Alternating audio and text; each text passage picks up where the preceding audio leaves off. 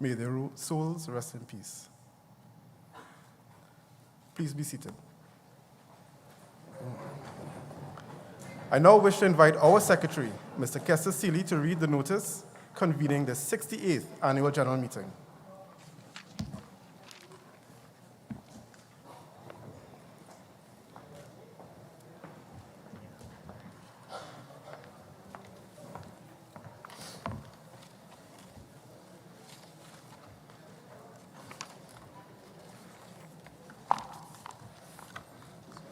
Good afternoon to all present.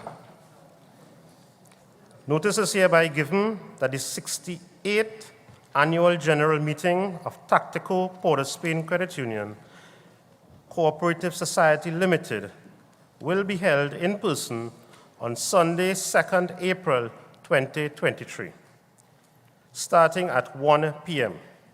at Bishop's Anstey, Trinity College East, 35 to 51 College Avenue, Millennium Lakes, Trinity. Agenda: call to order, national anthem, 3, invocation, 4, credentials committee report, 5, president's opening address, 6, consideration of minutes of the 67th annual general meeting, 7, reports, and those reports are auditor's report, financial statements for 2022, Board of Directors report, the Credit Committee report, Supervisory Committee, Education Committee, Tobago Committee, Gas Station Management Committee, and the Nomination Committee report. 8, election of officers. 9, resolution. 10, other business. 11, vote of thanks. And 12, closing prayer. Digital copies of the brochure will be made available to all members on the website. Members are asked to pre-register online at the given email address. Pre-registration commences on Monday, 20th March to Friday, 31st March 2023. When registering, you are kindly asked to provide your name, email address, valid mobile number, and national ID, DP, or passport. All members are reminded that it is your right to attend the AGM and vote, but we urge you to pre-register on or before the deadline of Friday, 31st March 2023. While mask wearing is a personal choice, all attendees are encouraged to take the necessary precautions to reduce their risk of contracting and/or spreading COVID-19. Please note that registration commences at 11 a.m. By order of the board, Kester Seeley, Secretary.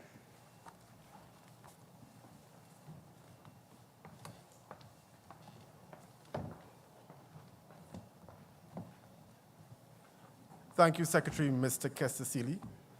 At this point in time, I'd like to introduce the members of the head table. We have at center table, President Mr. Cliff Ramsubag.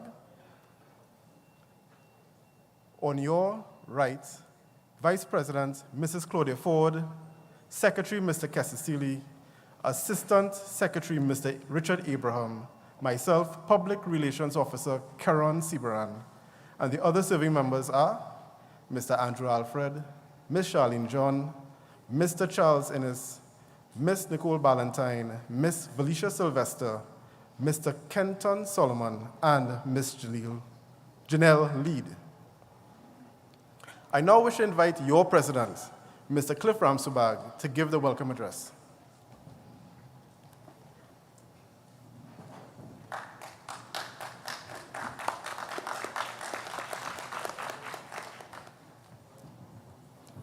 Thank you very much, Mr. Sibaran.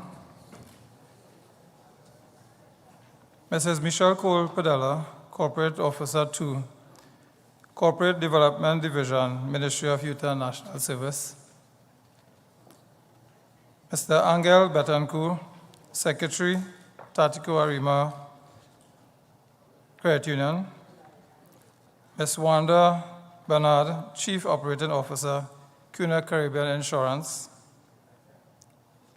Mr. Darwin Manzano, Returning Officer, Lecturer, Cipriani College of Labor and Cooperative Studies. Mr. Ashford Duncan, System Administrator, Clico Credit Union. Ms. Diane Joseph, Chief Operating Officer,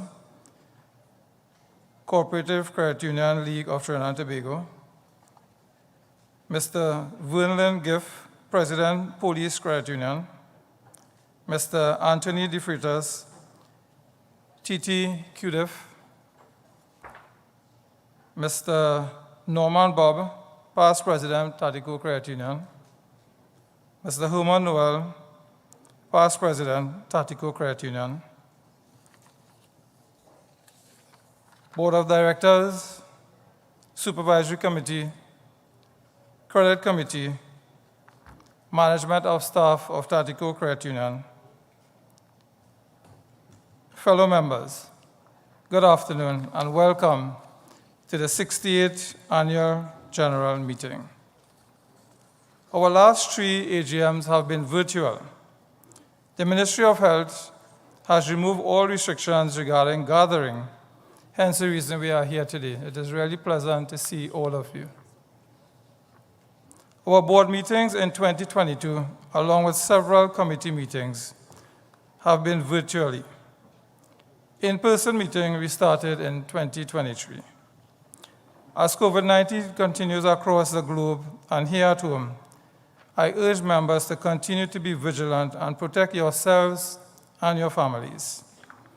Remember, the only constant in life is change, and we are going through a lot of that recently. Global and local economy continue to struggle. Despite this, Tateco Port-of-Spain Credit Union continue to strive to maintain our budgeted goals. With this in mind, the board, committee members, including Tobago Committee, management and staff, met and worked on a strategic plan for the year 2022 to 2024, which was approved by the Board of Directors and is being implemented. The staff is also undergoing training in customer service. Our online services have been launched and is being utilized. If you haven't signed up yet, please do. Our online banking will be launched within the next quarter. At our service station, Tateco service station, the matter with the fraud squad has been assigned and is being investigated by Inspector Damian Thomas, just to keep you updated as to what is happening. Forgive me, I see Mr. Martel here, former president of Tateco also. Welcome, Mr. Martel. We have met all the requirements by the court and are now awaiting a court date for our liquor license. I am pleased to inform you that our land in Joy Gardens, Bacolod, Tobago, now has pipe-borne water. The supply of electricity is currently being installed, and the road is to be paved within the upcoming months. Lots will be allocated later in the meeting when the draw will be undertaken. At Las Lomas, we still have a few lots available and is being offered for sale on a first-come basis to our membership. I just want to mention our mortgage loan facility, where you can acquire a loan of up to $1.5 million at an interest rate of 4%, with a down payment of 3% on property and 5% for land only. And this has been receiving a lot of interest as we continue to assist members with their dream of owning their own homes as we continue to invest in our membership. Towards the end of the year, we saw interest rates on investment opportunities increase marginally, and Tateco took the opportunity to invest. We continue to do so in 2023. Tateco Credit Union, bonding together to overcome challenges. In closing, I would like to extend my gratitude to the Board of Directors for their dedication, loyalty, and putting up with me for the long meeting hours to achieve the credit union goals. Thank you very much, Board. Also, the elected and co-opted committee members for their dedication and support. Management and staff for their innovative ideas and support. You, our valued co-workers, co-members, let me read that again. You, our valued members, who are also co-owners, for your loyalty in taking full advantage of our loans and making us your number one choice in financial institution. We applaud you. Tateco Credit Union continues to be vigilant and understanding as to the needs of our membership. Before I go, I would like to take the opportunity on behalf of the board to apologize to the membership for the delay and late receipt of your brochures. It has come to our attention in discussion with the auditor that for a credit union of our size, it takes approximately 2 months to conduct an audit. So we may, in the future, have to look at having our AGMs at a later date to eradicate this problem which continues to plague us. I urge you, our members, to be conscious of the times that we are living in. COVID-19 is still among us. Do not let your guards down. I do wish each and every one of you and your family God's richest blessing on this Palm Sunday. Thank you all very much. Do have a good evening.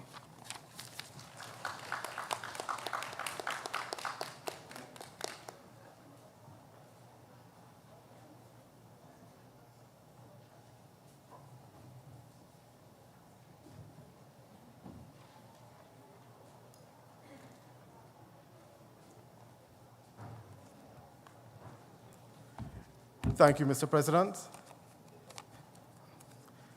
And like how the young people like to say, we want to build the numbers and build the live. So for those of you who don't know, this is being streamed live right now on Tateco's website. In addition to which, Tateco has a Facebook page, so you can click like, share. And speaking of numbers, the credentials at this point in time at 1:15 p.m., that's at 1:15. Guests, we have 243. Adults, 211, Youth Congress, 15, Peewees, 17. So one more time, the credentials at 1:15 p.m. are as follows. Guests, 243. Sorry, that's total. I misread. The total is 243, broken down as follows. Adults, 211, 211. Youth Congress, 1515, and Peewees, 1717.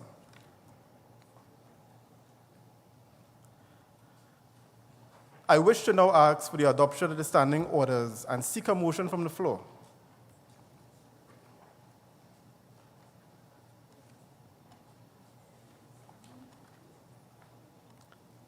I seek a motion for the adoption of the standing orders.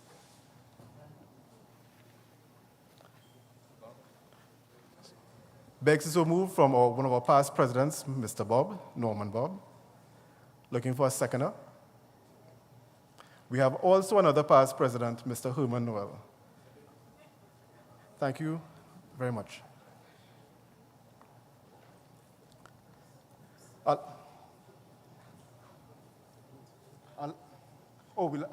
like to take this to a vote.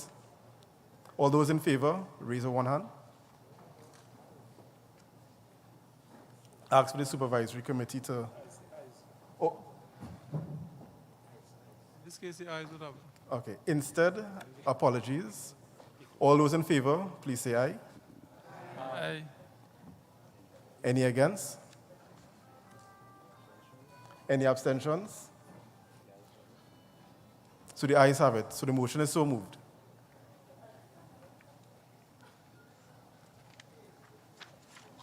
I would now like to acknowledge our specially invited guests and then allow them to bring some greetings. We have Mrs. Sonia Pierre Chase from Johnson Camacho & Singh, Michelle Cole Padilla, Cooperative Officer, Cooperative Development Division.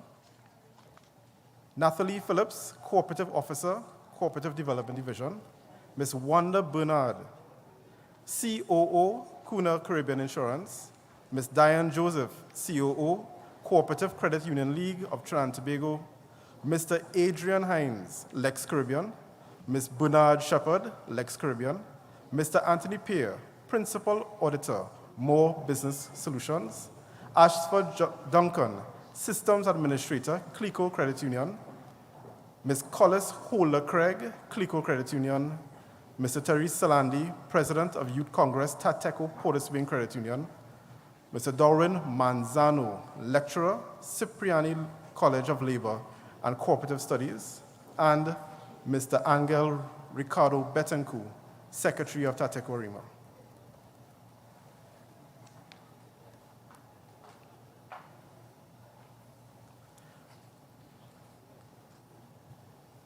I now seek a motion for the acceptance of the contents of the brochure as having been read.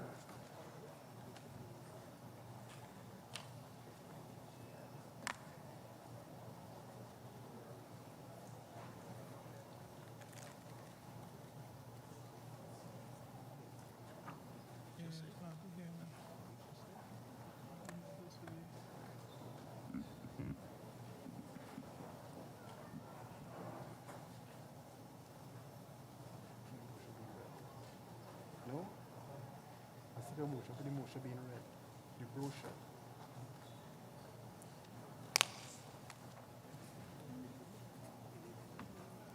Okay. All right, just to reiterate, I don't think people will be clear enough. At this point in time, I seek a motion for the acceptance of the contents of the brochure as having been read.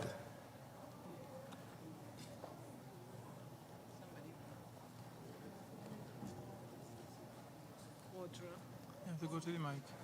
Oh, Audra, yes, I now see it. Motion is being moved by Ms. Audra Ramsuk.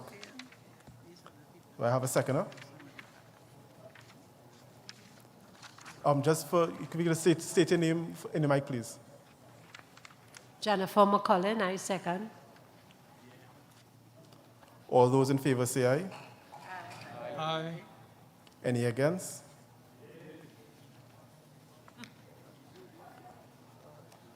So we'll have to now go through the motion by a show of hands. All those in favor, can you please raise one hand?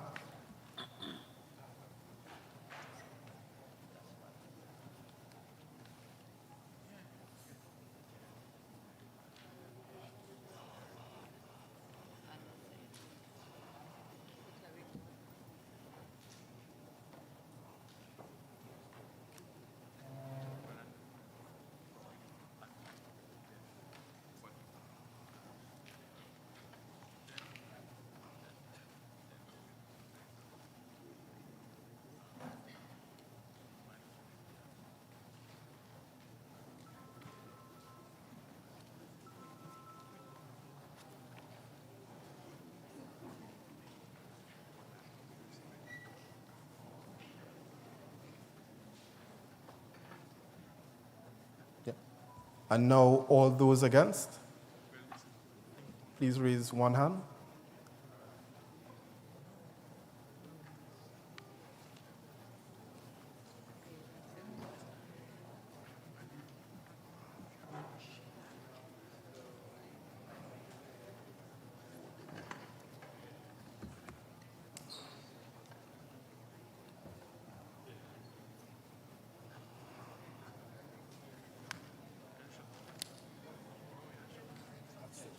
Any abstentions? Please raise one hand.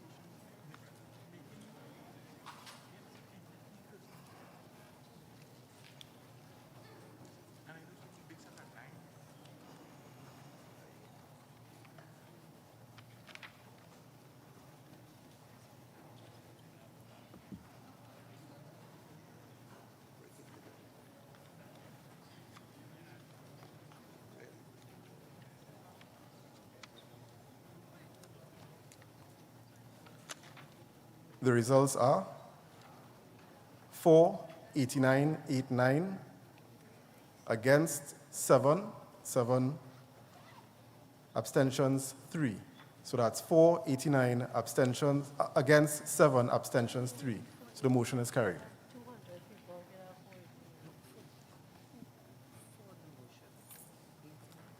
I'd now like to hand over the meeting for the President as he assumes the role of Chairman of the meeting.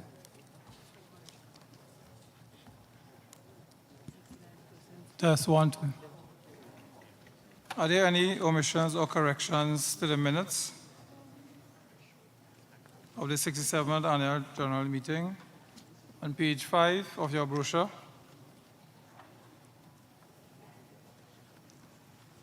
Page 6.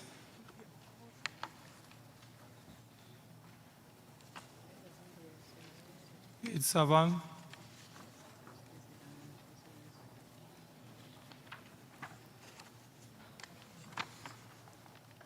Page 8.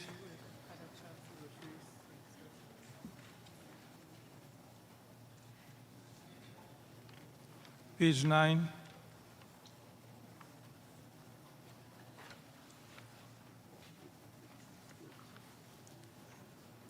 Page 10.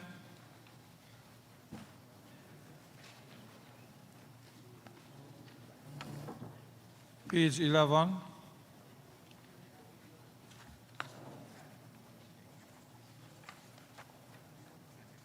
Page 12.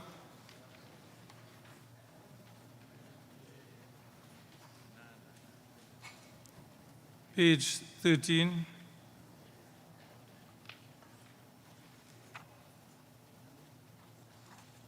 Page 14.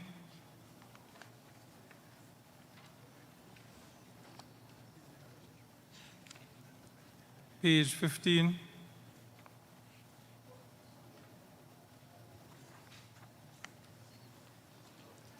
Page 16.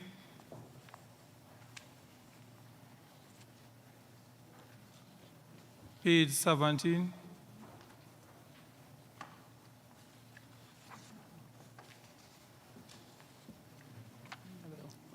Page 18.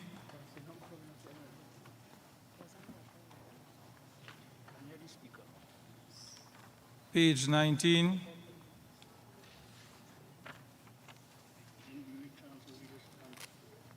Page 20.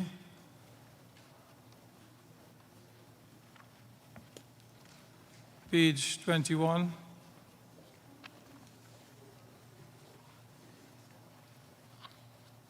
Page 22.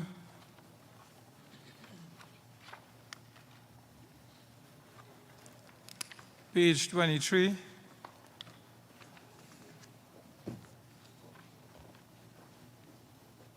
Page 24. Page 25.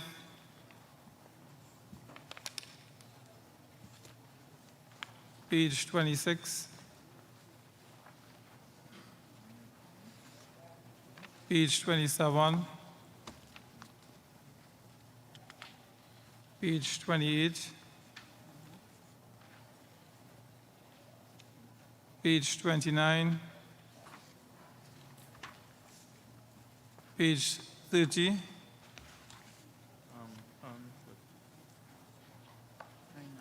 Yes, Ms. Anthony. Is there a mic close by on this lane? Behind you.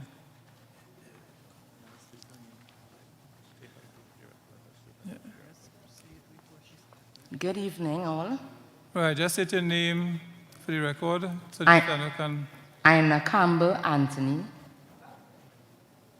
The correction is Miss Colleen Licorice. I'm thinking that her name was spelled incorrectly. What page is that, Ms. Page 30. 30? Okay, Coley, signing as Colleen, not Coley, the last. The N is missing. Thank you, Ms. Aina.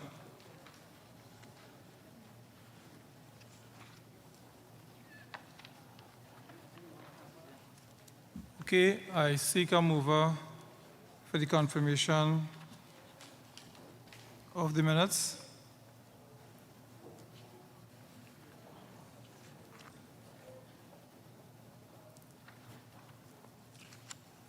Right, I seek a mover for the confirmation of the minutes. Just for the records, because we have Steno who is doing the typing.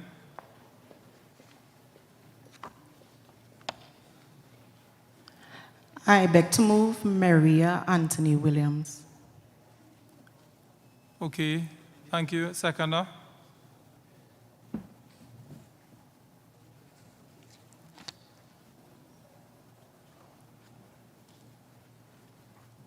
I need a seconder for the minutes. Okay, seconded by Francis Hussain. Okay, all those in favor kindly indicate by saying aye. Aye. Any against? Any abstention? Okay, thank you. The ayes have it. Matters arising out of the minutes. On page 5. Yeah. 6, 7. We are dealing with matters arising out of the minutes now. Page 8, 9, 10, 11, 12. Oh, we have a hand. Yes, you have to approach the mic. And just say the page. Your name for the record. Timmy Baptiste, page 10.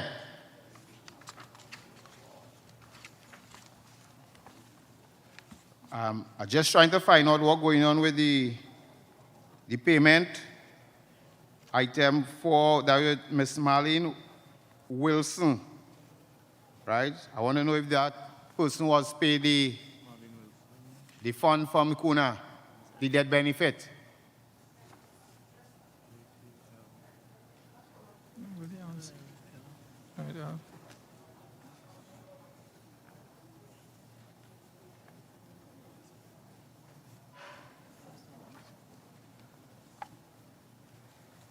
Did we?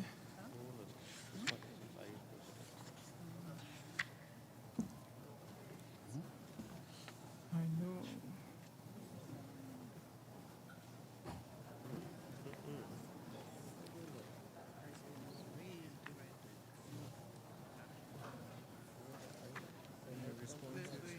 I know this is a long outstanding matter, right? Dealing with the death benefit for the deceased Mr. Lionel Fitzgerald Harvey since 2015. I don't believe we have gotten any CUNA feedback yet. I know the CUNA rep is here, so we'll probably have to look at it thereafter.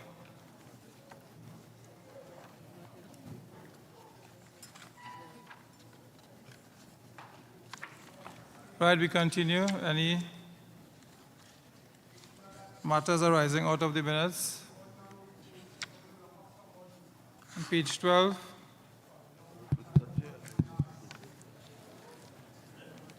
Thir- 13, Mr. Fox. My name is Kenneth Fox. Mr. Chair, am I hearing that you cannot answer the question? Is that a fact? Something from 2015? Something had to be wrong with this organization. You had to do better than that, Mr. Chair. Somebody must have the answer. So find the person with the answer, and please let the person know what's happening.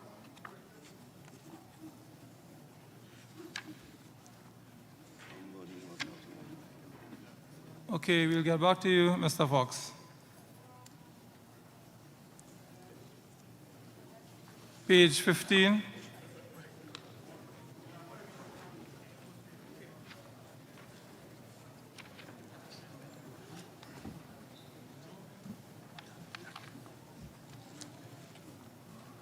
Good afternoon. The name is Angel Ricardo Betancourt. Between page 12 and page 13, what is the latest with the gas station situation and the missing monies? Because we didn't have an update. I'm not too sure. You see, unfortunately, I only got my brochure today. So, I wasn't able to go through it as I would normally do. But could you give an update on what is happening with the gas station, or have something prepared later on in the meeting? I don't want it to miss now. That's why I'm asking the question now. What is the latest with the gas station situation with the monies that disappeared? Right, thank you, Mr. Betancourt. As I indicated in my opening remarks, right, the matter is being investigated by the fraud squad. The fraud squad has been very busy, hence the reason why they only now assign the case, as I indicated, the inspector who is in charge of the matter. Right, so it is an ongoing investigation with the fraud squad.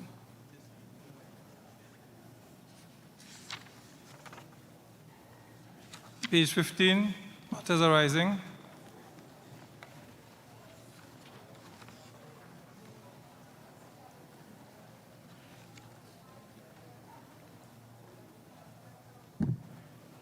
Good afternoon. My name is Andrew Joseph. As a follow-up to what Mr. Betancourt just asked, I am aware that you said that the fraud squad is investigating the matter.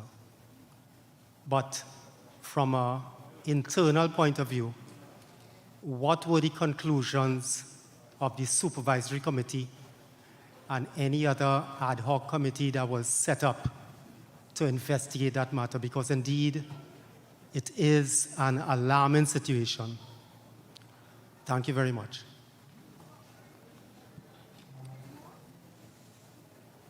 Okay, we had a lot of discussion with this at the last meeting.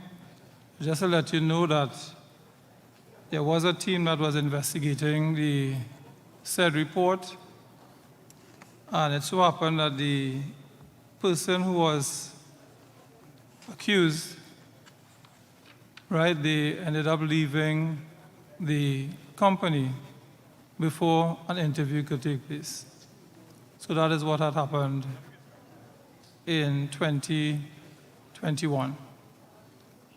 Right, when the person probably found out that we were investigating, they did not return to the job. Okay? Page 16.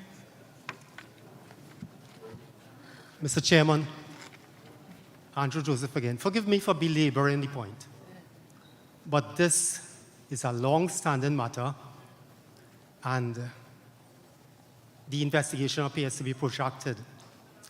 I take your point that the person who was the person of interest is no longer in the employ of the company.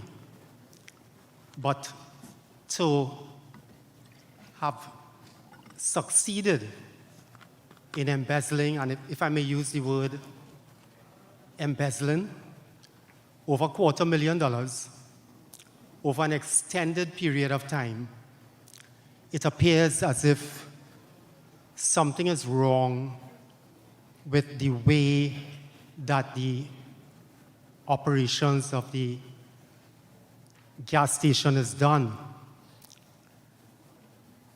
I am aware that these things are difficult, but a gas station needs to be audited on a daily basis. Has the manager or anyone else been able to ascertain how was this perpetrated over such an extended period and nobody knew? And I am afraid that the matter may still be going on while the fraud squad investigating, and we're none the wiser. It appears to me, if I may belabor the point, sir, that there is collusion. And if there is collusion between someone in the gas station and someone in the office, steps should be taken to eradicate that. Because right now, yesterday's sales may not be what it is purported to be. But I don't want to belabor the point, but it's a matter that is close and dear to my heart, because from the inception that this thing was being, the gas station was being opened, and people will say that I should not say this, is that I told you so. A gas station is the easiest thing to manipulate funds. Worse yet, the C-store. The gas station, you may be able on a daily basis to monitor. You know where you buy, you know where you sell, you could ascertain what is what from the dips. But the C-store, unless there's a daily audit, you don't know if somebody is pilfering stuff from the C-store. Worse yet, we are thinking about going into alcohol sales. I am alarmed and I am frightened. Thank you very much. Thank you, Mr. Joseph. For your information, the TSS committee had done extensive work, and we are prepared to say that everything was sorted on, measures were put in place so that that will not happen again.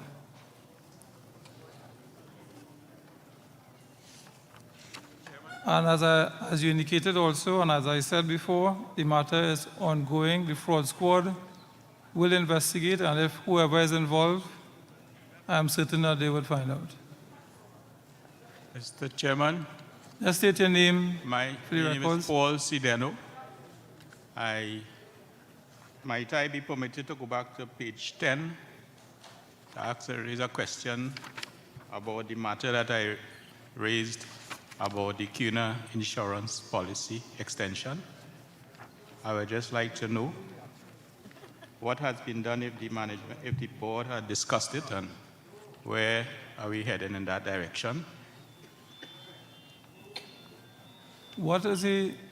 Yeah, the question that I raised was, in addition to the CUNA insurance, members may also submit cash value life insurance. Credit committee could discuss with the board of directors the extension of the age limit of the CUNA insurance. I had raised that question because, you know, some of us managed to live after 75 years, and we might have loan portfolios, you know, that we would like to, you know, get into business or something like that, you know. So we would like to know where, you know, how we could increase the age limit so that we could continue providing for our families. Thank you.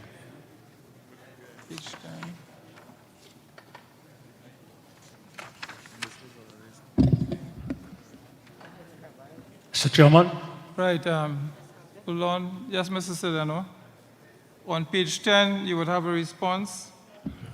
In addition to the CUNA insurance, member may also submit cash value life insurance. The credit committee could discuss with the board of directors the extension of the age limit with CUNA insurance. CUNA insurance is up until 70. Right, or is it 75? 70. Right, so you could bring in your cash surrender value of your insurance. Mr. Chairman. Carabine. State your name for the record, please. Felix Carabine. I just want to make mention of the gas station.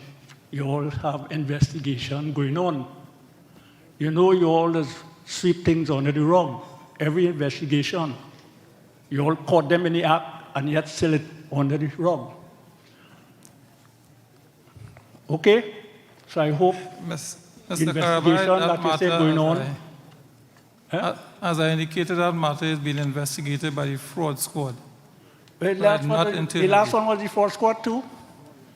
No, it is still ongoing. This has the reported matter in 2021.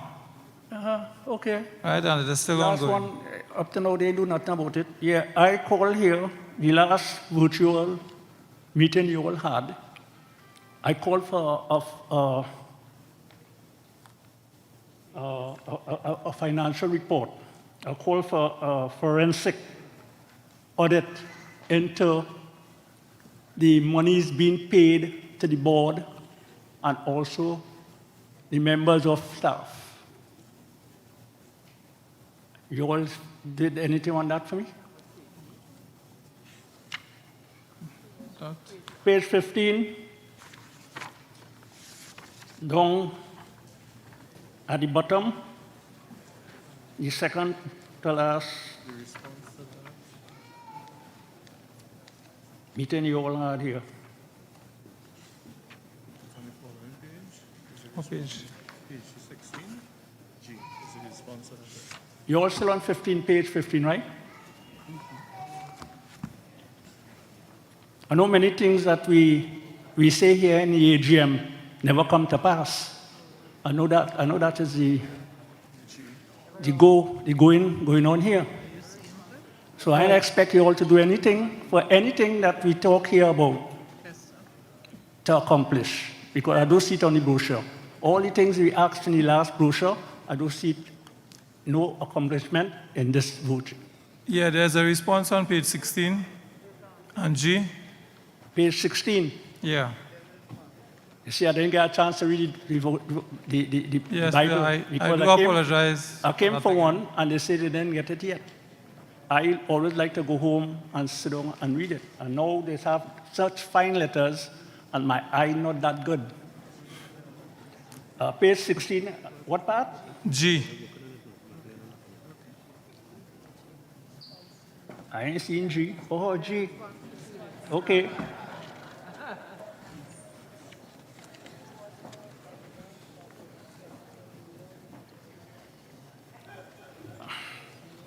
Okay, I'll accept that answer. For now. Okay. Page 17. Good afternoon. Mr. Chairman. Just state your name. Stanley P. Jones. Pardon? Stanley P. Jones. I am on page 16. Matter D. With respect to training and service. Now, I dare say that the service I am getting at the members is top class. And I want to pinpoint one Jonathan Roberts. He has gone out of the way. That's on one hand. On the other hand, the service at the loans department is much to be desired. When you go to procure the loan, I receive some problems in that I wasn't given a breakdown. It was just handed to me to sign. So I make reference to page 16, number D. There's room for improvement for service in the loans department. And I wish to add, I want to rub it in. You all who sitting up there could do better, the organization, with respect to the brochures. Yes, thank you, Mr. Jones. As I indicated thank you again for the service that you got on one hand. On the other hand, we are doing a comprehensive customer service training for all staff, right, which would also include the committee members also.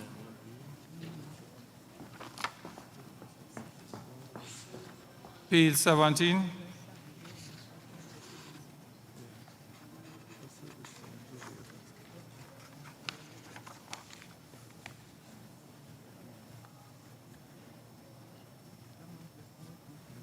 Page 18. No, Mr. Chairman, sorry, it took a little while for me to get to the phone. I'm 65 years old, it's moved a little slow. But on page 17, number 78, discussion, my lovely wife, and I make this openly, my lovely wife, and as a matter of fact, I'll be married to her 43 years tomorrow. Congratulations. Yes, 43 years tomorrow. So I just get some points for later, you know what I mean? But back to the thing. The gas station. She raised a question. Is the gas station operating at a profit or a loss since it opened? And when I read my brochure, limited as it was, I noticed a little lower down in the financials. We lost 600,000 again. We lost that last year, and we lost this year. Now, this is not stolen money or defrauded money. It's lost. So the gas station is not operating at a profit.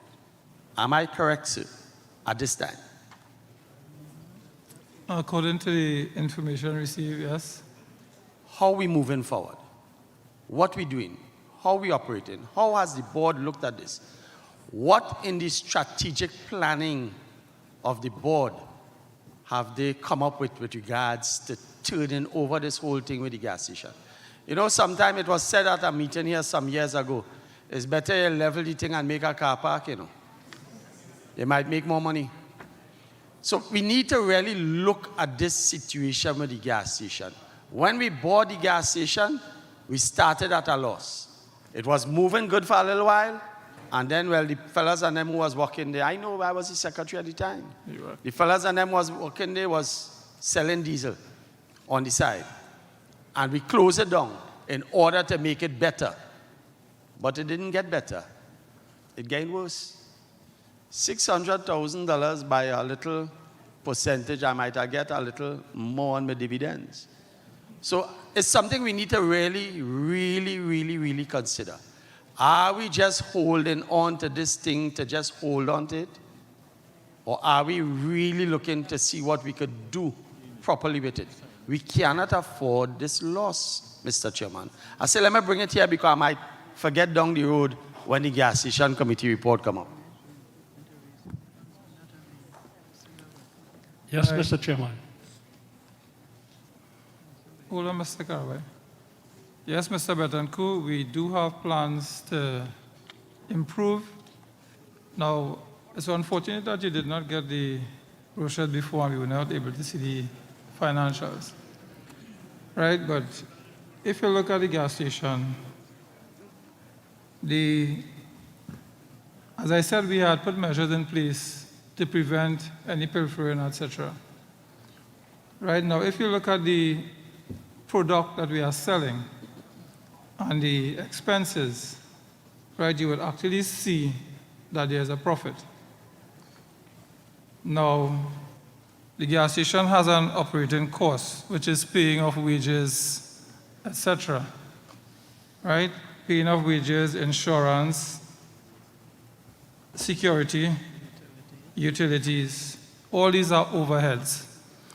Right? And the overheads is in tune of almost $800,000. Right? So when you take that away from the actual amount that the gas station is making, you would realize that the profit was actually in the range of about $230,000. Right? You can look at the figures and understand what is being said.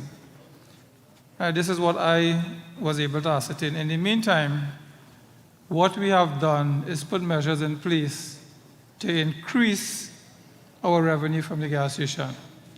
We have a digital board that we will be installing in the next couple of months, anticipated in May, and this should bring in additional revenue from the companies in advertisement.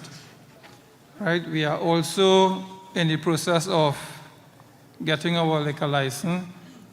Right? We are almost there. The courts came and visited us, the committee from the court, and they said everything is okay, so it's just a matter of us getting our license. This will assist us in selling more products so that it will assist with the actual overhead costs. Okay, so that is what is happening with the gas station. So it's not that selling gas alone, as I've always heard, is not profitable unless you are an owner who is doing it yourself. Mr. Chairman, before Mr. Karabai go ahead, could I be allowed to reply? Yes, okay, Mr. Karabai. No, before he goes. On page 98 of this brochure, it tells me the income for the gas station is $4,525,115. And it tells me the expenditure is $5,134,445. And below that, it tells me net loss from the service station operations is $609,330. So I heard your discourse, and you're telling me about salaries and wages. All that is part of our operation of our business. So telling me that there is no loss in the gas station, they have a word that is used in Parliament, but I can't use it here. And Andrew might know the word better than me, Andrew Joseph. But, no, Mr. Chairman. It is a loss, according to the book, according to the brochure. Whatever you had to pay, the security, the cleaner, the whoever. I really come to this meeting not to say nothing, but I can't help it. That is me, Angel Ricardo Betancourt. I can't help it. This, Mr. Chairman, tells me a loss. Right? They're not more than that. I know gas station, no profit is 10 cents on a liter, 15 cents on a liter. You really just make money from the C-store and them kind of thing. Yeah, you don't make with gas.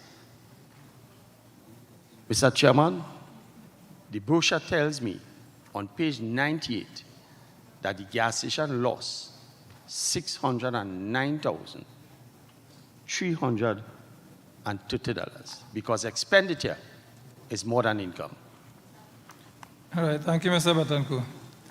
But as I just indicated, it's on the products I was talking about. But yes, we are operating at a loss. Mr. Karabai? Yes, Mr. Chairman.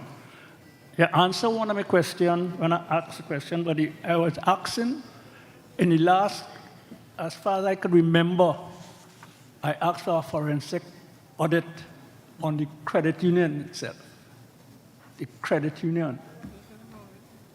This is what I called for.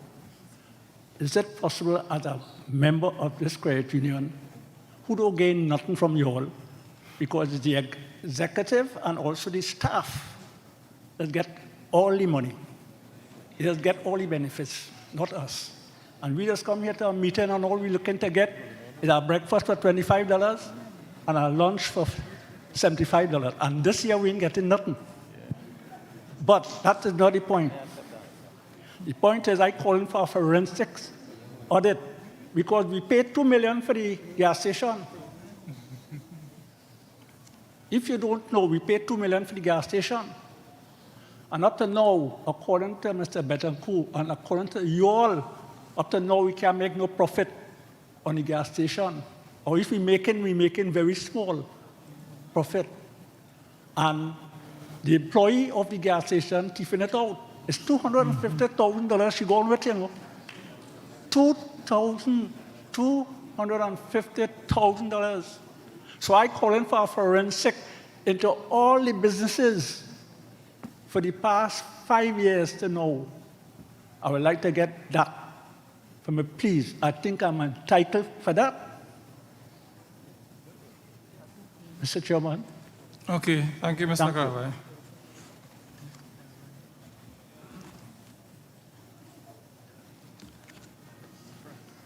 My address is to the head table, Michael Modest.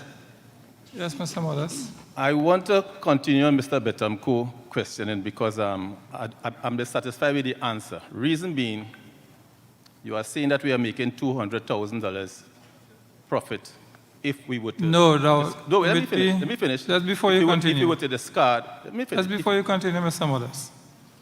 Right? As I indicated, the product, the difference in the sale of the product.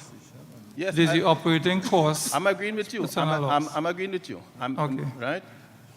You are saying if we discard if you discard the gas sales and we deal with the C-store and the products that you sell, you are making a profit of $200,000. Am I correct? Sorry, what's that? If you were to discard the sales of fuel and you consider the sales from the C-store, we'll be making a profit of $200,000. Am I correct? No. So please explain, because I want to see where that $200,000 that you're talking about.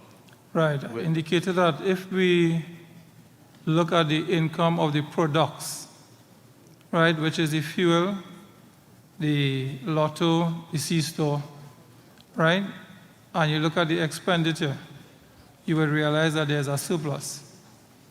When you add the operating costs, which is the insurance, security, wages, then there's a deficit. So in order for us to have a surplus, we need to sell more products, do other things so that we can have additional sales. Or even if we get all the members here to come to the gas station and put gas, right, that would increase our income. So that's what I'm saying, is the overall expenditure, the operating costs, is what pushes us over the limit. Let us say we all here want to take you at your word and your calculations. We are still losing $600,000 per annum. $600,000 per annum. So you are saying that the credit union has plans that they can increase our profit to the point where, or business to the point where we will displace an additional $400,000. Is that what you are saying? Because you are saying that we are currently doing $200,000. If we look at the non-fuel sales, right, lotto and whatever it is, the non-fuel sales, the non-fuel business, you are claiming that there's a $200,000 profit. Am I correct now? No, that's not correct. Right? Now, please, we are in the minutes here right now. Right? There's a gas station committee report, right, that will be coming up later. So we'll get a chance to address this in the gas station report. Yes. Right, you'll be able to ask a question then, and we'll be able to answer you properly. Right, I want to continue with the minutes. So any other question on the gas station, we'll defer it to the gas station committee report. Kenneth Fox is the name. Yes, Mr. Fox. Mr. Chairman, in your mind, do you think you are doing justice at this meeting? I didn't get a brochure until I reached here. I don't know what's going on. I'm at a disadvantage, and I saw many other persons here. You're supposed to give us at least an hour and a half to browse the brochure and then continue. You can't be getting on like that, like this is your credit union. This is the People's Credit Union, you know? This is the People's Credit Union. This is our It's not your credit union. And you know you have what you call a bylaw concerning this thing. Did you read the bylaw?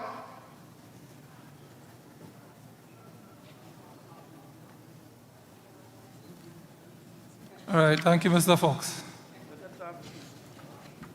Any other questions? Page 17. You cannot continue. You have to give people a chance to read the brochure. Mr. Chairman, Andrew Joseph, please forgive me for approaching the microphone once again.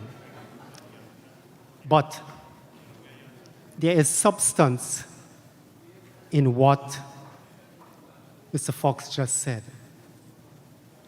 And it is a bit disingenuous to just brush it off.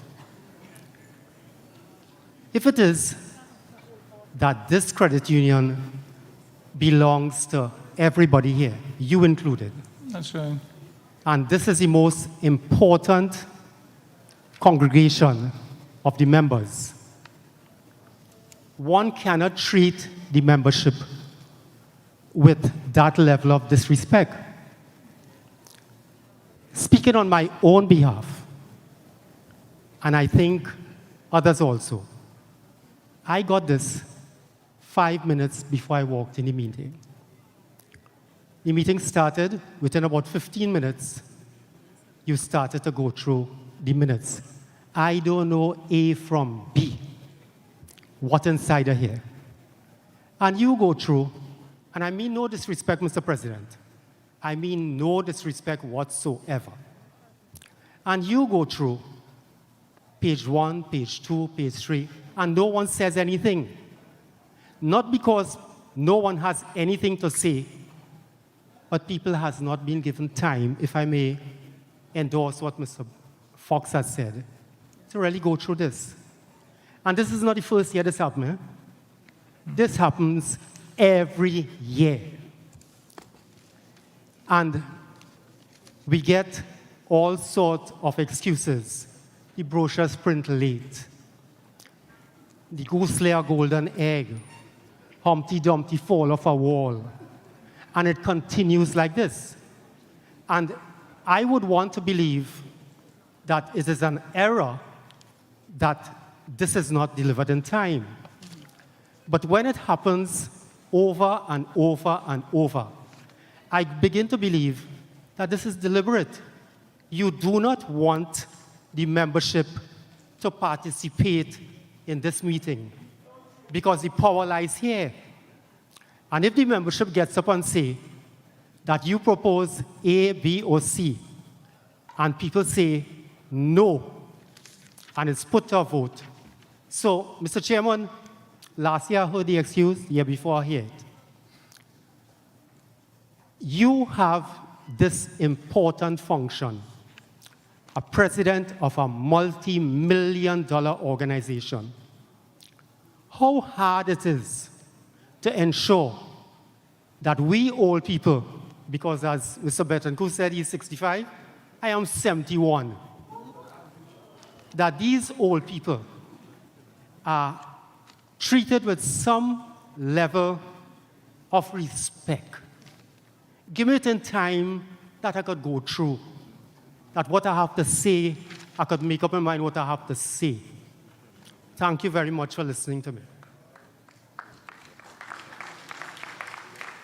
All right, thank you, Mr. Carabay. Mr. Chair. Sorry. Mr. Joseph, my apologies. Yes, Ms. Anthony. Hi, Maria Anthony Williams, for the record. Based on the comments made by some of the members previous, is it possible that we can go through the minutes in a greater length of time? I don't want to put a time to it so the membership can feel comfortable in moving forward with the reading through of the minutes. That's a question being posed. I would like to move a motion for 15 minutes to be given to 2 pages as we go forward. Thank you.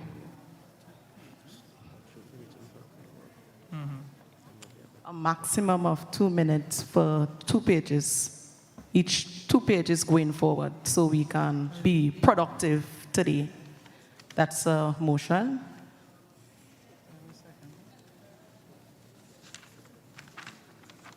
Is that a motion you're moving? Yes, Mr. Chair. Okay.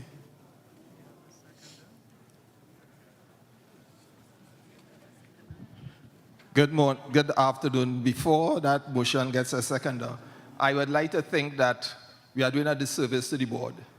I received my brochure since Friday. I had time to go through it and do all the analysis. Okay? The brochures were distributed online for the latest Friday.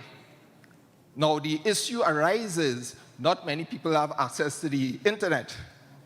And it is to the disadvantage of those who don't have it. So I think the onus is on the board.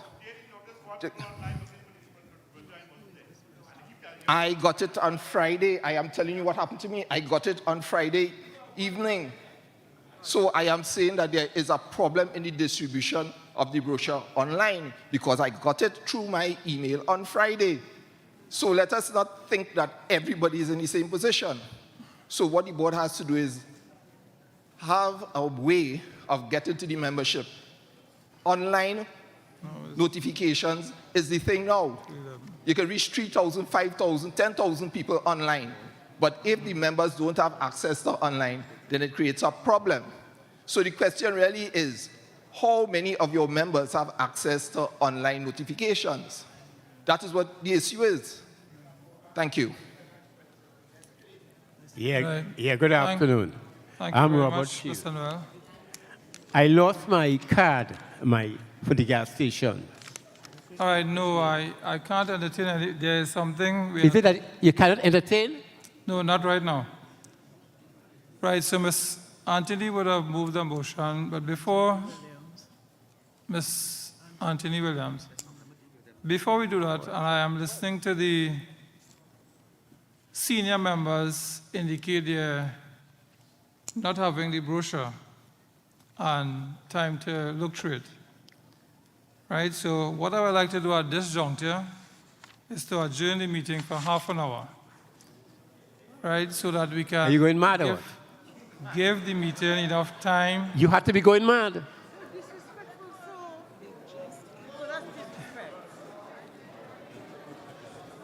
Okay. I didn't come here to waste time, you know. If you know, no, I did not come here to waste time. I had things to do. I'm very much disturbed. Give me a chance to you, sir. I lost my card. Yes, Mr. When I reported it. No, you have to listen to me right now, you know. Otherwise, the meeting will crash. I know. I lost my card. I notified them. Don't put up your hand. I talking to you. When I done talk, you go talk. I lost Mr. my Chairman, card. For the gas station. Mr. Chairman, we have standing orders to the meeting, right? Sir, please take a seat. Right, we are not discussing the gas station right now. But we want the gas station and you move right, on. We have that as an item further on in the meeting and we'll discuss it then. You'll discuss it then? Right? Yes, please, until that item comes up on the agenda. Okay, you Very will have well. your time to speak I'll then. give you a time. I'll give you a time. All right, thank you. Mr. Noel? Yes, Mr. Chairman. Herman Noel here. Now, I heard a motion move a little while ago, and I realized that you're going to put it to the floor. What I want to say, Mr. Chairman, is that I can't remember the numbers because I didn't write it down, but 100 and something persons present vote for the brochure to be taken as read. Yeah. 7 people voted against. So the members are saying that they read the brochure. I put up my hand for not reading the brochure. Right?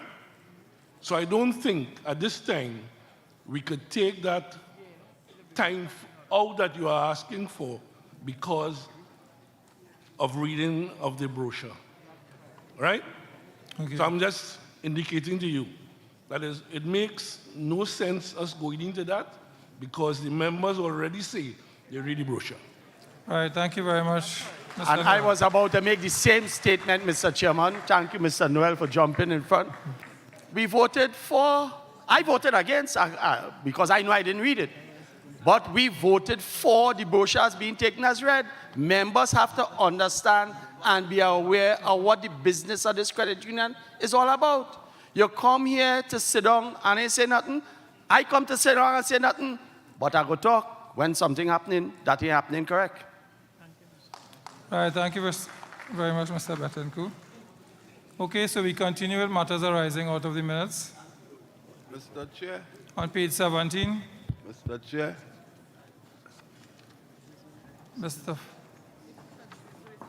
Yes, please state your name for the record, Mr. Fox. Name is Kenneth Fox. What page? 17? What page? I'm not on any page. No, well, we are discussing the I am just minutes, Mr. saying that I'm disappointed in the whole board. Because if people who are here don't know what they come here for, I know what I come here for. You could abstain from abstaining. You don't want to put up your hands? I am a member here, and for many, many years, and I am saying I did not get time to read my brochure, and you have to consider that. You must consider that. So who maybe was asleep or what when the vote was taken, that doesn't concern me. You have a meeting to control, and you must do it in the best way possible. You must do it without fear or favor. The old people here, if they maybe didn't vote or they're afraid to vote or what, you had to deal with that. Right, thank you So very I much am a again, voice Mr. crying Fox. in the wilderness. I did not get time to read my brochure. Right. We are continuing with the minutes. The membership has spoken. So we are continuing with the minutes. Where the Matters membership arising out of has minutes. spoken. Right, thank you, Mr. Fox. Mr. Chair, I would like to know how many people vote for it and how many people are here now. Give me that. That has already been recorded. I would Mr. like Fox. to know how many people voted for it and how many people are here presently.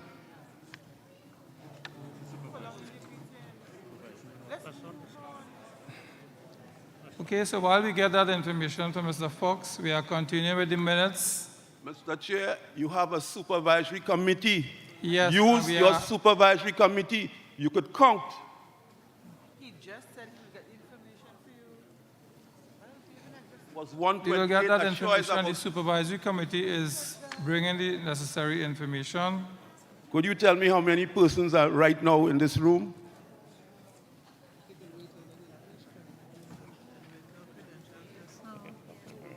Right, yes, we are continuing. We'll get the credential report shortly. Thank you. Matters arising on page 19.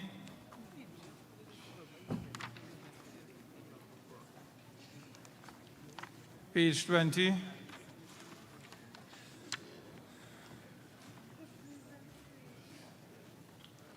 Page 21. Hope I didn't kick it down. Felix again, Carabai. Down at the bottom here, you give me a direction on the directors of the board, approve stipend, the function of the members, meeting, attendance, expenses. Just indicate for the membership, right, Yeah, what you number. give me everything here. You also give me. We are on Remember- page 21. Is it page 21? And what is the Page item? 21, down at the bottom, Okay. What number? 85.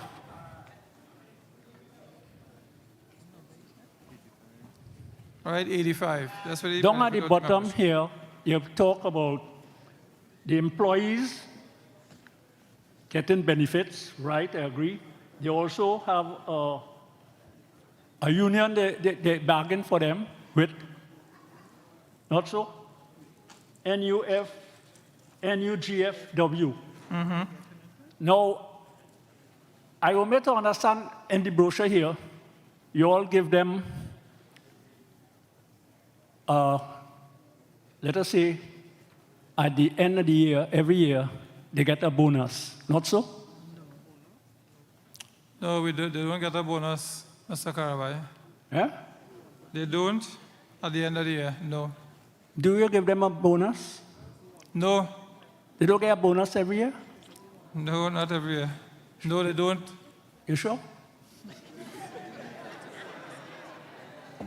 Check it. No, these people, every 3 years, they want to raise a pay. They are also a member of the credit union. They also get dividend. You understand? And every 3 years, they want to raise a pay. So I am letting you know that I pay all their salaries because I owe in only over 81 years. I still owe in. I ain't see my shares coming down. I ain't see my load coming down. Now we're getting 2.6 dividend here today. I don't know if they will pass it. And 5% patronage fund. So all the interest I pay in, I gain back $5. Right, I agree to all of this, What I am trying to put to you now is that we, the members here, not enjoying the benefits of this credit union. We are being shortchanged. We are not getting. We ain't even getting a plate of food for 25, a breakfast this morning. We're not even getting a breakfast. And we're not even getting a plate of food for $75, which we used to get before. But Shorty only getting something to eat. Shorty, after all they leave here. So I want to know, here and now, do we give the staff, the workers, at the end of the year, any money? The only time the members of staff would get anything is at the AGM if the membership decides to approve the 1%. So it is approved by the membership of the credit union. You see? Right? So it's not and those same members working for us, those same members getting pay, and every 3 years they're looking for money. Every 3 years. And when they come by the counter, you sit down there waiting for your number to call. And sometimes in front, nobody sitting at the front to attend to you, and nobody sitting at the counter. You have sometimes to say, Miss, come a minute, please, can I ask you a question? I'm sure your members could never say, that is not true. Because up to last week, I saw one I sitting down there waiting all the time. Okay, nobody attend to me. I call them, Miss, I want to see. Thank you very much, Mr. Karabai. We are working on the customer service also. Right? So thank you very much. I'm calling for a forensics and audit on this credit union for the last 5 years. Page 22.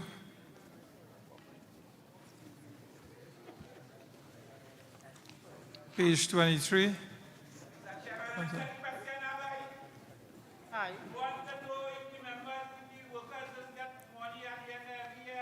Page 24. Right, that question was already answered. If you have a question, you will go to the microphone, state your name.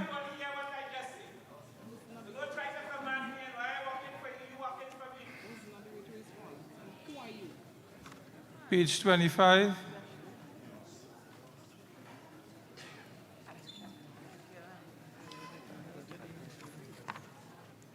Page 26. Let me give it there. Page 27. Page 28.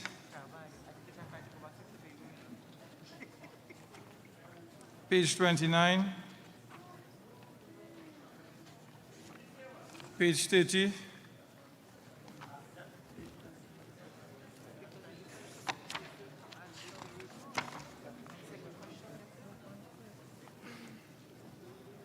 Ricardo Betancourt is the name. You see, Mr. Chairman, when we put things in black and white, the members, even though they didn't read the brochure, it has created problems. Because, for instance, and I am not talking about whether they should get or they shouldn't get, in this minutes of the 67th annual general meeting, under bonus to staff, it here, page 28. It says here, under the resolution, acceptance for the payment of a 1% bonus to staff was accepted. You see that? You see, the word is here. It stated about 2 or 3 times. That is a bonus to staff, and that's what the members and them asking about. Whether the staff does get a bonus at the end of the year. You know what I mean? It's here. I didn't get a chance to read my brochure, but as we go along, I'm kind of skipping along quick. So it is here in the brochure. So it's just a simple thing to say, yes, they just get bonus. And to explain what the bonus is about. You know, if I did say yes and explain what the bonus is about, people might understand. People might understand is 1% of the surplus that they get as a bonus. All right, thank you very much, Mr. Betancourt. Okay, page 30.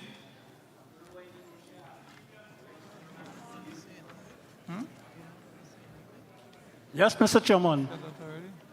Mr. Chairman, now I got a clarification that the brochure state it was passed by the members Correct. to give them a bonus every year. I can't remember voting on that. Because I shorty, they asking me for a raise every 3 years. I was not going to vote for no bonus for them. We used to get a little bonus from Tateco, you know, they stop it, you know. We used to get a little ham, a little jam, they stop it. Okay, Mr. Karabai, thank you. So I stopping that now, today.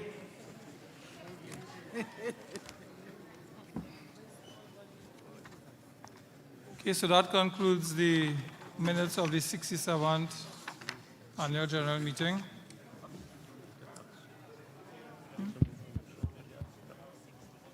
Mr. Chair, No, that was one already. the name is Kenneth Fox.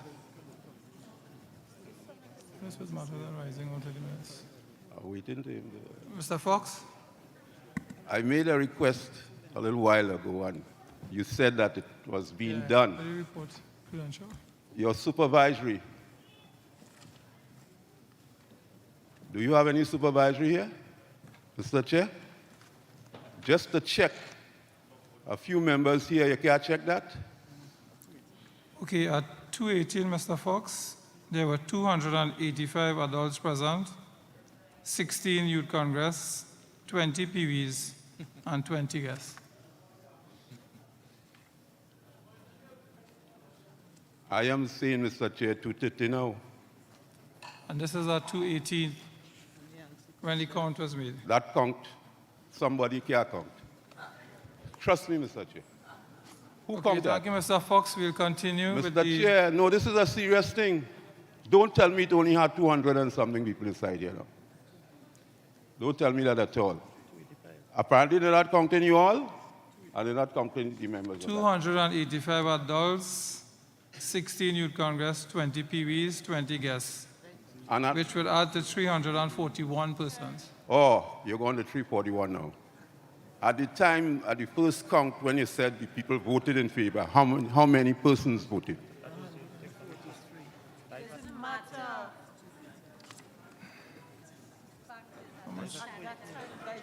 much was the vote?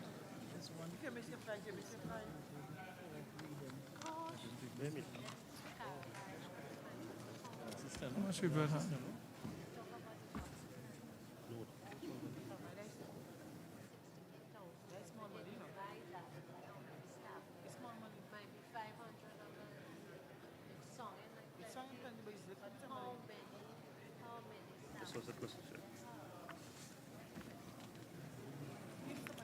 Right, at 1:15 when the vote was taken, Mr. Fox, there were 211 adults, 15 youth congress, 17 PVs, for a total of 242 members. So you now have a total of 300 and how many persons? 341. So which means there are persons who weren't around at that time. And they are here now. They didn't get time to read their brochure. Right, we will continue.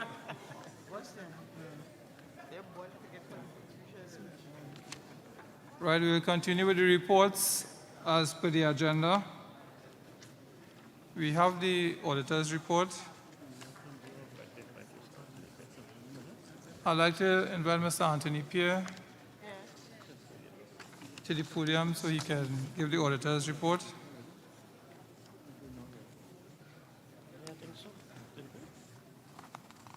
Yeah. So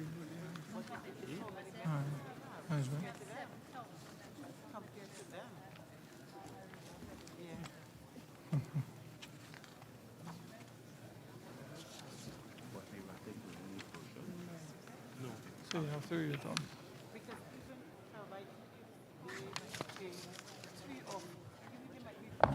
Good afternoon, members of Tateco Port of Spain Credit Union.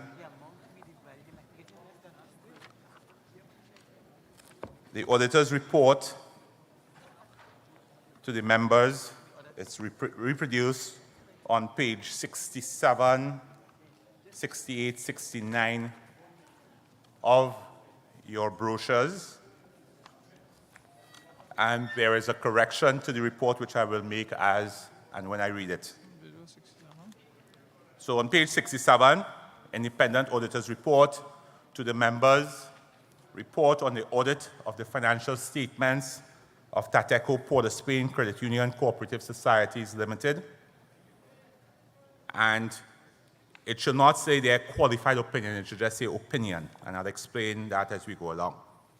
We have audited the financial statements of Tateco Port of Spain Credit Union Cooperative Societies Limited, the credit union, which comprise the statement of financial position as at 31st December 2022, the statement of comprehensive income, changes in members' equity and cash flows for the year then ended, and notes to the financial statements, including a summary of significant accounting policies.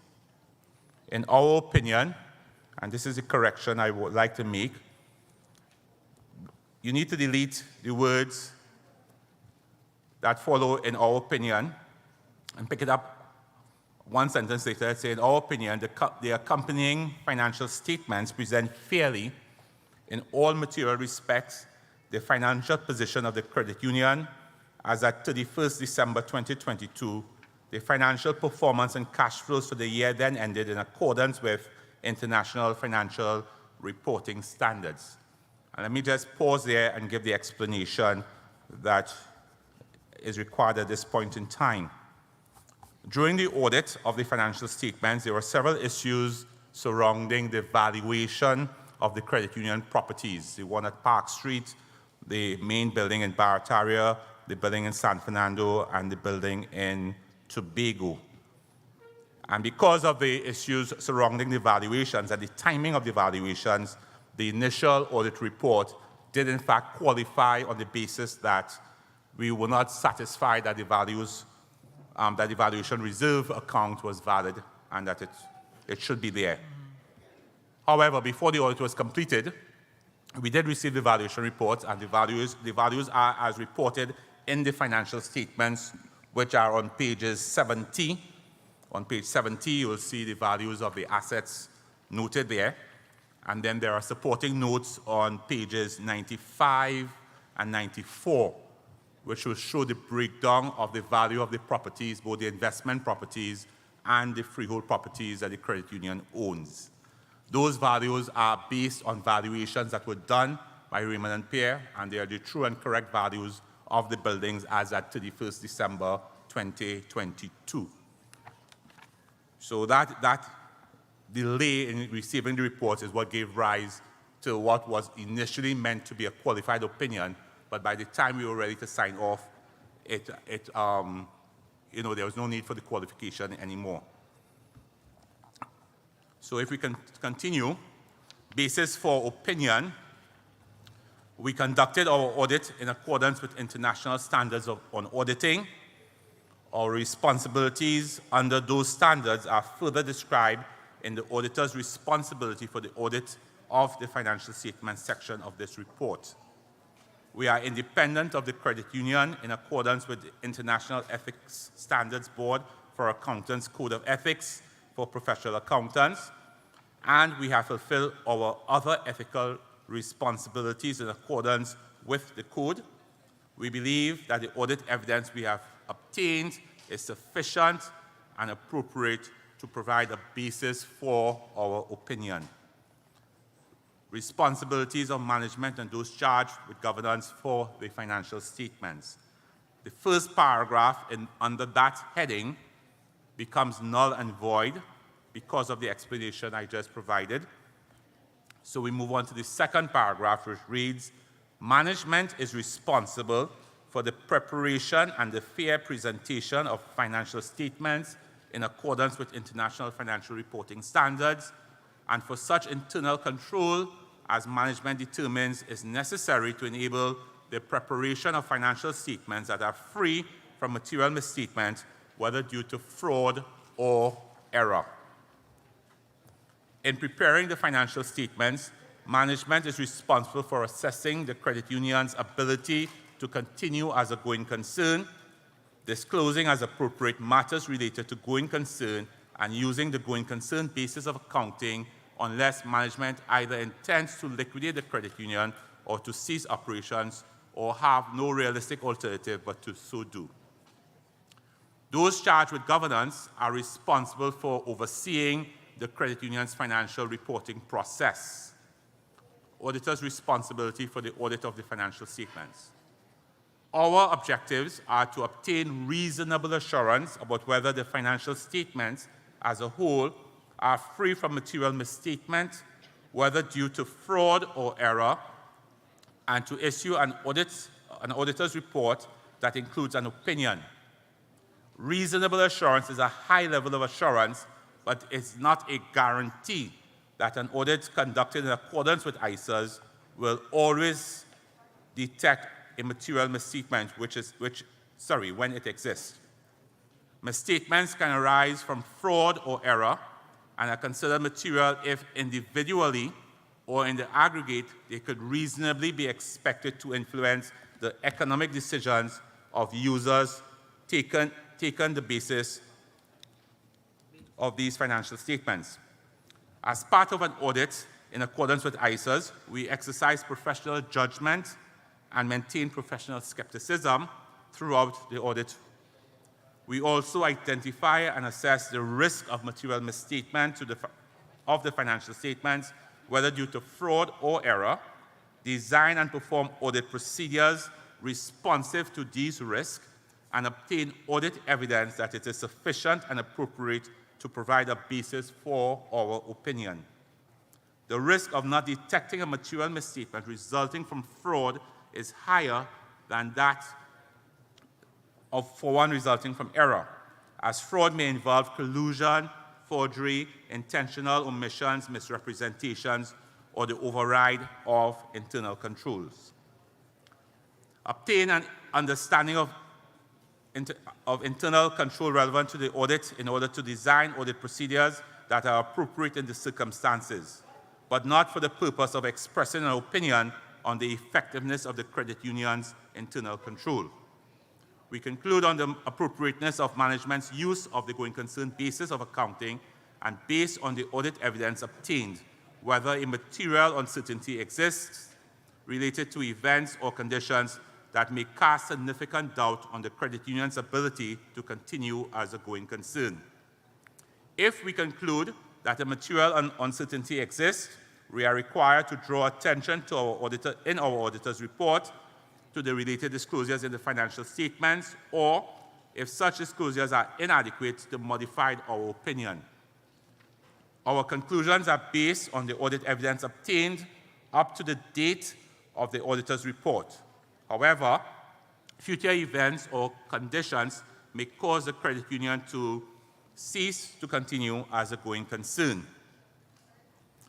We evaluate the appropriateness of the accounting policies used and the reasonableness of accounting estimates and related disclosures made by management.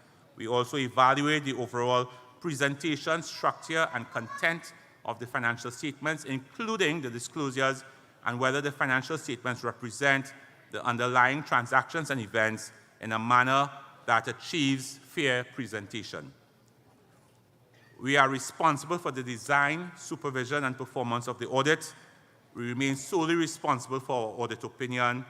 We communicate with those charged with governance regarding, among other matters, the planned scope and timing of the audit and significant audit findings, including any significant deficiencies in internal control that we identified during the audit. And the auditor's report was signed on the 29th of March, 2023, at San Juan by More Trinidad and Tobago, part of the More Global Network. And that's your report, Mr. Chair.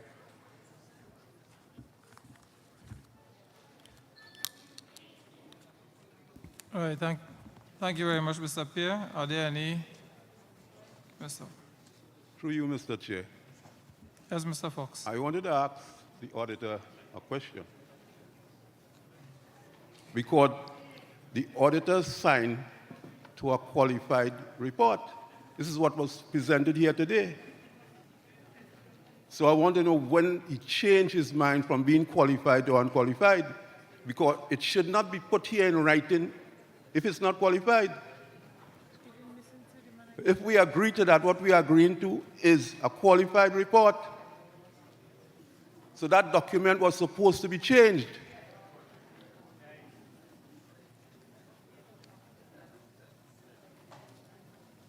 Right, it was changed. Right, he did not get the errata sheet in time so that we could have submitted to the membership with the brochure. Okay, Mr. Chairman, that appears to be fraudulent. Auditor was saying, It appears to be fraudulent because you're telling me it's changed and I've seen it there, not changed. And you bring it in writing. When something is writing, it's done, you know. Good evidence is written evidence. So that should have been changed before they come here with it. right on the screen.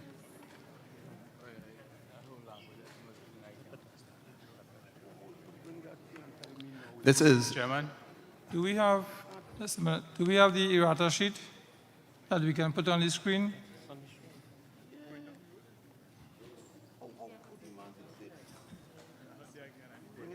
Right, it's there because I can't see it from here. Right, once it's there, you should not have seen the qualified, but you will have seen opinion.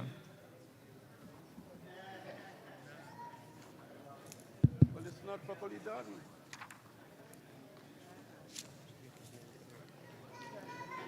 Mr. Chairman, Michael Noel here. You lost me there just now. The errata sheet, you said you have it? Yeah, it should have been on the player, on the screen. So then could I suggest that we delay the adoption of this report until we see the errata sheet as displayed on the screen? It's there, right, it's there. Where? It's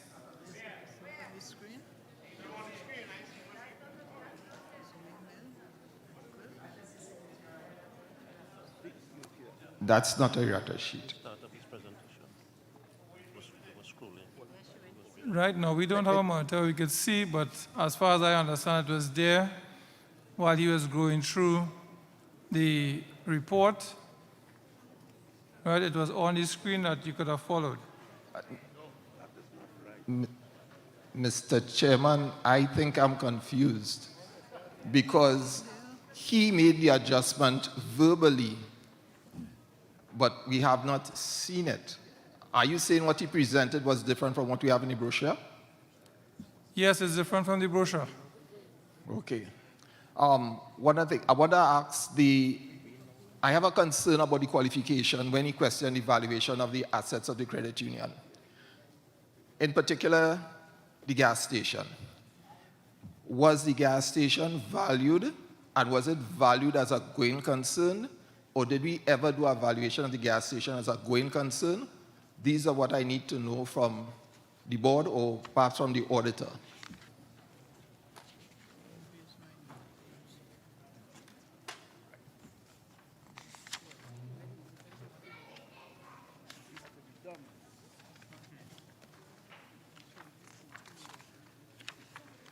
What was I?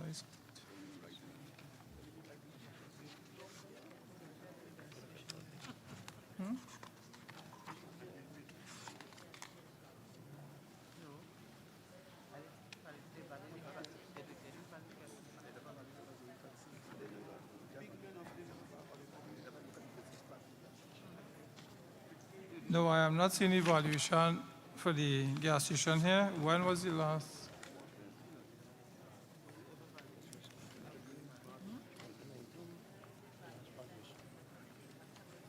So that report should be qualified.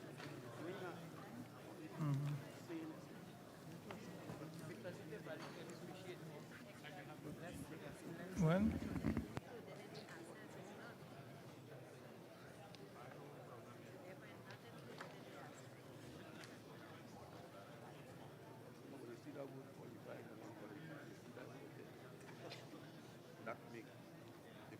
Well, the evaluation was done. I'm just trying to get the year it was done, but I believe it was 2019 or thereabout. This is for the gas station. Okay, so are you saying that the auditor has a right to give us a qualified report? Because how could he qualify the assets of the gas station if the assets of the credit union if the gas station was not included in it? And if we receive an updated report, therefore the valuation of the gas station should have been included in that updated report. So I will suggest we go with the qualified report. Thank you.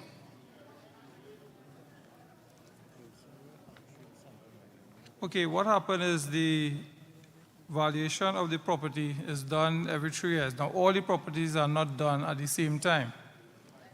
Right, this last, the Tobago and the Park Street were the two properties that were done this year or last year, where the Tobago building would have devalued, and also, if you remember, our Park Street property was demolished.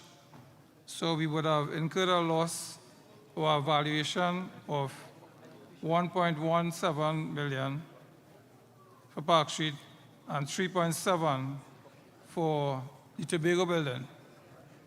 Right, so this is the two buildings that is in contention with regards to the valuation report.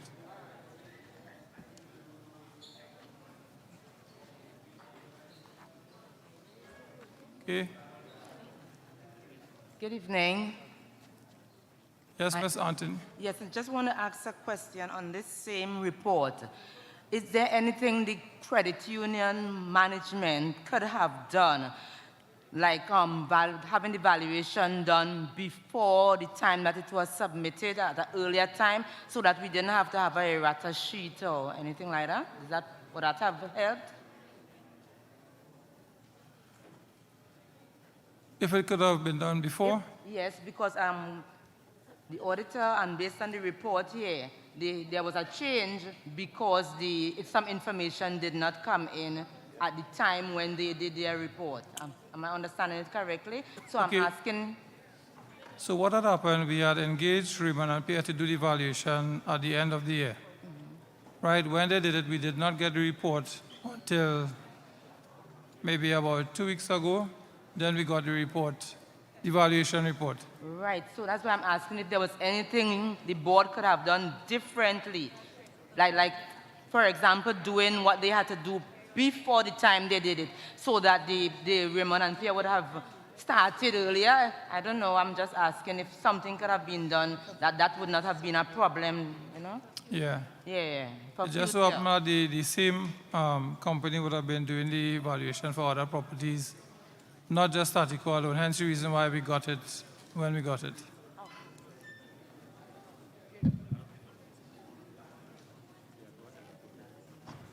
Good afternoon, Chair.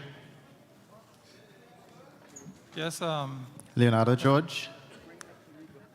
Is it right, possible? just for the steno, just indicate your name. Oh, my name is Leonardo George. Okay. Is it possible we ask the auditor to just come back and explain the qualified part? I believe it probably throwing up the membership a bit. He explained what it is he meant when he said he needed to remove the word qualified. So if he come and he probably explain it again, he might be able to clear up a lot of things that the membership are asking at this point in time. I don't know if it's possible. Could ask him to come and explain the whole qualified business. Mr. Pierre? Just for the education of the membership.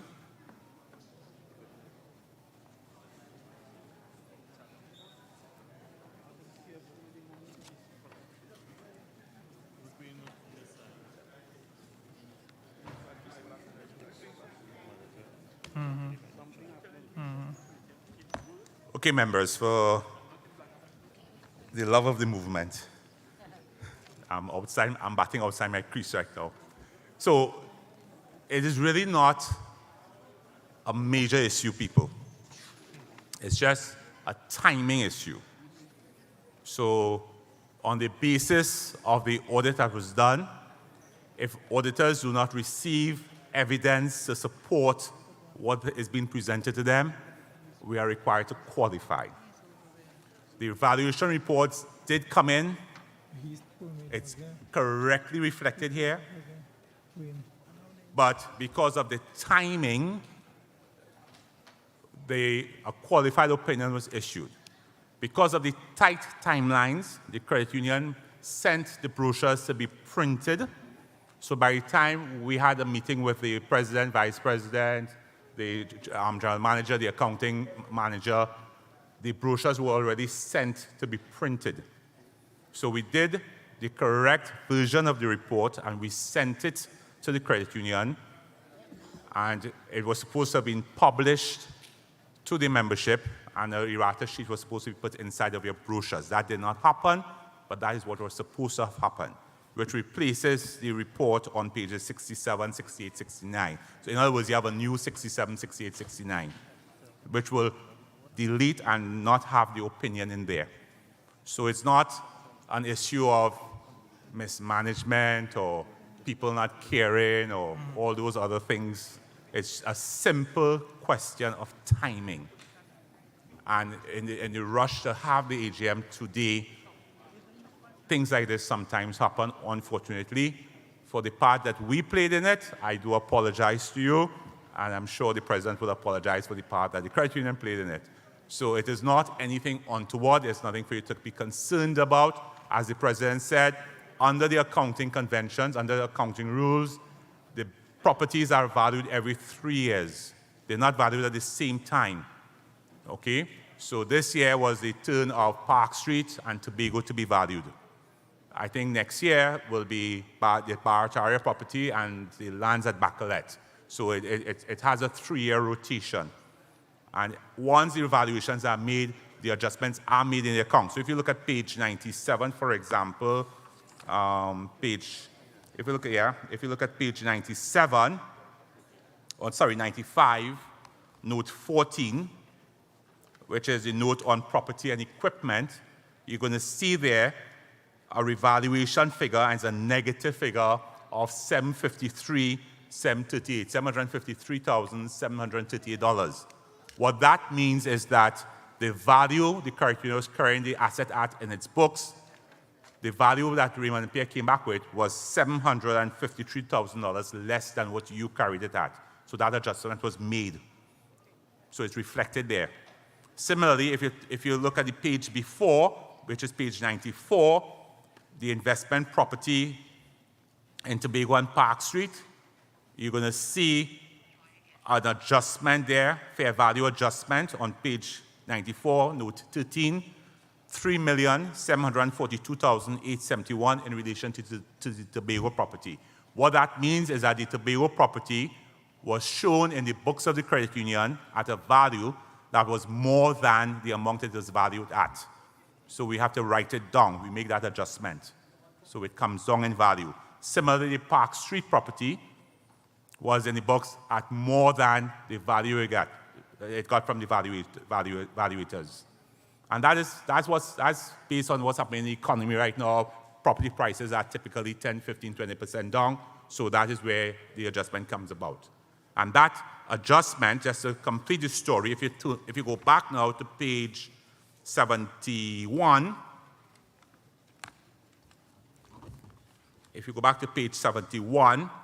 you're going to see where those losses are recognized in the statement of comprehensive income. So about midway through, under expenditure, you're going to see loss on revaluation of property and equipment, 773, 738, that's where that's recorded. And you're going to see loss on revaluation of investment property, $4,913,715. And that's where that is recorded. Yeah? So it's all correct, it's all right. It was just a timing issue in the rush to have the AGM today and have it done on time and stuff like that. And as I said before, we do apologize. Concerning the other question that was asked in relation to the gas station, the way we account for the way the credit union accounts for the gas station, the property is part of the property at Barataria, So it's reported there at whatever valuation it comes in at, and the net result of the operations are reported every year, and you'll find that on page 100 and blah, blah, blah, something. Page 98. So on page 98, you have the reported outcome of the gas station operations there.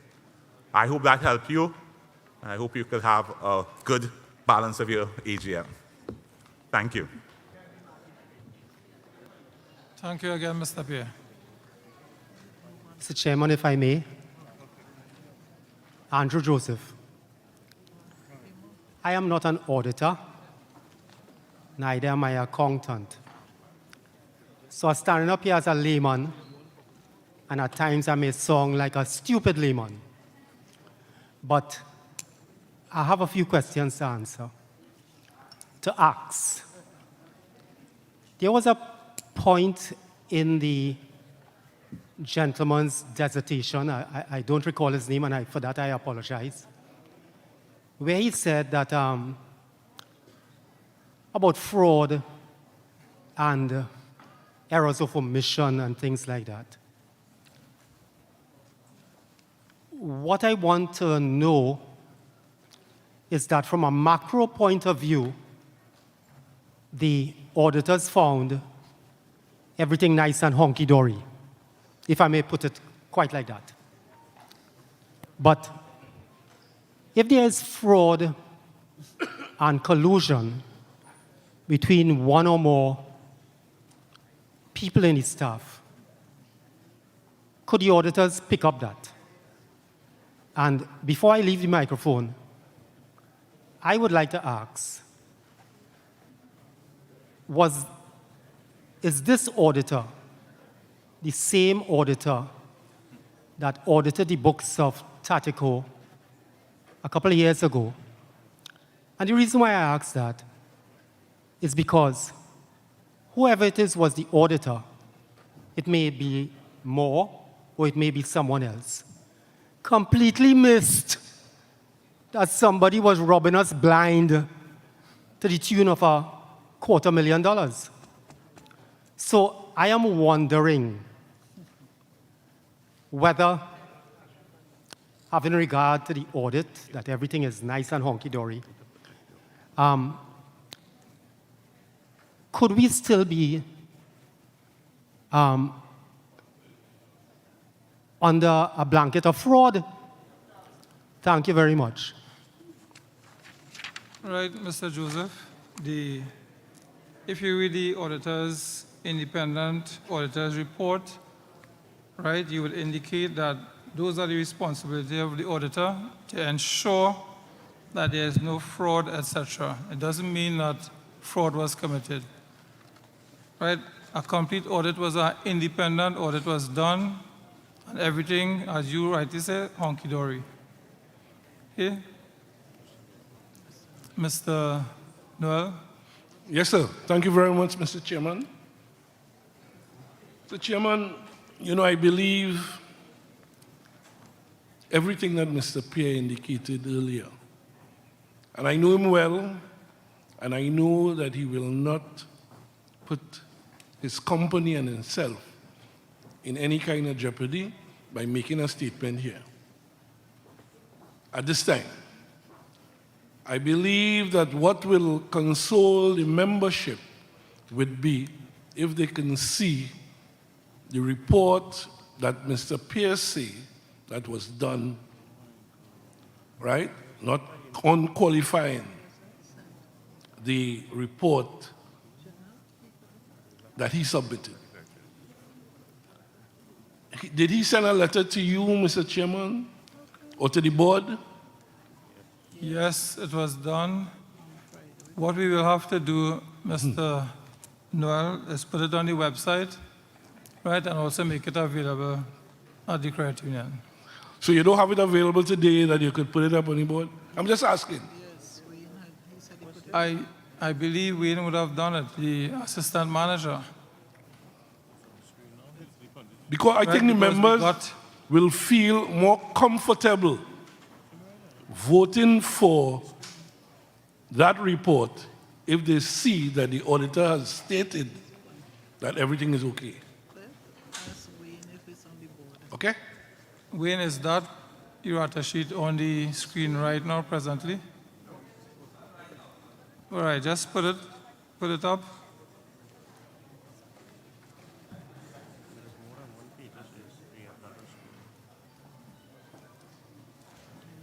This qualified opinion, this part here is way to go.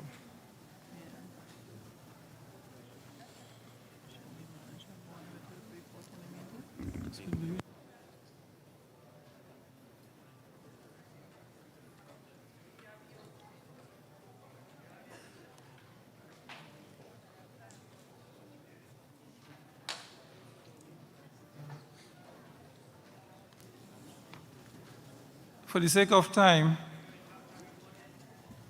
right, we also have, thank you again, Mr. Pierre. I want to invite the General Manager, Ms. Lewis, to present the financial statement.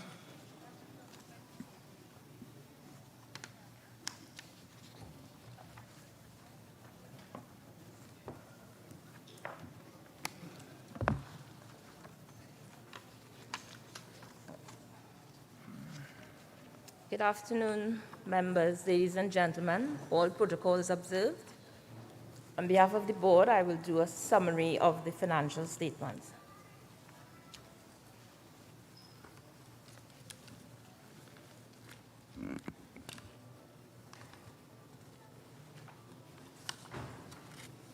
So I'll begin with the statement of financial position, the assets. The society's asset base experienced a decrease in 2022. At the close of the financial year, your credit union assets stood at $592.3 million. This represented a decrease of $11.8 million, or 1.9% over 2021's closing balance of $604.1 million. And it was $34.3 million, or 5.5%, less than the 2022's proposed budget of $626.6 million.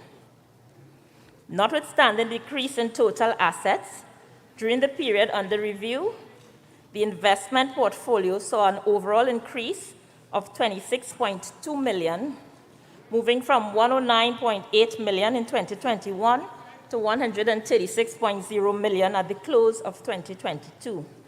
The details of the investment portfolio are carried at note 12 on page 93 for your perusal. Cash and cash equivalents. Year on year, cash and cash equivalents decreased by $47.6 million from $172.7 million at year's end 2021 to $125.1 million as at 2022 December. The decrease comprised cash outflows on items such as investment, where we spent $26.2 million, loans to members, $15.4, and a decrease in shares, a net decrease of $4.8 million, to name a few. Credit portfolio. The credit portfolio closed at $279.2 million as at year's end. When compared to $263.6 million for the comparative period, December 2021, this was an increase of $15.6 million, or 5.9%. The performance for 2022 exceeded the 2022's budgeted amount of $261.5 million by $17.7 million, or 6.8%. It is noteworthy that the membership demographics for loans indicated that borrowers held 12% of the shares, while savers held 88%. And it's that 12% borrowers who accounted for 76.4% of the loans taken, while savers accounted for 23.6%. Share growth. At the close of December 2022, total members' shares stood at 463.4 million, which represented a net contraction of 4.7 million, or just about 1%, over the 2021's closing share balance of 468.1 million. The closing share balance realized for the reporting year was 18.8 million, less than the budgeted share balance for 2022 of 482.2 million. It is important to note that the gross dollar value of share withdrawals for the year 2022 was in the sum of 21.4 million. Withdrawals in Trinidad were 20 million, of which resignations were 1 million, and withdrawals in Tobago were 1.4 million. We continue to urge members to consider accessing loans instead of withdrawing shares. Let your shares work for you as well as for your families. Statement of comprehensive income. Income earned for the reporting period amounted to 27.4 million, which was a slight increase of 0.8 million over 2021.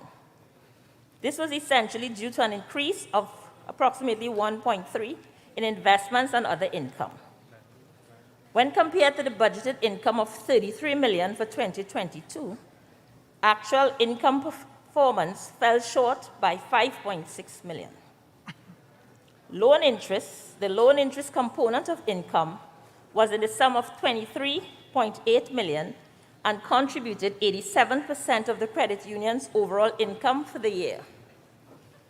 Of particular note was the fact that while the credit portfolio mentioned earlier increased by 15.6 million over that of 2021, the interest generated from loans year on year decreased by approximately 1 million.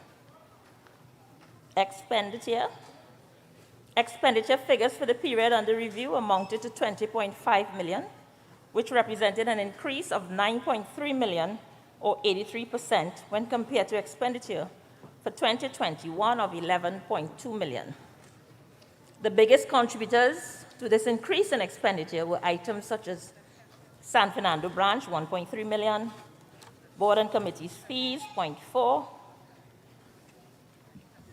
and some non-monetary expenses such as impairment reversal on loans of 1.8, loss on revaluation of investment, 4.9, loss on revaluation of property and equipment, 0.7, to name a few. Surplus. Based on all the before-mentioned results, the bottom line and resultant surplus for the year ended 2022 was 6.8 million. When compared to the surplus of 15.3 million for 2021, this was an 8.5 or 55.55% contraction in our surplus.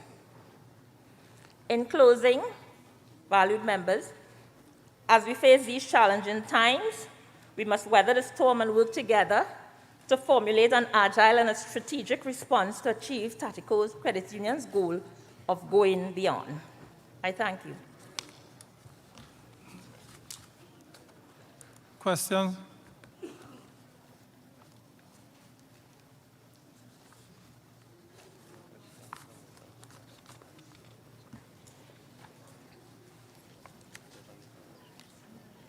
Okay, if there are no questions, can someone move for the...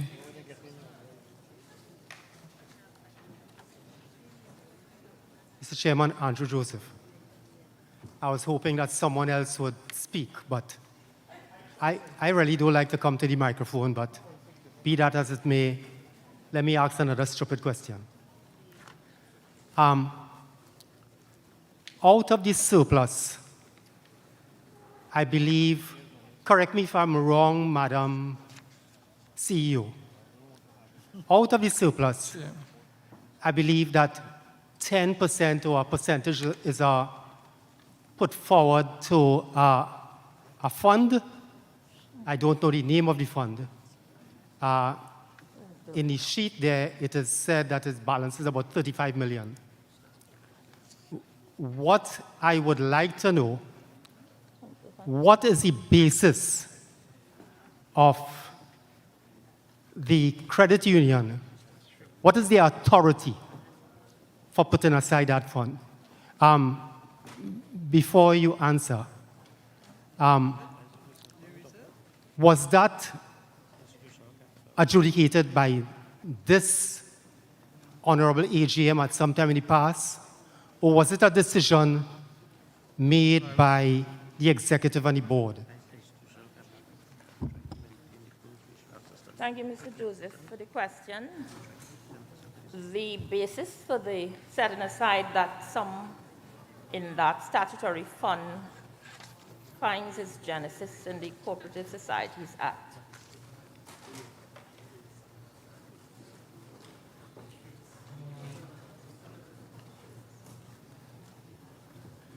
Mr. Chairman, if I may be given a little leeway. This Cooperative Society Act, this has been ongoing for as far back as I can recall, but it has not reached fruition.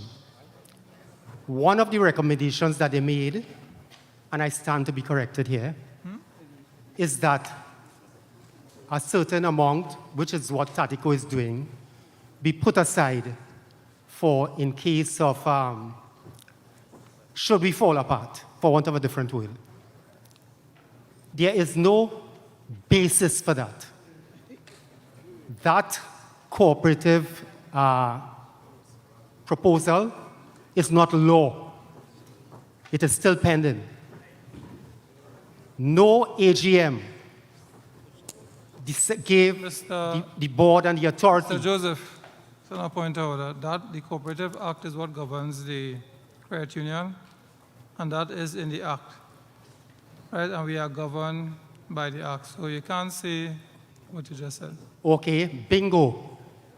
So how it is that other credit unions don't put aside that, and Tateco decide to put it aside?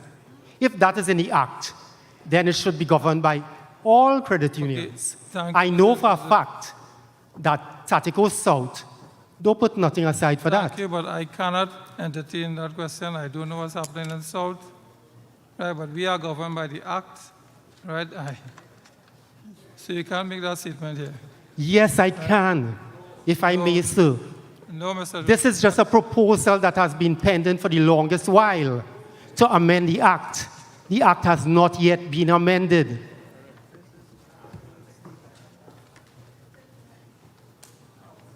Right. If I go on to the bylaw, Mr. Joseph, bylaw 12 says, out of the net surplus of the society, no less than 10% shall be credited to the reserve fund, and no less than 2% to the education fund. Right, so it is in our bylaw, whatever surplus we make, 10% is to be credited to the reserve fund. Right, thank you. Forgive me for Mr. approaching Joseph, the microphone I once replied again. to you, so please, you can't respond. Please have a seat. Mr. Chairman, I have a valid point. Please have a seat. Thank you. Right, we have a standing order that we shall observe. Any other questions for Ms.? Yes, Michael Modest, age 93. Yeah, he said. Can I go ahead? Just a second. Yes, go ahead, Michael. I just want some explanations for the benefit of myself and the rest of the members.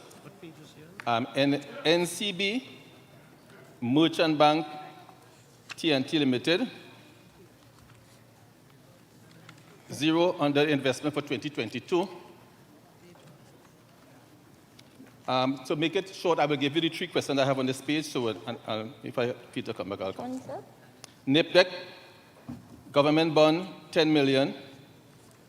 But then there's a NIPDEC government bond again, June 2030, at 4.2%, 10 million. And the government of Trinity and Tobago, Petrotrin, and we all know what's going on with Petrotrin. I see 4.6 million as an investment. So could you just explain the notes for the benefit of the members on those 3 items, please? So the NIPDEC government bonds, those investments would have taken place at different times and different years.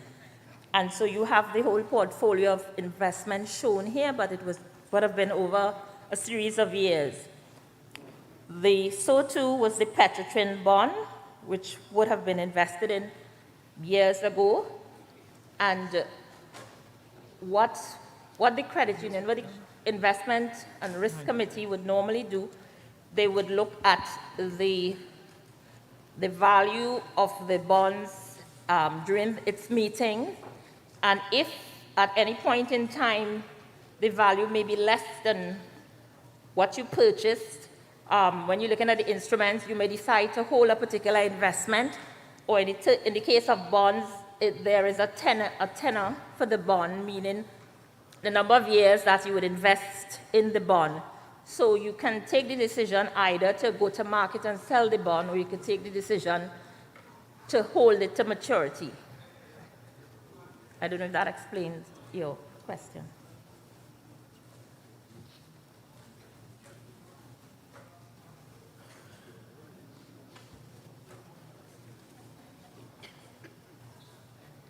Right. Almost. Just to go a little bit further. So what was done? What was done in 2022 for the NCB Merchant Bank? What was done with NIPDEC, 10 million, the first one and the second one? And the Petrotrin, there may be also an error because I think that some decimal is missing in that percentage in the end.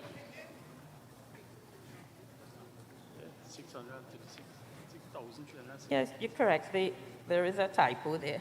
When was the interest rate? 6.6% to be correct. In terms of what was done, these are the financials as at December 2022. So as at year-end 2022, nothing has been done. We're still holding all these investments that you see in the portfolio. As to what decision may be made going forward by the investment committee, it will be a matter for that committee to make a determination.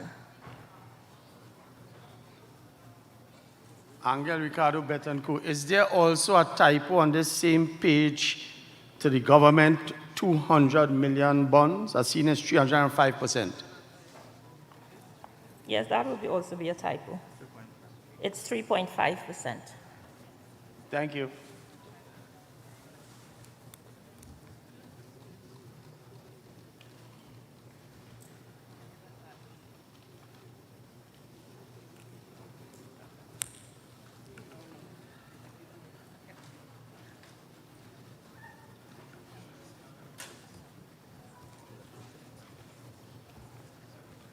Good afternoon again. I'm satisfied. Mr. Noel, could you just... Sorry, go ahead. Just to be clear again, one more thing. Petrotrin, you were saying Petrotrin and we are reading Petrotrin. Am I to take that this Petrotrin is now heritage, or it is still Petrotrin in that, what I will call it, mothball refinery? As far as I am aware, we have not received any notification of change in name of the issuer, so we can certainly follow up that.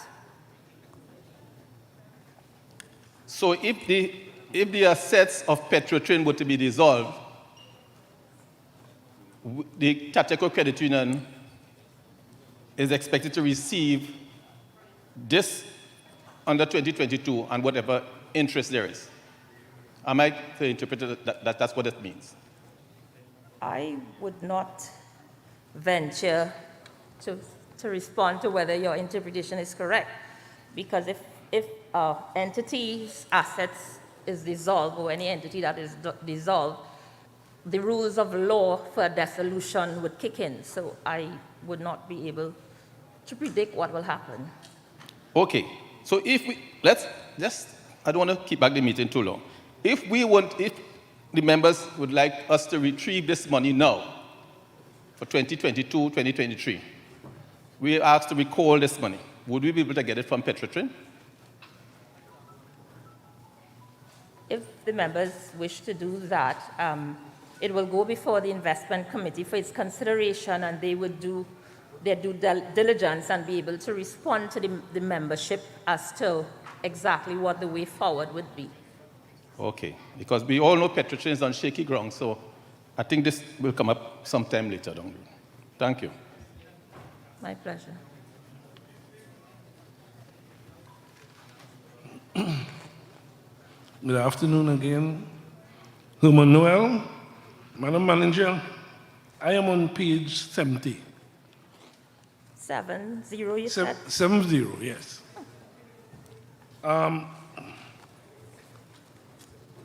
The statement is saying here that our surplus for the year 2022 is just $7 million. The surplus for the year is 6.8 million. Right. Madam Manager, I want us to look back the last 10 years and see probably what type of surplus that Tateco has been producing. And if in 2022 we could only produce a surplus of 7%, where, and that is for the members' sake and probably my edification, where you plan to take the balance of that money to pay dividends, honorarium, and other statute payments that we propose to be paying this evening. Thank you for the question, Mr. Noel. Coming up to the back of the brochure, there are several resolutions. Yeah. And when we reach the resolutions on... You will answer that? Yes. Thank you.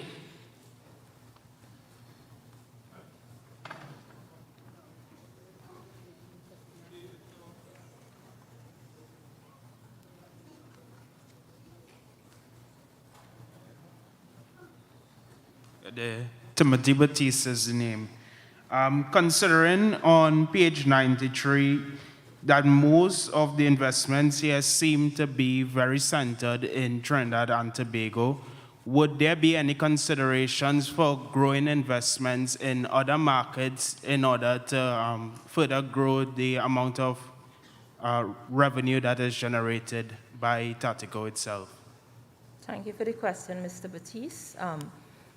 Those considerations would be discussed at the investment committee, but we will have to seek the approval of the Commissioner's office because the act is clear that we can invest in government institutions and banks, but if we go outside of that, we will have to seek the permission of the cooperative and I imagine make a compelling case as to why we would want to do those investments.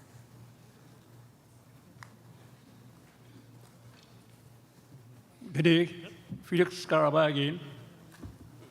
Miss, just now, you have your mask on, and I didn't hear you plainly. Now, the gentleman asked about if you go back 10 years, the least surplus we ever come down to, as far as the books I see home, is about $15 million. Now, this year we're down to 6.8. Can you give me a real good explanation how we come to that figure as a surplus? I didn't hear your explanation just now to the gentleman. Mr. Carabai, is it? Yeah, I mean to say the first time, maybe about... Well, the question that Mr. Noel asks is where the money was coming from to augment the surpluses to be able to pay the dividend, and I would have responded indicating that would come up later in the meeting under the resolutions. Oh, I just wanted to know because it so happened that it seems as though our credit union still have over 1,000 people. Sorry, what the question was? The growth of our credit union, how much so? The credit union membership is somewhere in the vicinity of 7,700. 7,000? I thought about 5,000 died. So.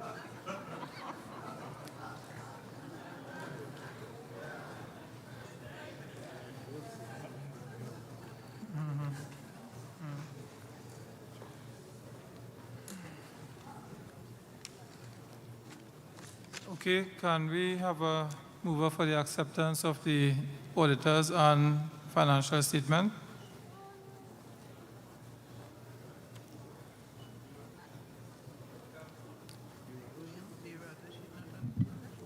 Chair.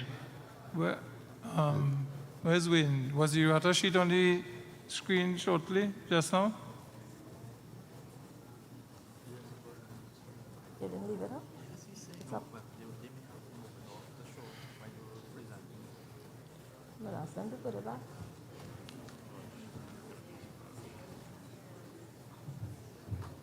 Yeah, Mr. George. Leonardo George here. I move that we accept the reports, the auditor's report and the manager's report. Okay, we're just waiting on the errata sheet as I had indicated. Oh, we did see it. It was up? Yeah, it okay. was. All right. Okay, so a seconder for the motion.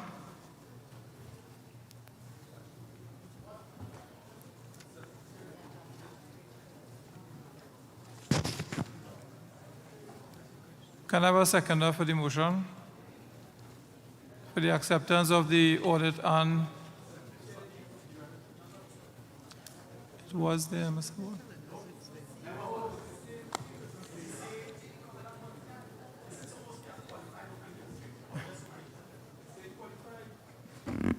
I think the heading is still.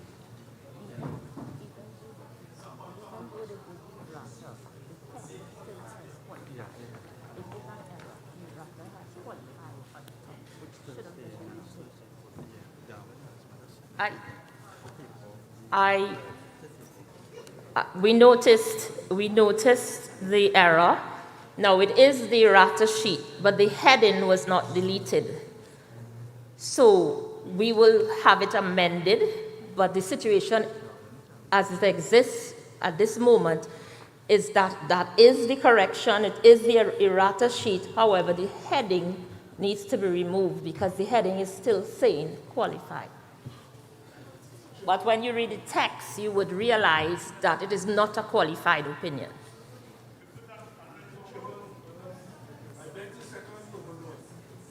Right. Seconded by Mr. Herman Noel. All those in favor? Aye. All those against?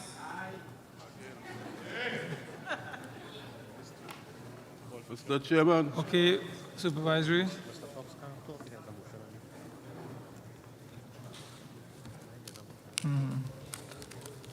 Right, so all those in favor, please indicate by raising your hand. One hand.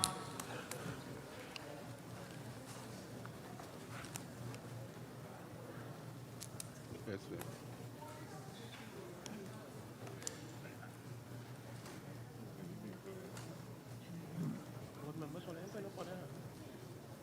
We keep all hands Put my hand.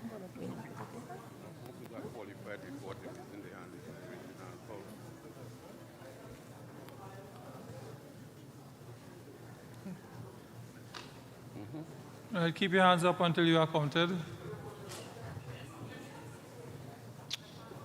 Auditor's report.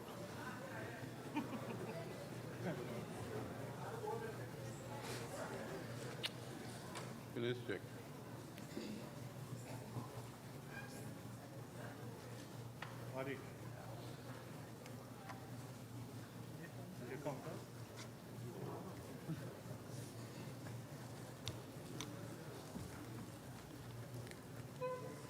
Those against? Keep your hands up.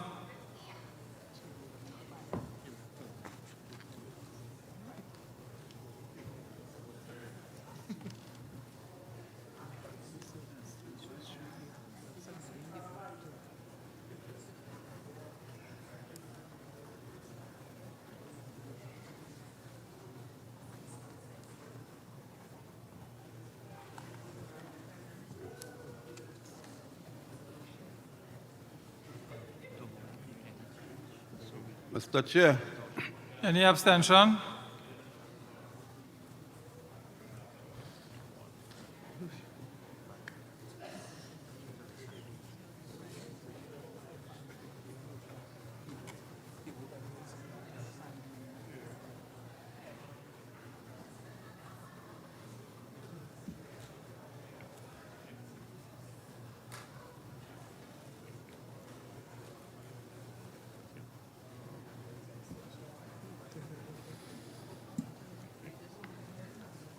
All right, thank you.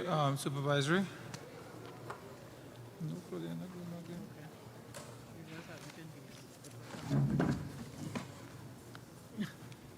Mr. Chair, Just a minute, Mr. Fox. We have a motion on the floor that okay. is.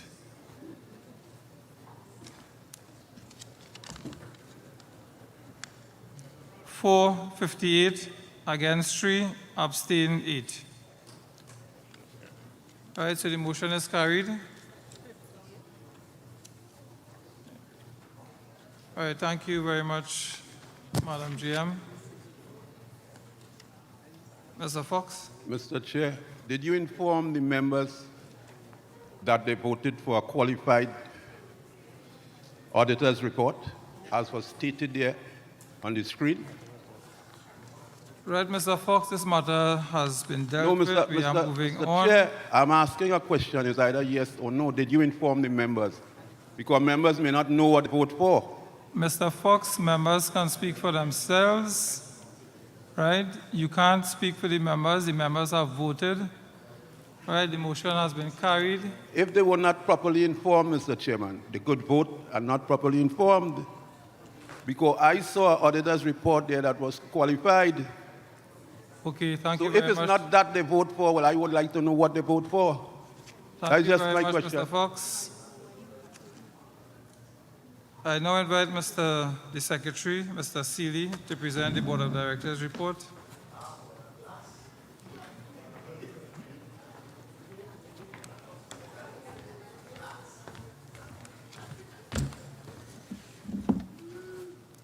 Members, good afternoon once again. Just a bit of housekeeping before I start my report. We neglected to let you know that the washrooms at the facility are to the back. The male are on my right, and the female, the male is on your right, and the female is on your left. And of course, should those washrooms not be adequate, there are some additional washrooms down the corridor, just past the registration desk, should you be so inclined to go that direction.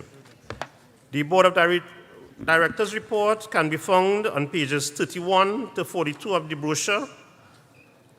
Having passed the motion earlier that the brochure is taken as read, I invite any questions. Page 1. Good day, Mr. Seeley. Norman Bob here. Yes, Mr. Bob. Is it possible that we could have the attendance of directors at meetings? Is that part of your report, or we have to guess? We will get that shortly for you, Mr. Bob. It's inadvertently left out of the report. Do we have a errata sheet? No, the Mr. brochure? Bob. No, Mr. Bob, but I'll get the information for you.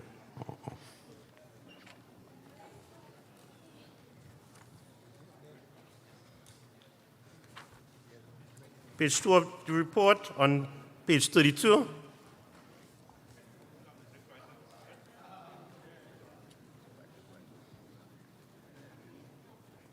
Just to note that our secretary, Ms. Colleen Licorice, would have resigned from the board in January 2023, thereby leaving a vacancy.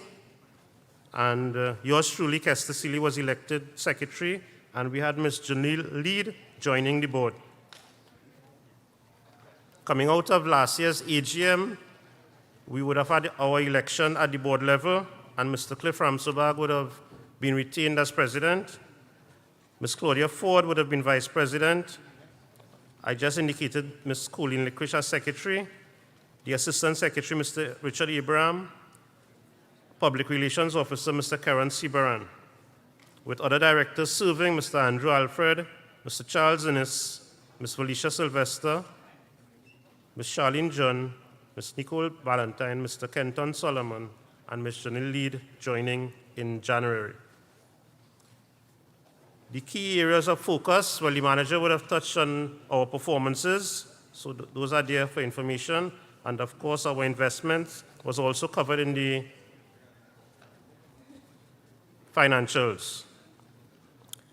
Point to note, our strategic plan session, after an absence of a couple of years of meeting to treat with strategic activities and planning, we met last year in session, and we came up with 11 key points that we are working towards to improve the credit union for you. Mr. Carabide, is there a question? Yes, a question is that... What page are you on? The question is, I want to know how much people attended the virtual meeting that you all had election or officers. It was not a virtual meeting, Mr. Carabide. It was not? No, it was not. It was an in-person meeting, and all directors were present. You want me to tell you who were invited as well? No, well, I know in the COVID era, they had no meetings. That's not correct, Mr. Carabide. So I continue? No, well, how much members was at that meeting? All board members were present, Mr. Carabide. How much members of the floor members? Mr. Carabide, what page are you on, sir? It's not a matter of page, you all had election officers. I just want to find out how many members attended the meeting. And we have, if this was not a virtual meeting, how much people attended the meeting? That is all. Following the annual general meeting of 2022. You have an attitude, Mr. Following the annual general meeting of 2022, the board met the following day. All members of the board were present, where we elected officers.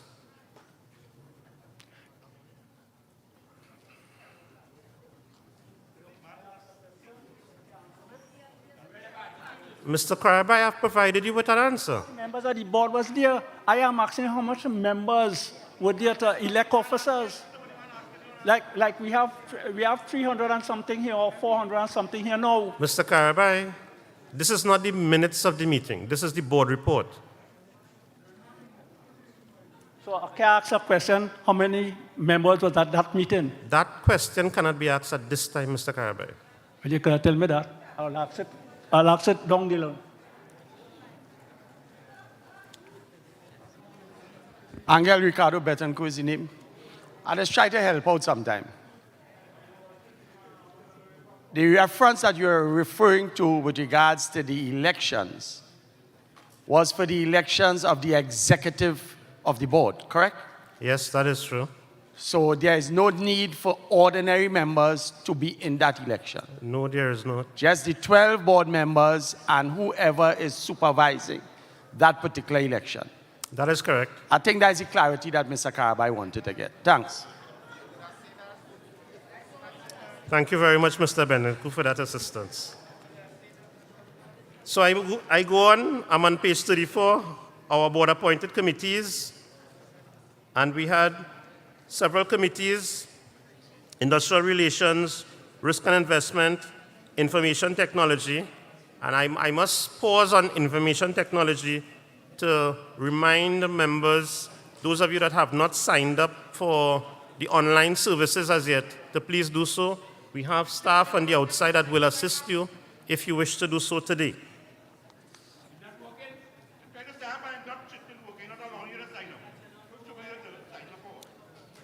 Members, you cannot just shout out right in a forum like this. If you have something to say, you approach the mic, you will be recognized, and then you can speak. Right? This is not a shouting practice here where you can just shout out whatever you want to say. Right? We have a standing order, right? And we need to keep it. All right, thank you.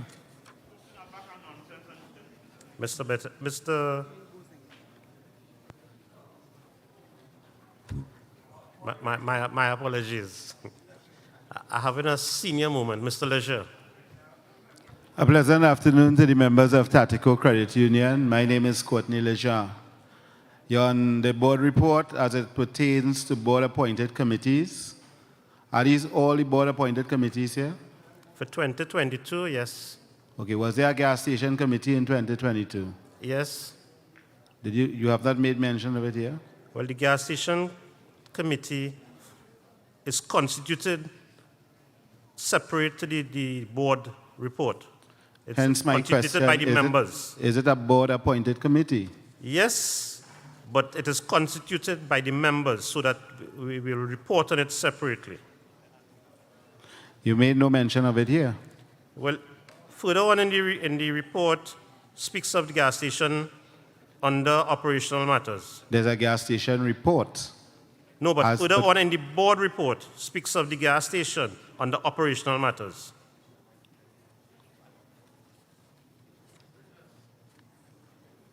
Mr. Silly, Yes, Mr. is the gas station a board-appointed committee? Yes, it is, Mr. Leger. And the report later on will show a reflection of that. Yes, Mr. Leger. Is there a policy governing the composition, a proposed policy governing the composition of that committee? Yes, Mr. Leger. Has that been approved by the board? Not as yet, Mr. Leger. So therefore, it has no standard in the meeting here as we speak. I would not say that, Mr. Leger, because the membership at a meeting, a special meeting some couple of years ago, would have voted upon the composition of this committee, right? An interim composition of the committee pending that final document to be approved by the board. So that it has a particular standing, yes. But it doesn't have a legal standing. I would not agree with you. As I said, the membership would have taken a decision at a special meeting some time ago, and as you know, the membership is the supreme authority. The membership is the supreme authority, but having not approved a policy for the gas station, is it that the jury is still out as to the legality of the committee? No, Mr. Leger, we would now be governed by the decision taken at that special general meeting. Are the special general meeting held for that purpose? Yes, Mr. Of Leger. appointing the committee? Okay.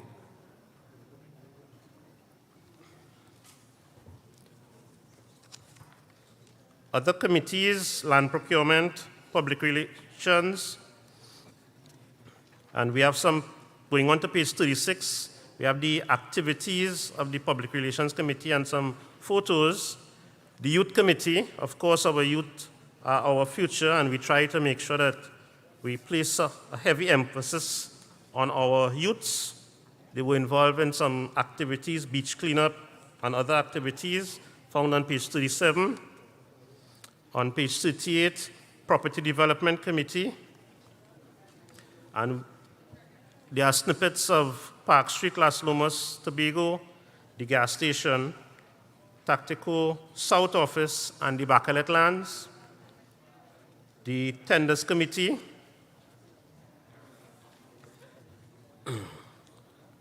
We had a Bylaws Committee on page 39, OSH Committee, and the Waiver Committee. Moving on to page 40, under operational matters, we had some training being done for staff, as well as some appointees, and of course our loan promotions. Page 41, we further training, foreign travel training, together with our condolences, a list of 50 members departed this life in 2022. Of course, Tateco, Port of Spain continue to be affiliated to various other credit union organizations such as CUNA, Cooperative League, and other institutions. Mr. George. And through the chair, On page 39, members of the Bylaws Committee,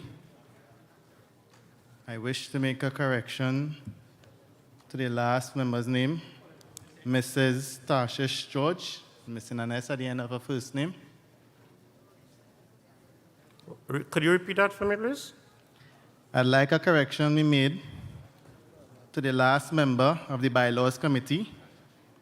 The name is supposed to be Tarshish George or Mrs. Tarshish George, however you want to, but it is spelled wrong. It's Tarshish.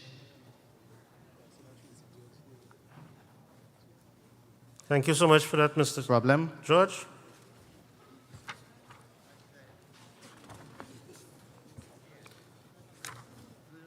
I'm on page 42.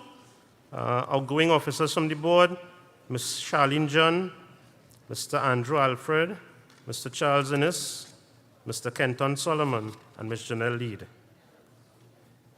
The board of directors wishes to thank Almighty God for his continued blessing on our credit union.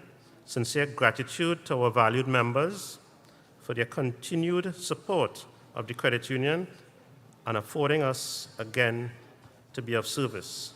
A special thank you is extended to all volunteers who served on our subcommittees, to the management team, and our dedicated staff. We also say a heartfelt thank you. We could not have done it without you. We say a special thank you to Ms. Colleen Licorice, our former secretary. Ms. Licorice served as secretary from 2019 up until her resignation in 2023. Our sincerest appreciation for your years of human service to Tateco Port of Spain. In conclusion, as we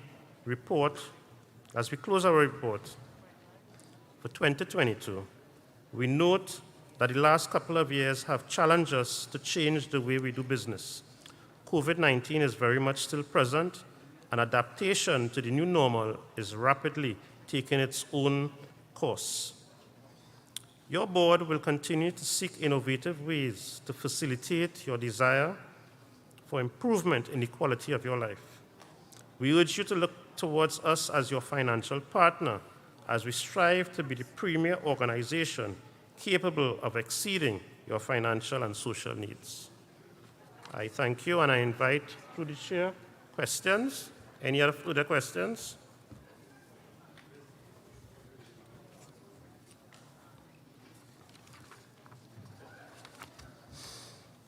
Yeah, good afternoon. Timmy Batiste. Just trying to find out something. I look at the affiliations of the credit union and I recognize Kuna is present. They are an affiliation. I asked concerning the welfare for my departed comrade from Central Distribution, and I would like to get some information concerning that because they have not paid anything to his wife. So I'm just trying to find if that person is here. If you could share some information for me, please, concerning that. Is this Mr. Fitzroy Harvey? Yeah. Right. So we have the office checking on information for that, and you shall be provided with an answer before the end of the meeting.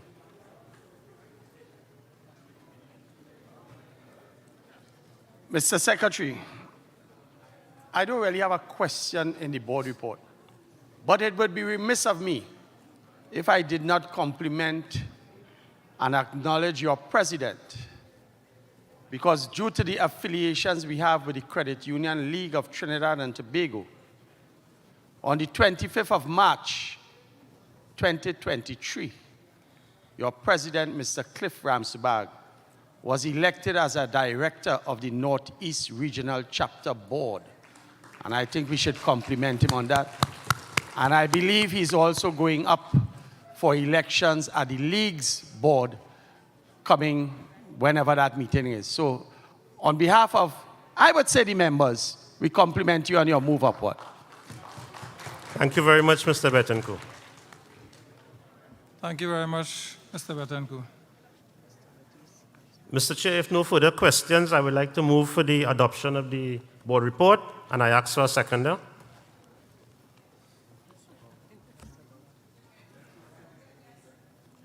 Mr. Norman Bob, thank you. Right. Can we? Okay.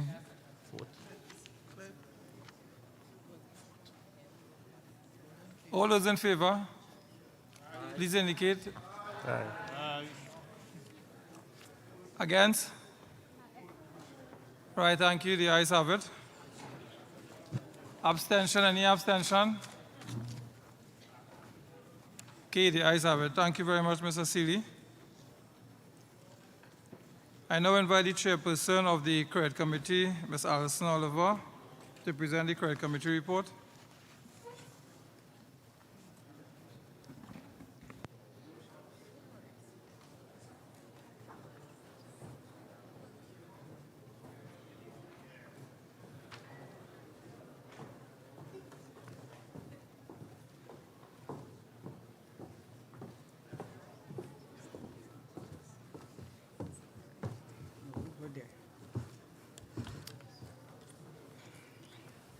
Good afternoon, all. I'm Alison Oliver, chairperson of the Credit Committee. This is my secretary, Michelle Bedo. All protocols observed. For the period under review, there were various loan promotions to the membership. They are Out and Bad, Jumpstart Loan, All-in-One Debt Consolidation, Back to School, All-in-One Mortgage Loan Bundle, Easy Squeeze, 6460, we've got you covered.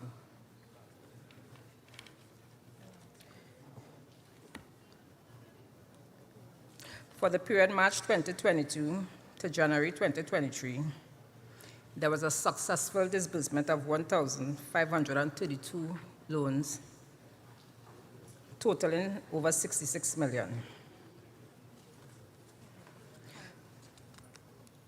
However, for the period March 2021 to January 2022, there was a portfolio total of 67,484,789.80, a 1.44% decrease as compared to the previous year. It should be noted that the all-in-one mortgage bundle, there's a constant demand for this loan. However, it is important to note that the greatest number of loans for this period were personal and share loans. The delinquency rate at Tateco Credit Union as of the 31st of December 2022 stands at 1.4%. at a value of $3,998,890. This ratio remains at an acceptable standard in accordance with the POS ratio.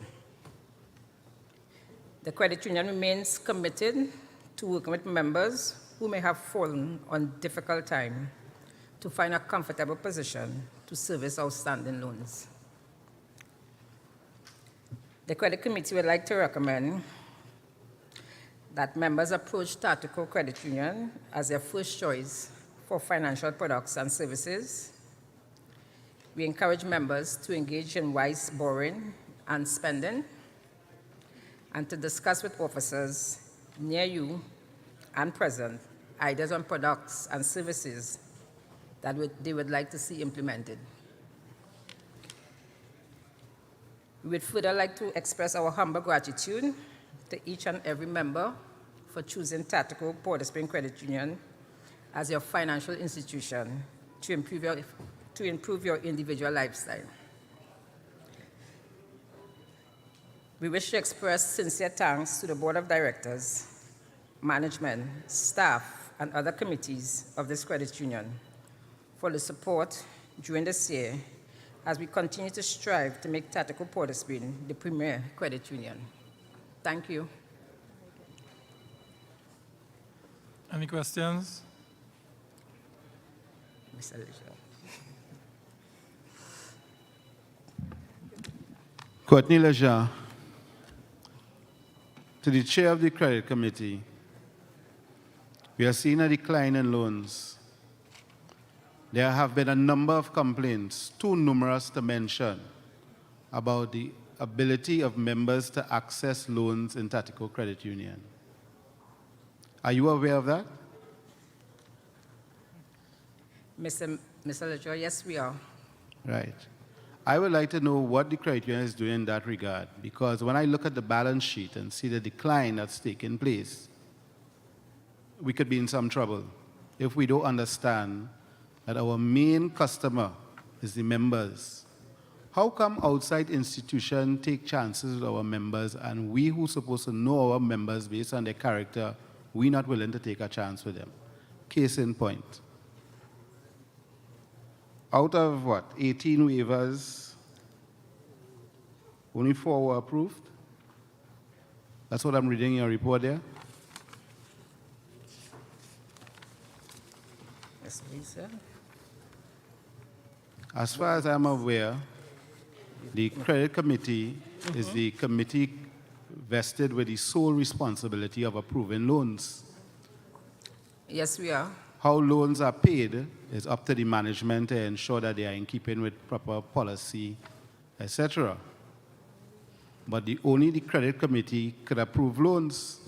How come the credit committee approving loans, and when it reach management sending it back down by the credit committee and saying that loan is not a good loan? We can't go with that. Mr. Ledger, the credit committee would have done their part in approving the loan. After that, it is sent back to the credit department. So from there, the credit committee don't have any say on payments of the loan. We did our part by approving it. But don't you think it casts a shadow over the credit committee in that the credit committee is guided by a policy in which to approve loans, and if they feel that they're operating within their policy, then the owners can't be on anybody to influence that otherwise? I agree. Yeah?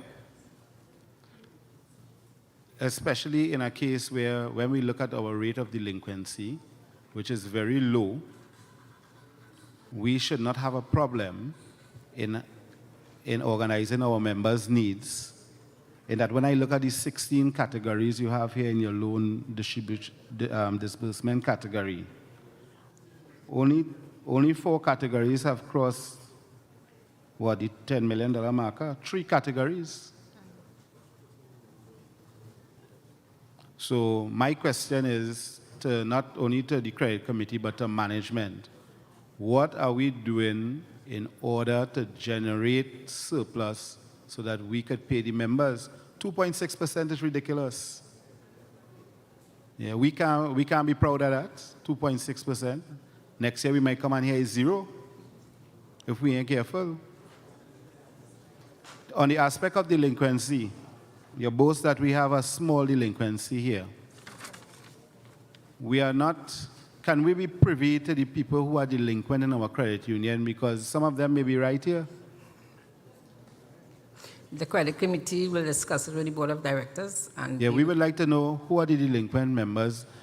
Long ago in my time, they would have listed the delinquent members in the brochure. We'd have even put it in the papers too. Now we're doing neither of the two. Is it that the delinquent members are some kind of secret? Yeah? So I would like that to be noted, to be taken into consideration, if not by the credit committee, by management, and also the aspect of greater flexibility when it comes to the policy, in the loan policy, in the context that the policy appears to be irrelevant in the context of the needs of our members. Thank you. Thank you, Mr. Ledger. Good afternoon, Angel Ricardo Betancourt. Sorry about that, Paul. And Mr. Ledger is totally correct, eh? Because I was about to ask the question, this 1.4% of delinquency, how many members is that? Because you could state 1.4% delinquency, that is compared to the overall asset base of the credit union. But I'm talking about, it could be 100 members, it could be 10, it could be 1. As the credit committee, having put it into the report, how many members are there? Mr. Betancourt, I'm unsure about the figure. No, Mr. Chairman. Mr. Chairman, the credit committee chairperson cannot tell me that they have a report of 1.4%, and when I ask the question how many people it is, then she's telling me she's unsure of the figure. I have a problem with that. Mr. Betancourt, we'll get back to you. Mr. Chairman, you see this, get back to you. Alison? Right. Alison may not have been privy to the number of loans, but there are less than 100 loans, maybe about 80. So we just get the correct figure.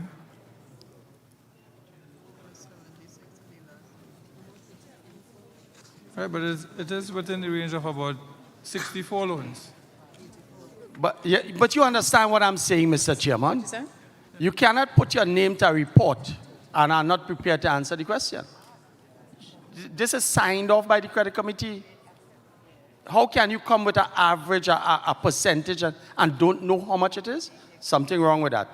And I agree with Mr. Lejar's point.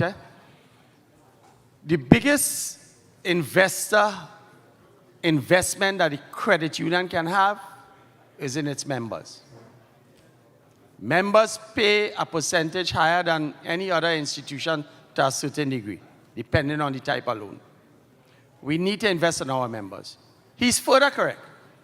The credit committee is the sole purveyor of organizing, signing off on loans. When it reaches management, they have to know how to pay the loans.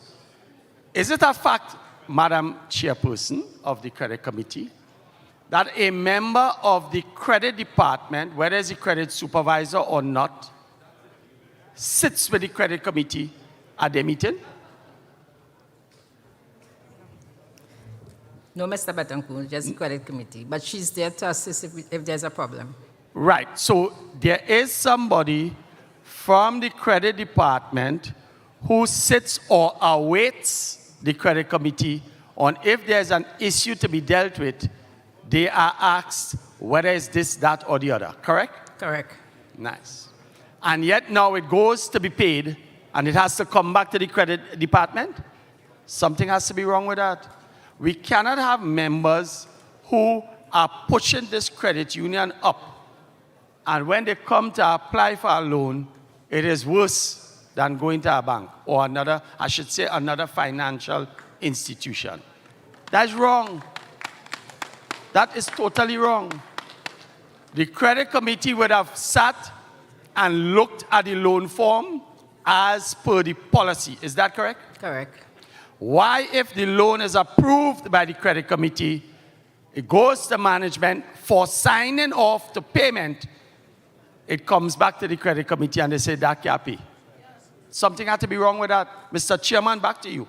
Something has to be wrong with that. Right? Something has to be wrong with that. Members cannot be coming and applying for loans with good intentions, have all the documents, and then there's a problem.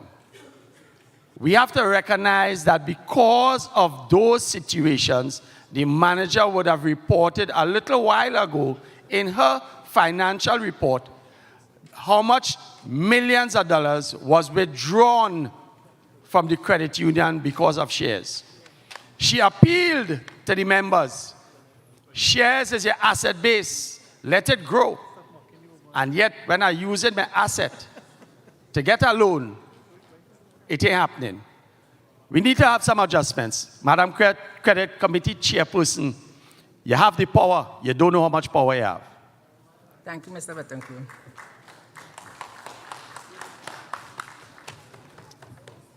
Good afternoon, Madam Chairman.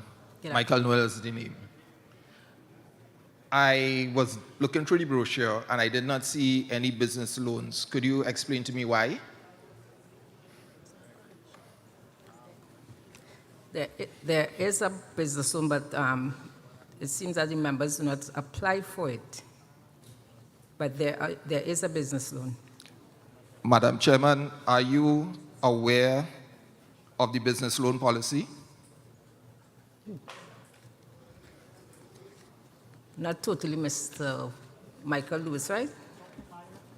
Okay, well, as chairman of the credit committee, you ought to be aware of all loan policies.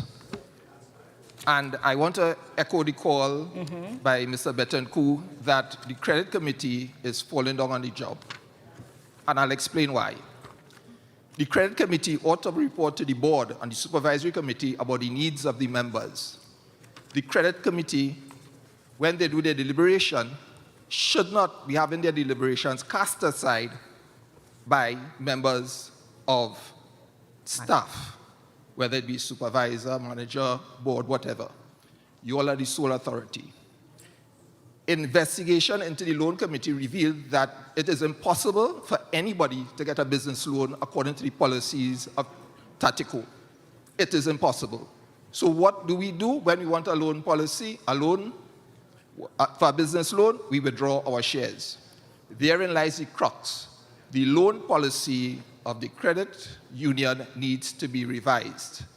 Your hands are tied, and you need to release those shackles. So I would like to suggest that we change the loan policy. Thank you.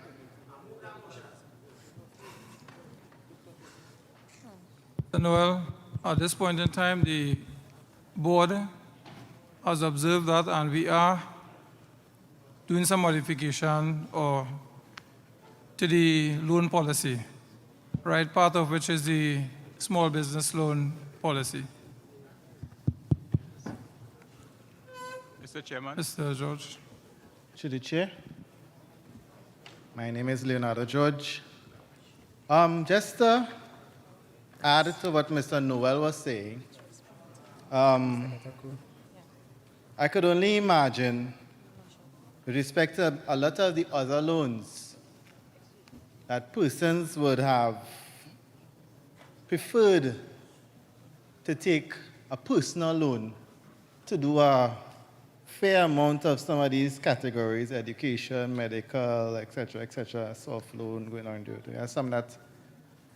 And I think we, in our effort to try and expand our portfolio, we probably not doing due diligence to find out what it is the members really want. And I'm assuming at this point in time, because I know I've been privy to situations in the past whereby we try to modify some loans in our effort to get members to say, come and take this loan. But we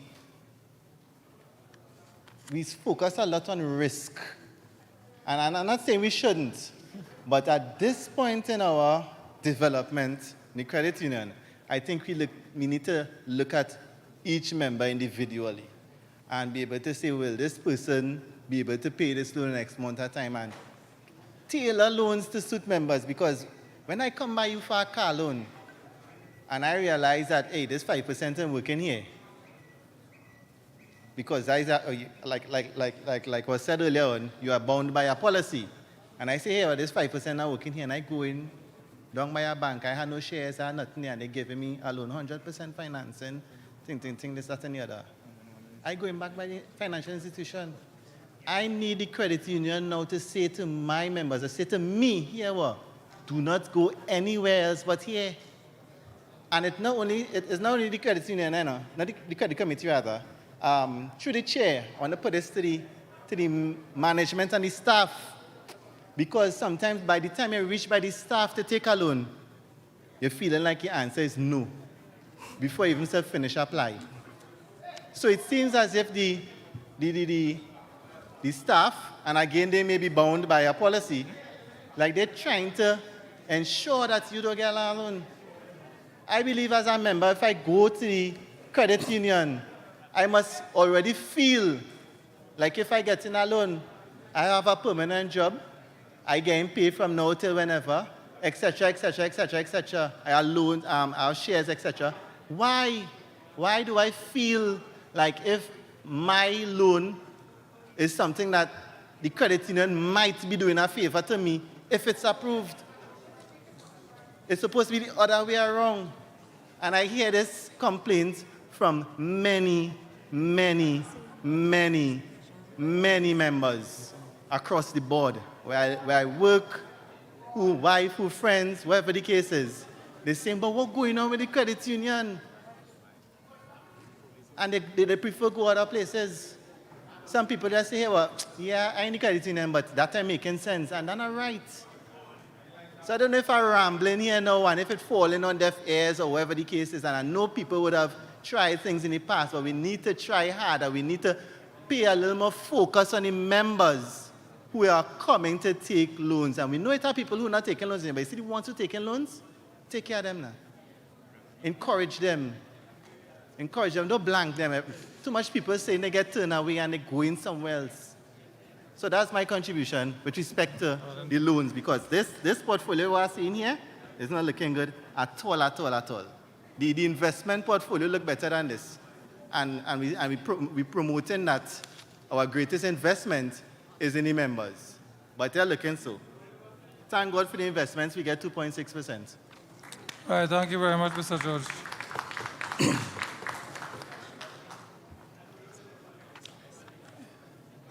Mr. Betancourt, to your question about delinquency, 59 delinquent members.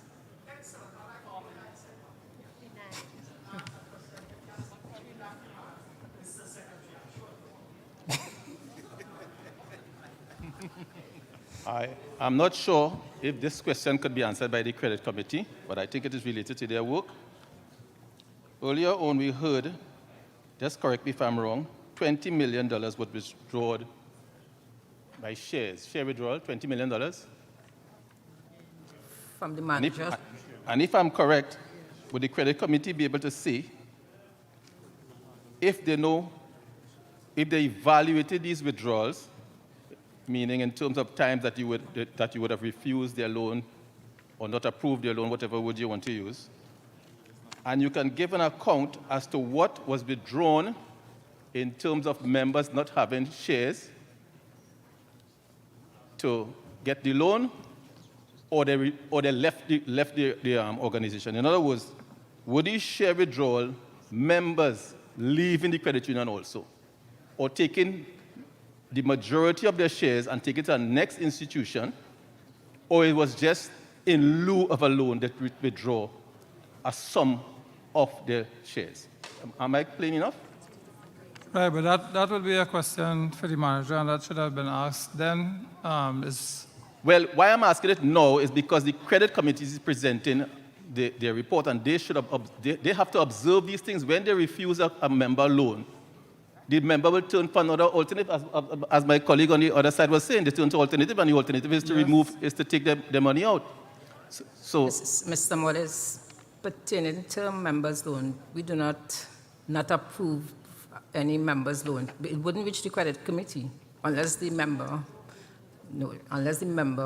probably call us or something like that and inform us. You know me, it's reached by the credit department. You don't come up to credit committee. No, not shares. To avoid my question being struck down by the chair, can the chair find a means to analyze or evaluate these withdrawals and give an account as to what is the percentage of withdrawals? So because you see, the reason why I'm asking is, we may not see how important this is to do now, but the reason why it is very, very important, members are getting 2.6% in their shares. We are used to $15 million and above in the surpluses. The surplus is now $6 million and declining, which is probably contributing to the reason for the 2.6%. But we have to do some analysis. We have to be very scientific in this modern world. We have to break down why is so much millions of dollars being removed, and how is it broken down? Was it accompanied with the person leaving the credit union? Was it accompanied with the person taking out the majority of the money? We need to know this. So I'm hoping that you don't strike down my question because the general manager already made her presentation, because this is important information. We need to know. Right, Mr. Modest, and that is where the information lies, right, with the general manager. I cannot answer and say who applied for a loan, and then if they did not get the loan, then they would venture to take the money out. Right? That information would lie with the management team. So unfortunately, the chairman is not able to answer that. I know the chair is not able to answer. I'm saying, Hold on. just Coming to the, no, we are forgetting the fact that we are passing through a pandemic. Right, things would have improved a little at the end of last year. Right, and then you would see our loan portfolio started to pick up then. Right, however, a lot of persons at that time, regarding the pandemic, etc., prefer to withdraw their shares, wait the time, withdraw their shares, rather than take loan. Right, now that things have opened back up a bit, we are seeing where members are now coming back to the credit union and taking loans.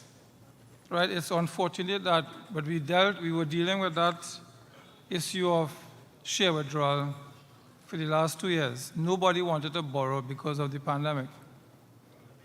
Right, but now that things have opened up, we are hoping that this year, 2023, we will see a greater influx, because the manager would have mentioned in her report that we have 7,700 members, and out of that, only 12% are the borrowers. Right, most of us are net savers. So you will find this 12% are the people who are actually carrying this credit union. You understand? Right? yes, I understand. So hopefully, and we are seeing it already, where we are seeing the increase in our loan portfolio up until the end of March. So we are hoping that this year, right, will be a better year for us than last year. That members will continue to have faith in Tateco Port of Spain Credit Union. And there lies my point, but I'm hoping that you find a way to get this information to the members, because what you're saying there is qualitative, and I really need something quantitative. We need to know the figures. We need to know how much members withdraw their shares totally and went to another organization. For all you know, members are leaving and withdrawing their shares because they're being influenced by the poor dividends that we receive. And you have to know this. We can't just come here and be guessing. We have to know. We can't say what we feel, and COVID has made a contribution. We all know these things, but what are the figures under each table? For instance, we look at page 45. My colleague again, Mr. Noel, mentioned a point, Michael, about a business loan. Nowhere under the histogram there's a business loan.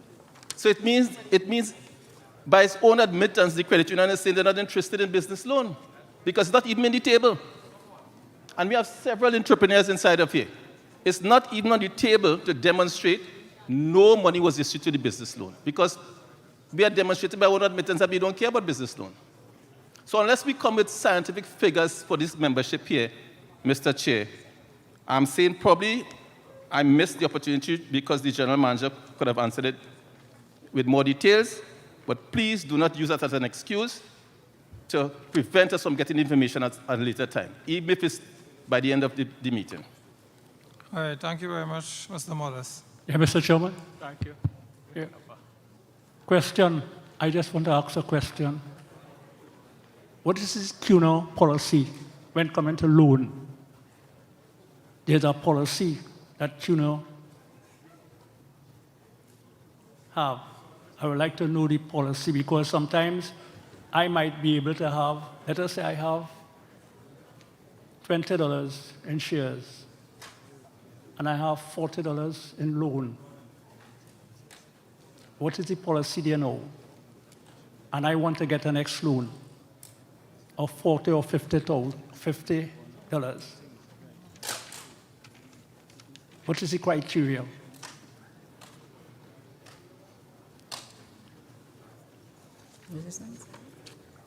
I'm not quite understanding when you say CUNA have a policy. Yes. No. No, CUNA, they put it where a person now at 80 something now could get 85 or something. After 85, you can't get no loan unless you could get a withdrawal from your shares if your shares is higher than what you have. Nice. So there's policies. I just asking you, what is the policies that CUNA have? Because you always have waivers alone. 18 waivers was rejected because I don't know why. But the waivers come to the joint committee meetings. Not so? Or they have it different now? There's a The waiver the committee. waivers come to the joint committee, No, the and once waivers. everybody there, they have to sign off on the waiver, on the loan, for the person to get the loan. Okay, Mr. But yet still, Carvalho. there's policies that CUNA have in place. I would like to know. Okay, well, I could tell you, once it's a share loan, it's up to you whether or not you want the insurance. Right, if it's a loan above 300,000, right, we have the advance protector. Right, so your loans are covered in that manner. Right, there are also some other policies that you can get access to in the office. Right, and as I say, once a member is taken within his shares, it's up to that person if they want to cover the loan or not. Keeping in mind that if you do not cover the loan and something happens to you, right, the shares will just go and pay off the loan. Right? If the share is covered, if the loan is covered, then the loan is paid off and your family would have access to the shares. So it's up to the member to take insurance if the loan is within the shares.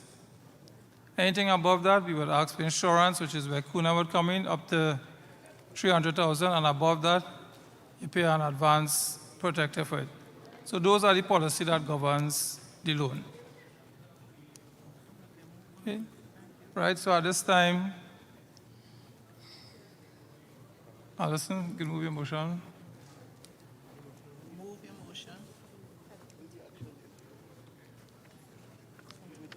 I would like to move the credit committee report. The acceptance of the committee. All right, seconded by Ms. Anthony. All those in favor, say aye. All against? Any abstention? All right, thank you very much. The motion has been carried.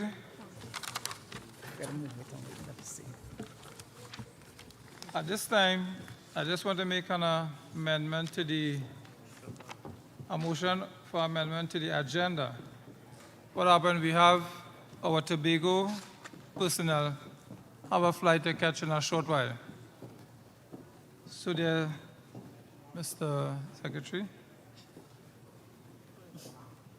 Right.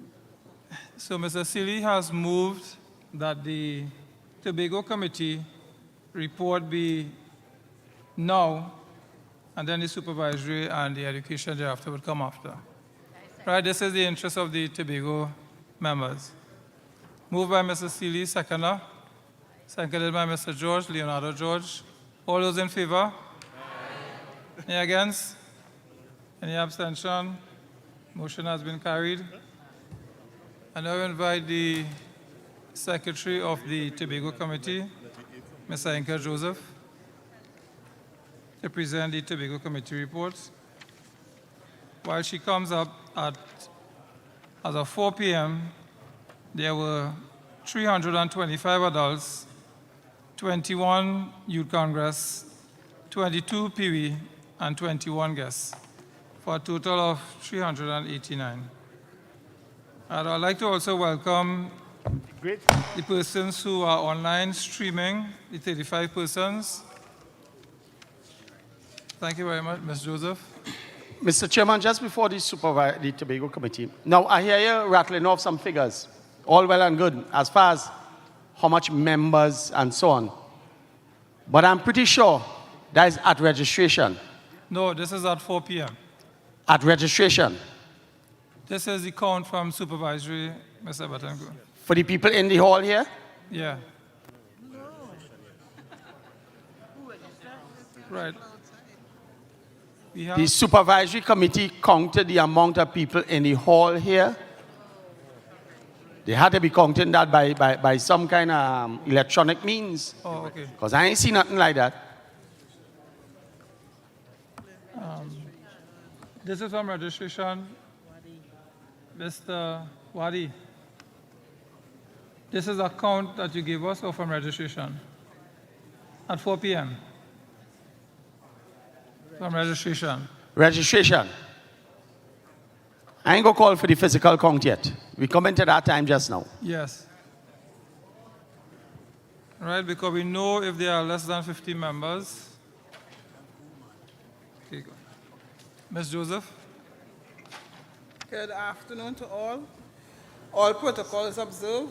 I will be giving a summary of the Tobago Committee report, which is on page 56 to 58. The members who serve on the Tobago Committee for the period under review were myself, Chairman, Mr. Maurice Wiley, Secretary, Ms. Tamika Joseph Mills, Education Liaison Officer, Ms. Simone Leet, Youth Liaison Officer, and Ms. Kiefer Kojo, Member. The committee held meetings every week as required and approved loans, recommended changes, and assisted the office with the service to service our members. A total of 50 meetings were held. Ms. Simone Lead attended Caribbean at the Hyatt Regency Hotel, Trinidad. Finance coach, Ms. Crystal Celestine, facilitated a workshop themed "Your Services Are No Longer Required: Strategies to Strive in Uncertainty" on August 15, 2022. The workshop was held virtually with over 33 members in attendance from Tobago and Trinidad. This has been the most attendance of members within a couple of years. A makeup course was held on August 13, 2022, with 11 young ladies eager to learn in the industry. Due to a high demand, we had another course on October 23, 2022. 13 persons were in attendance. After 2 years of drive-through children's Christmas parties, close to 300 children, members and non-members attended the annual Pee-wee Christmas party on December 4, 2022 at the Signal Hill Secondary School auditorium. With the growing number of our membership and the enthusiasm of the parents to bring out their children, a larger venue will be needed for 2023.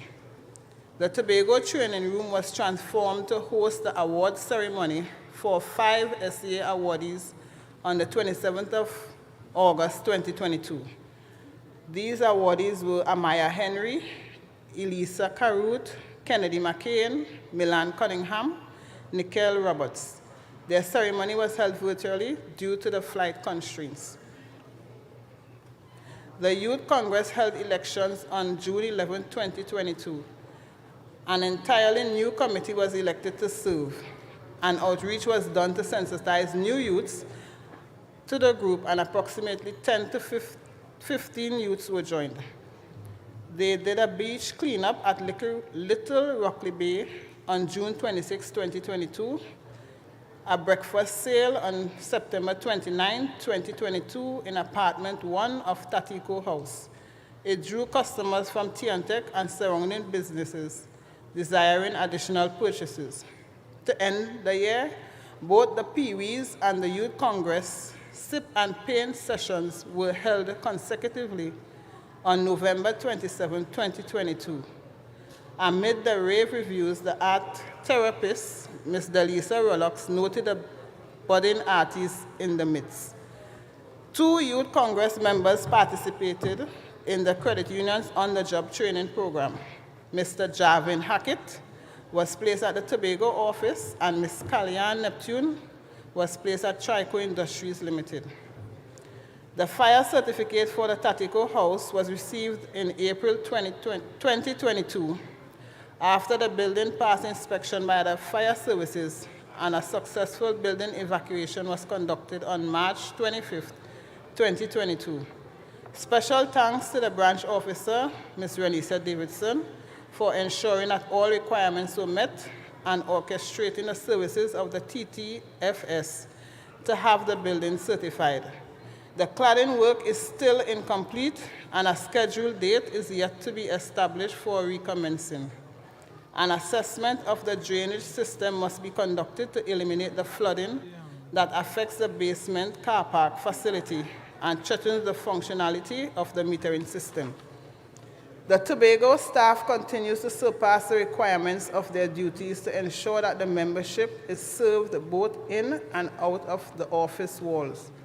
For the past 3 years, the staff led the initiative to host a fair and pop-up shop for Credit Union Day celebrations in Tobago.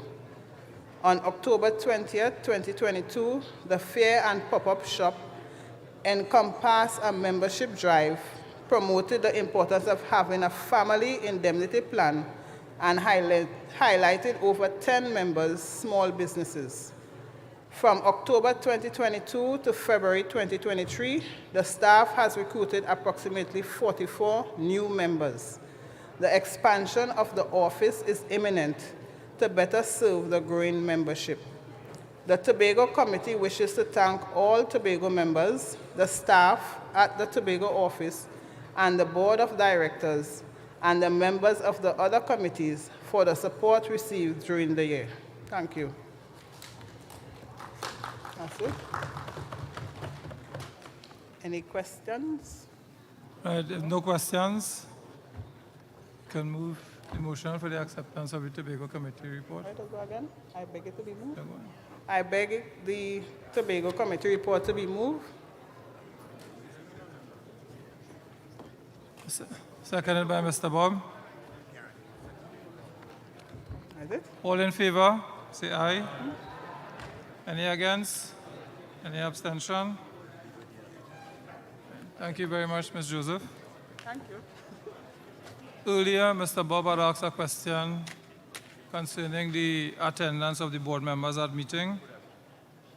So we just want to put up the attendance sheet for the board members. Good afternoon again. Could you all put up the attendance report for me, please? So this is the attendance report for the board and, of course, joint committees, meetings that would have been held for the year 2022. So I invite any questions, if there are any.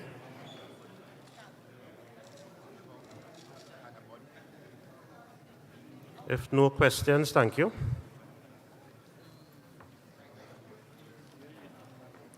All right, thank you very much, Mr. Seeley. I now invite the chairman of the supervisory committee to present that said report, Mr. Abdul Wadi.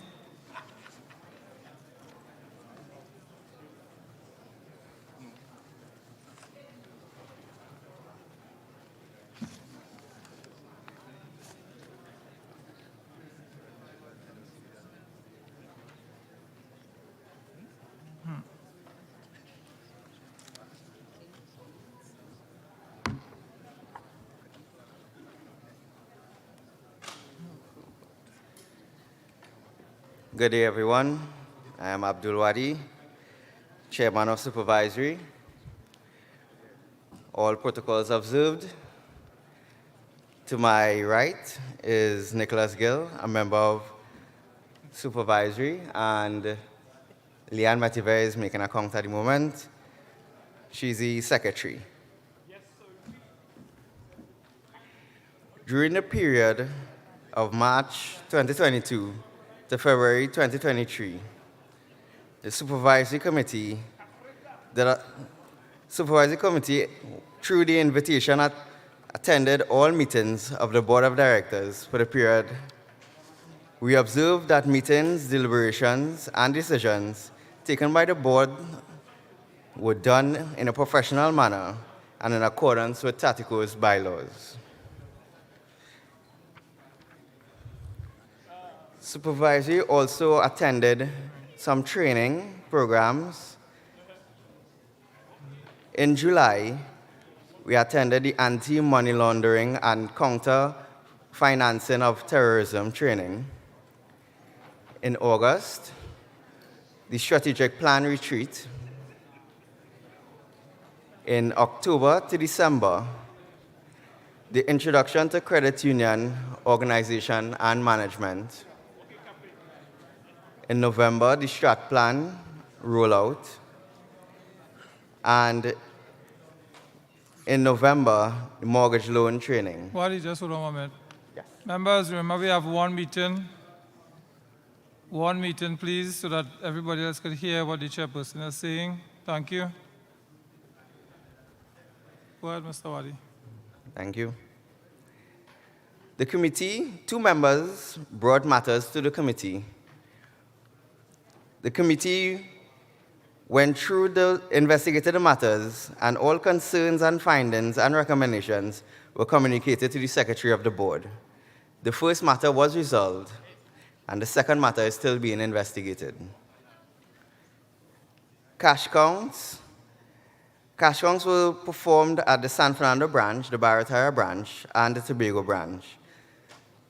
The Tobago cash count was performed at September the 9th, 2002, and no issues were observed. The committee also conducted an end-of-year cash count at the Barataria, San Fernando, and Tobago offices on the 30th of December, where there were no issues observed. There were some unannounced cash counts as well performed by the supervisory. At the Barataria office, the unsupervised, unannounced cash count was performed on the 10th of August, where there was one discrepancy. A report was submitted by the assistant manager identifying the cause of the discrepancy and how it was resolved. For the San Fernando branch, there was an unannounced cash count on the 11th of November, 2022, and no issues were observed. Activities that the supervisory committee performed, there were the members' mortgage loan audit. The committee conducted an audit of members who have existing loans for the period of January to April. This was done at the Barataria office. The members' vehicle loan was also performed at the Barataria office for the period January to July 2022. Members' vehicle loan audit was also performed in Tobago for the period January to September 2022. Officers' stipend audit was also performed. This was for the entire period of January to December 2022.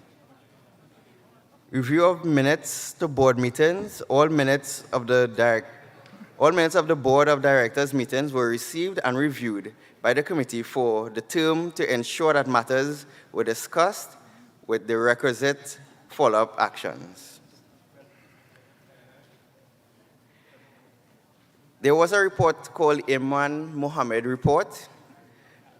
Imran Mohammed is a contractor that was selected via the tender process to complete works on the Tateco Port of Spain San Fernando building and to perform works on Tateco's Park Street car park. Supervisory raised concerns regarding the selection of Imran Mohammed for other projects. All findings, concerns, and recommendations were forwarded to the Secretary of the Board. Other matters, the Supervisory Committee performed an exercise to verify the expired goods at the Tateco service station, convenience store, and inventory. The objective of this exercise was to physically verify expired inventory items that have been identified for disposal. All findings and concerns and recommendations were forwarded to the Secretary of the Board. Verification of damaged and old IT equipment before disposal. The objective of this exercise was to physically identify and verify the IT equipment that were marked for disposal by the acting systems administrator. Supervisory also performed a visit to the Lotto booth where we witnessed end-of-shift activities. The attestation of monthly financial statements. The Supervisory Committee met monthly to attest the financials and no discrepancies were detected. Bank reconciliation. An audit of the bank reconciliations for the period January to December were conducted. For tender committee meetings, a representative of the supervisory committee witnessed 2 of the undermentioned openings to ensure that the tender committee was adhered to. The tender committee policy was adhered to. Consultancy services for strategic plan 2022 to 2024 and provision of services for virtual SGM.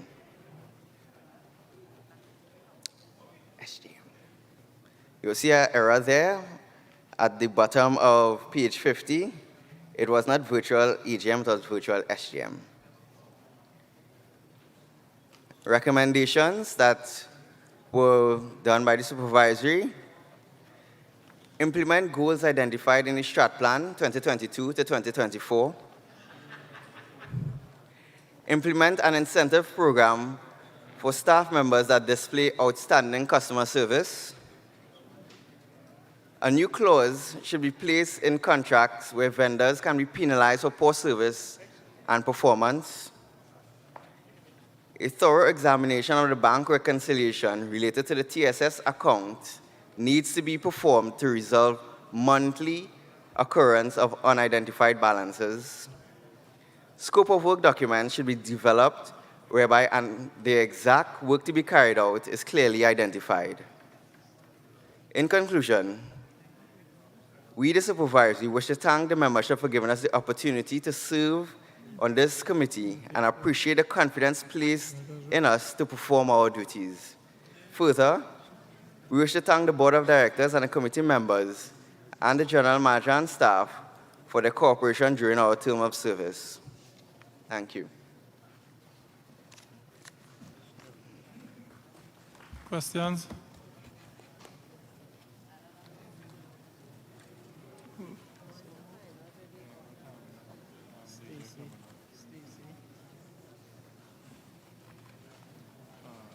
Hi, Stacey Daniel. I noticed some of the times you say no discrepancy found, and other times you don't say that. Is it because there were discrepancies on those occasions? 1. 2, of the 2 things that you submitted to the secretary for the special investigation, can you all tell me what the second matter is? I saw one was resolved, but the second one is not identified. And for the cash counter at the Bafferteria office that you got an explanation from the assistant manager, what was the explanation? Thanks. Okay. When I didn't mention that there weren't no discrepancies found, there just were no discrepancies found. I don't see where I didn't mention it, but any recommendations where there was something out of the norm, we would send it to the secretary. And some of our recommendations are actually placed here. For the, what was the second question? Or the member investigation. One matter was about a member went to the office and required certain transactions and they didn't see that result in their accounts. So the supervisor just looked at it further and it was sorted out eventually. Another member wanted, excuse.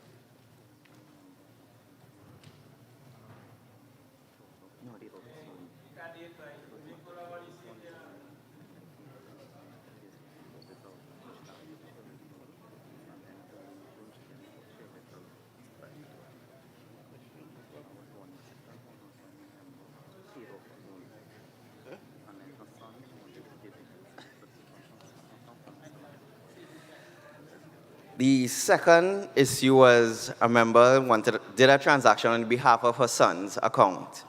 And the standing order, it was delayed. It just took a little longer to actually go through. When we looked at the matter,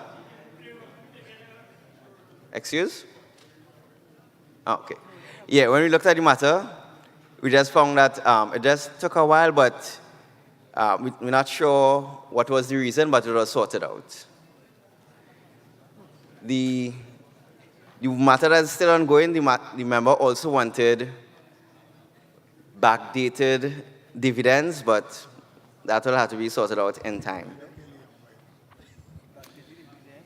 Mr. Chairman of the Supervisory Committee, Angel Ricardo Betancourt is the name. You indicated that a member did a transaction on behalf of a child. That child was below the age of 18? Yes. Nice. Because I know we have a policy in the credit union that members cannot do any transaction on a child's account over the age of 18. You are aware of that, right? Yes. No, I find like you're shaking your head in a kind of a sure kind of way. No, I was waiting for something else. I thought you had a dot. All right, nice. But my question really is, why no unannounced cash count in the Tobago office? Tobago tends to know when we're coming because we never, well, during my period, I never attempted to surprise Tobago by booking flights or anything. They typically know when we are coming. Mr. Chairman, I have a problem with that. I'm not satisfied with your answer. It has boat, it has plane. You could go up whenever you want. You could go up on a weekend just on a holiday and then go and do a surprise cash account. You just advise them that you're going, or somebody in the office in Trinidad just advise them that the supervisory committee. Someone in the office advises them. Nah, well, something wrong. Something fundamentally wrong with that. Fundamentally wrong with that. And I hear your question, and I realize that that is a good point, because it is something that could be looked into to the next committee to do a surprise visit to the Tobago office. Of course, it's a simple thing, you know. You go and buy a ticket, or whoever in the supervisory committee, go to Tobago, and come back and hand them the ticket to pay you back. Sounds simple, thank you. It's really, I really didn't know how to go to Tobago. Oh, you didn't think about that? Yes, Yeah, all right. yeah. Well, I know how to get something. Don't frighten the secretary, go approve it. Yeah, Courtney Leisure. So supervisory. Well, I don't know if you will be the next supervisory, but something seriously has to be done about the allocation of funds to members' accounts. I'm a person that suffered a certain circumstance based on instructions given to the credit union not being carried out in the way that it should. And if I may explain, right, it has to do with the allocation of monies to shares, yeah, on which an instruction was given because of excess funds on the account that the monies be journalized accordingly. That did not take place. It only came to my attention when I put in a nomination to serve this credit union. But from what you are saying there and from what I know from prior knowledge, is that when it comes to the allocation of funds to people's accounts, it's either delayed, misappropriated in the context of not being allocated the way it should be allocated, or the case may be. So I would like in the next rounds that they either overhaul the system, see what is the issue, to see how best we could get it done, rectified correctly and on a timely basis, because it puts people in a situation that they don't deliberately want to be in. That is one thing. Now, the next thing I want to bring up is the gas station. I don't know if I missed it in the report because I speed reading. Was any cash count done in the gas station? Yes. How many? Because the gas station operates on a cash basis primarily. There was one cash count done and two stock counts done at the gas station, and the 2 stock counts is not counting the one for the expired goods. All right, and not into the stock count. I feel that seeing that the gas station reports on a cash basis, I'm recommending for on the next occasion, whoever the next supervisory may be, they pay attention to the cash count in the gas station on a more regular, well, yes, exactly. Because of the nature of the transactions in that business entity. Thank you.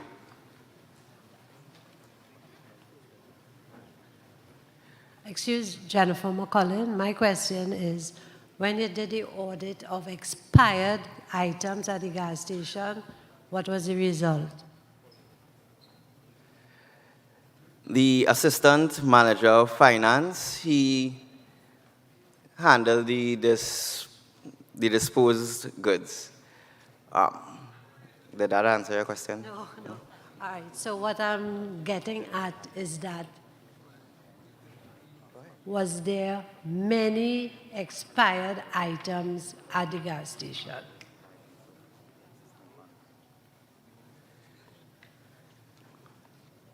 So for the expired goods, some were just disposed of. And The question is, was there many expired items at the gas what is station? many, like quantify many? Many could be Well, 100, many could be 1,000. Yes. How many expired items? What are I? So listen. What I'm trying to find out is if the sale of items at the gas station is not very good, so that the items we have, they're not being sold, so they're expiring. That is what I'm trying to find out. Okay. The value, Not the value. don't have the value of... Not the value. So let me repeat. The question is... So that's the listen. quantity of items. Like if, All right. So the question is, from your report, right? yes. Was there many items, expired items at the gas station? Meaning, if on a monthly basis we have a lot of expired items at the gas station. No, there aren't much expired items on a monthly basis.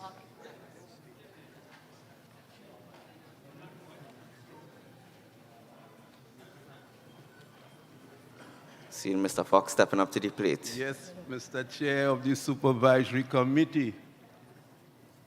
I see you did reconciliation from January to December, but you don't have any date. Could you tell me when that reconciliation was concluded? What date? Well, in the report I have here, I'm seeing January to December 2022. So from the 1st of January to the 31st of December 2022. So the reconciliation concluded on December 22. This is what you're telling me.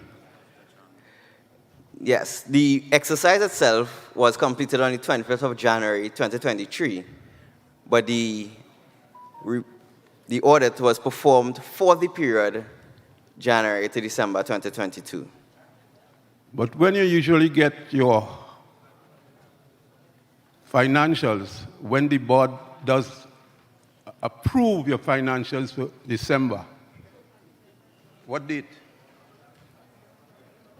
So that you could have a reconciliation.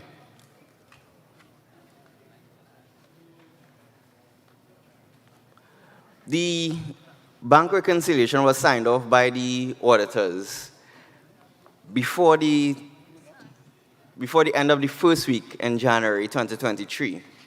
So we were able to go through the December documents by the end, before January ended, was concluded. Does this go to the board first? No.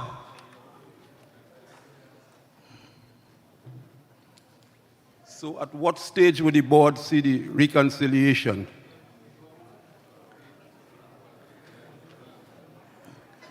From my knowledge, it's not normal for the board to review the bank reconciliation.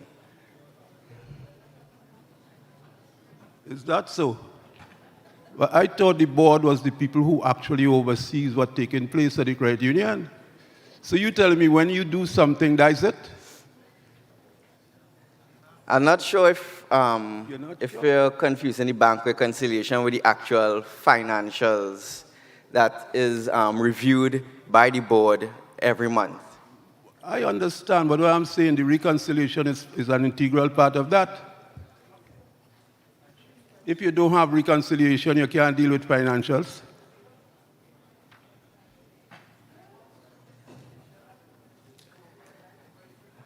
Noted. Okay, thank you. Any other questions?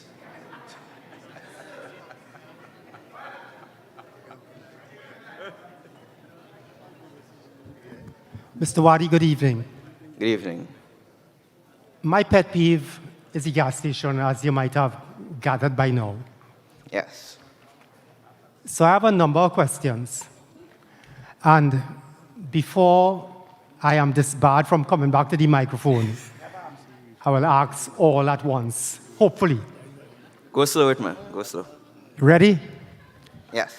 1, does the supervisory committee do dips in the gas tank? We witnessed the dip in the gas tank. Do you physically do it? No. The employee does it, and we witness they do it and check it and note it. Let's take for a period, 1 month. How much times that is done? On the average? The dip or the supervisory? The dip. Do you watch any dip taking place? We only do that when we do a cash count close off. So when we How often is that? We only did one last year. Bingo. All right, I will not go there again. All right? According to your report, yes, you did audit to check expired items in the C-store. Am I correct? Yes. Did you do an audit to find out whether the sales being submitted is okura with the stocks that come in and the closing stock?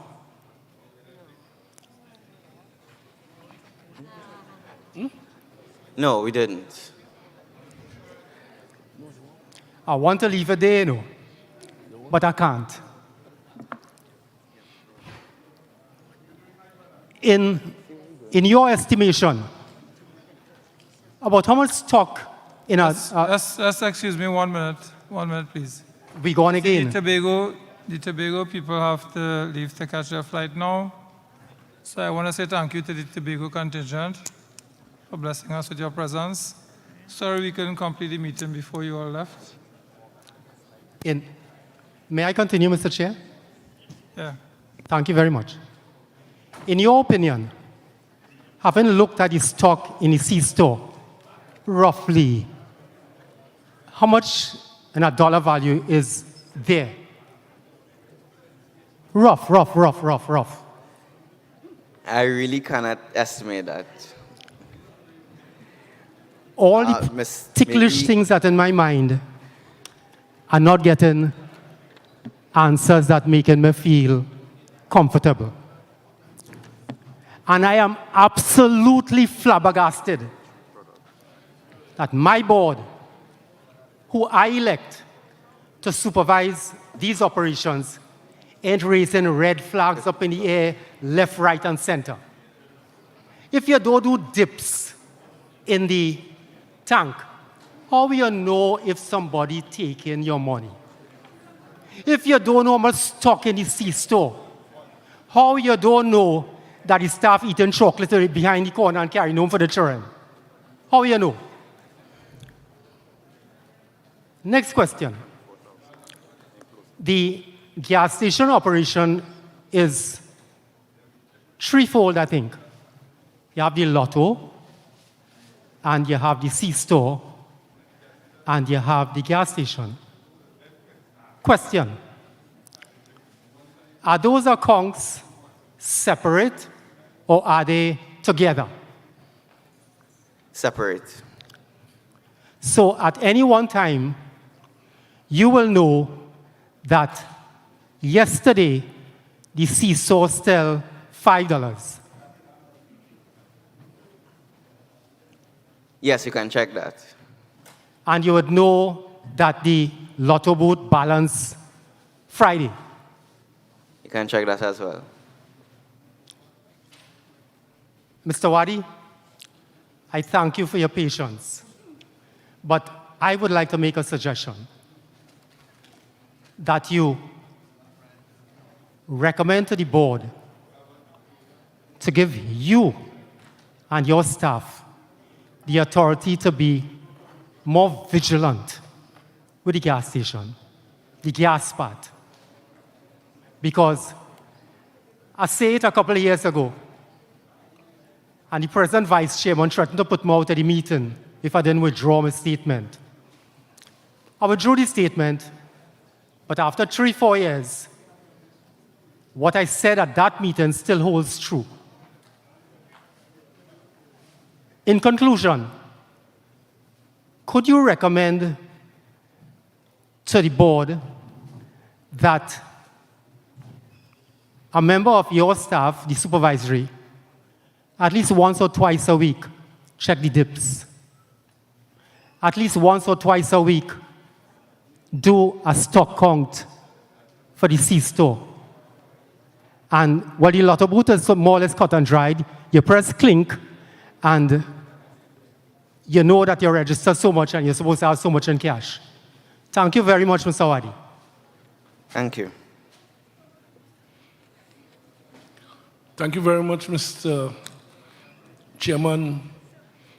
Through you to Mr. Wahid.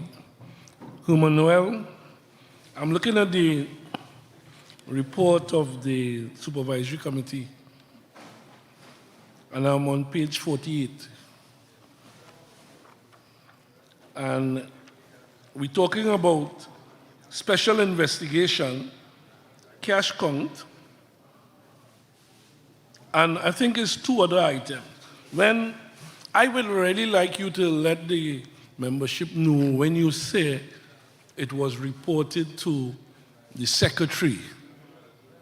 And when it was reported to the secretary, what transpired after that? Because you can report it to the secretary, and the secretary put it on there, all right?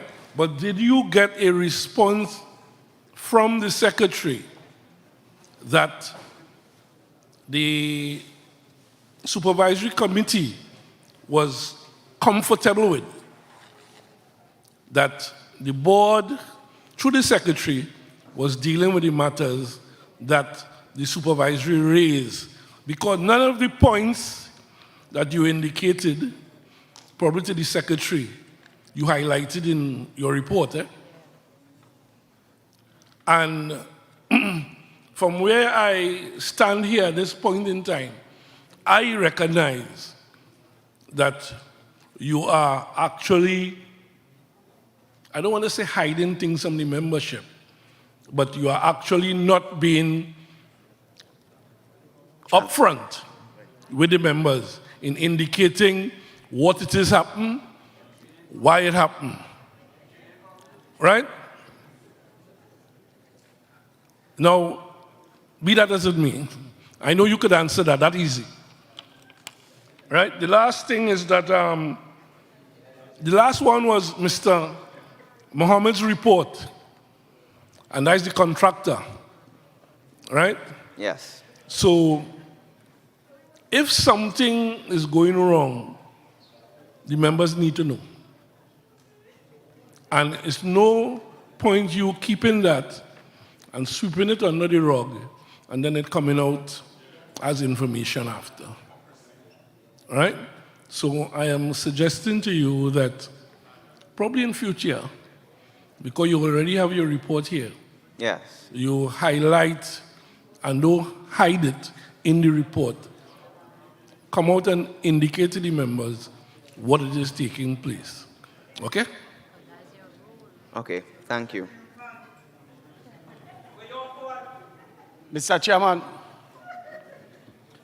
I see under recommendations, we have a lot of recommendations here to the board.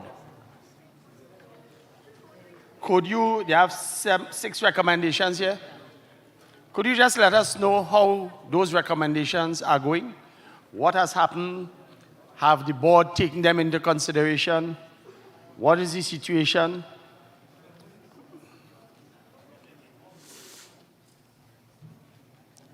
If you want, I could read them, you know. I can read them. Thank you, sir.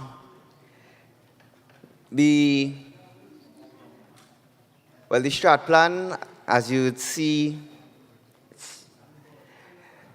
that's up to the board heard it, and they are moving forward with implementing goals on the strat plan. If you want more details about that, I'm sure the chair would happily give some more details about it. The incentive program for the staff members, haven't gotten, I'm not sure what they will decide on that as yet. I haven't heard a discussion about it. What was your recommendation with regard to that incentive program? What you have here is broad-based. Well, it's pretty straightforward as what you see here.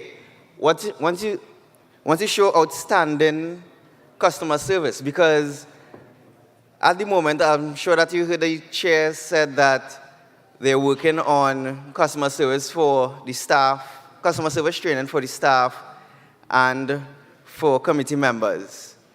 This was also to capitalize on that so that people will actually take ownership of the training that is being provided. And an incentive for just displaying outstanding customer service will be provided in whatever way that the board decides on how to provide that positive feedback to the member. The third bullet have me a little concerned that you're making a recommendation to the board and no feedback. Because that's what this is telling me, that you make a recommendation to the board and you don't get feedback. Whether they do it or they don't do it, you just don't get feedback. Well, one I know that I got feedback for, especially because I heard the discussions, I was privy to the discussions, when the board was discussing it was the scope of work documents, the last recommendation. But the scope of work documents should be developed whereby it should be more precise to describe what the job is to be done. In this way, you have a firm agreement when the contract is developed between the contractor and Tateco. The fourth bullet, fifth bullet, is the same thing that my learned friend before was talking about with regards to the gas station. How can you make a recommendation for a thorough examination of the bank reconciliation and you only go in and check the TS, the gas station, once for the year? How could you make a recommendation like that? If you go in on a regular basis to do checks at the gas station, then I can see you making a recommendation like this. But I am of the view, and subject to correction, and I know I'm not sure that the chairman might want to protect you, but this is a frivolous recommendation. Very frivolous. I could clarify this. Maybe it just needs clarification to bring better understanding to it. While we were doing the bank reconciliation report, there's a TSS links account that it showed that every month there was a sum that brought that they used to balance the account. And it wasn't clear where the sum was coming from. And when we look back, going beyond 2022, we saw that the sum started way before that. So our suggestion coming out of this was for there to be an investigation into it to find out where this originated. You know, you are the investigated arm of the credit union. It's up to you to do the investigation. You can't go to the board to ask them to do an investigation of what you're supposed to be doing. You're falling down on your work, pal. Well, it wanted staff members who are the accountants to actually go through it. And when they provide that information, then we would look at it to see, to investigate it even further. Have you gotten that? Not as yet. And Mr. Andrew Joseph comments is exactly correct. Because I recall as the secretary of this August organization, way back when we now started to handle the gas station, when it was now going on, we used to do a regular dip. And the guys in the gas station know how to dip. And if you ain't dip the stick yourself, the stick don't go down to the bottom of the tank. They have a way of doing it that you can get full. That is what Andrew talking about. Well, in my gas station thing is a thing you can get full easy. Only to realize months after, and my learned friend, the secretary at present, would be aware of that. Only to realize that they hold up a truckload of diesel heading down to the port, and the dip in the gas station was showing correct. You got to do your work, Mr. Wahid. From my experience working at PowerGen, I accustomed doing dips as part of my job portfolio, so I know what is a true dip and what is a fake dip. It's easily for me to recognize just because of my work experience. So watching them do the dip, I was able to tell that it was a true dip. And I know how to read it as well. I've been... The question is not you being, and I'm glad, Andrew is glad to know that you're able to do that. How often you're doing it? That is the question. How often it is and being I welcome the suggestion. I like what he said about witnessing it 1 to twice a week. And we will see how the supervisor could go forward with such a suggestion. And I welcome it and I thank him. Okay then.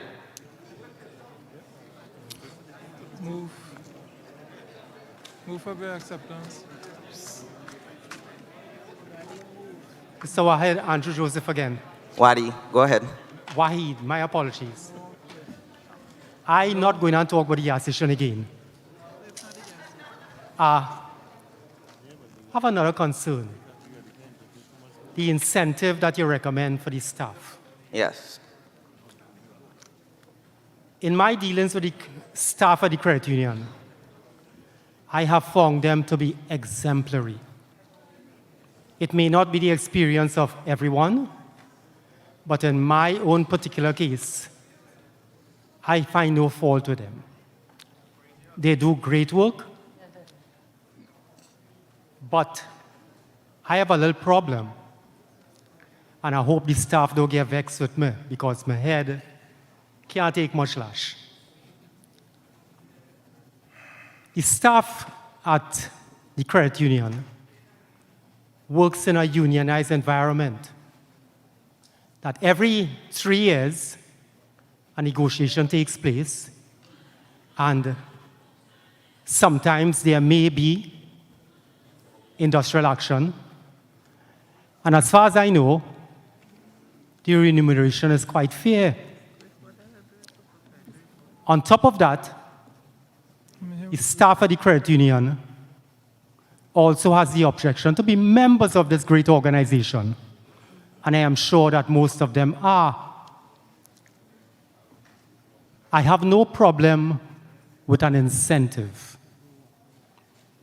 But given an incentive in addition to 1% of the surplus, I think is obscene. Mr. Joseph, this is not dealing with the supervisory. Right now, the supervisory. I am dealing with the incentives that as was recommended by Mr. Wahid. That's what I am dealing with. I know that this is not the place, but I am dealing with what he said in his report. That's you. Now, if I may continue, sir, that you could recommend, no, an incentive is good, eh? That is why I disagree with the 1% across the board. Incentive program for the staff. In that you reward people for good service. That you have a member of staff who goes way and above the call of duty to facilitate this great organization and the membership. But in addition to that, you have a 1%. I have strong reservations for that. Thank you. Thank you for your comment. I would like to move a motion for the acceptance of the supervisory report. Seconder. Angelina.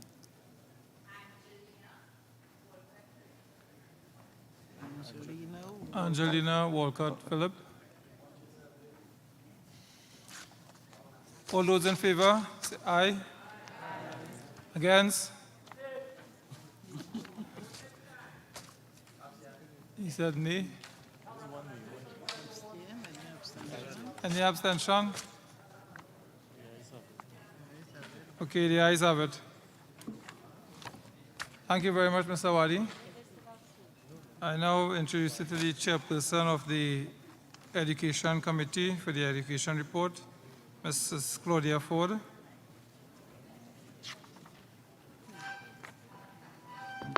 Good afternoon, all. All protocols observed. I'd like to present the education report, which is on page 52 to page 55 of your brochures. The committee consisted of Claudia Ford as chairperson, Mr. Charles Innes, deputy chair, Carissa Edwards, the secretary, Lisa Kazo, member, Gemma Henry, member, and our Tobago representative, Ms. Tamika Joseph Mills. Thank you, Karen. We had several training sessions for staff during this past year. The Cooperative Credit Union League Leadership Conference was attended by our president, Mr. Cliff Ramsberg, and Mr. Wayne Younghu, the Assistant Manager of Finance and Administration. We also did some work with the Credit Union Diagnostic Tool, which was facilitated by the Credit Union League, as well as the Commissioner of Cooperatives. We have gotten the first draft, which was really presented to us, and we are waiting our official copy. For Carib DE, we had Ms. Simone Leith and Latifa Cummings, Mr. Maurice Wiley, and Ms. Melissa Alcazar attended DEs this year, all held at the Hyatt in Port of Spain. The Education Committee also held courses, a certificate course. I need to make a correction on page 53. The last line, to insert the word associate before the degree. So those staff members who attended this course at Cipriani, they can now move on, and one person has indicated her interest in moving forward to do the associate degree. The Credit Union Organization and Management Training Program was attended by our Assistant Secretary, Mr. Richard Abraham, Mr. Keith Campbell, Credit Committee member, and Mr. Abdul Wadi, Supervisory Chair. This was held by the Eastern Credit Union. The customer service training that has been mentioned is being facilitated by Ms. Dawn Richards, consultant, and it is to improve the customer service by our staff as well as our officers. Public relations and corporate communications, we sent 2 persons to do a course at SBCS this year. For 2022, we had a lot of online programs because of the issue with the COVID, and some places were opening and some weren't, and a lot of the courses were held online. So we did the financial seminar, which was online. Someone in Tobago hosted, and both Trinidad and Tobago, only 33 members attended. The insurance seminar, 60 persons registered on the morning, 20 persons were online. We did makeup courses in Trinidad and Tobago. This was well attended. This was in person. We did a virtual Christmas cooking course. Again, it was well attended. People are asking for a longer period. It was just for 4 weeks. Our highlight for this year was our Gerard Major SEA Awards, which was held at Cipriani Labour College. And for our Tobago members, we had it at the training room in Tobago. One of the issues we faced during the year was the limit on flights to Tobago, to and from. So our Tobago team could not come. So we did a hybrid session, and it was well done. Everybody enjoyed their gifts, and they, of course, received a cash award. Understanding Your Money is another session that was hosted by the Global Network of Global Women Leadership Network, and we also facilitated 6 persons to attend that course. I just wanted to stress to members, 2% of your surplus goes to education. I'm repeating, 2% of your surplus goes to education. When we decide on courses and we advertise, I don't know what is the concern people have, whether they can come, they register, and then they don't show up. We have to pay the facilitators to do these courses. And if you don't attend, you are actually wasting your own money. So I'm just trying to encourage members. We want more dividends, we want more surplus, but when we try to educate members and they don't turn up for these sessions, we are losing out. Last year, Mr. Innes started the UE Open Campus courses, asked people to register, and it was online.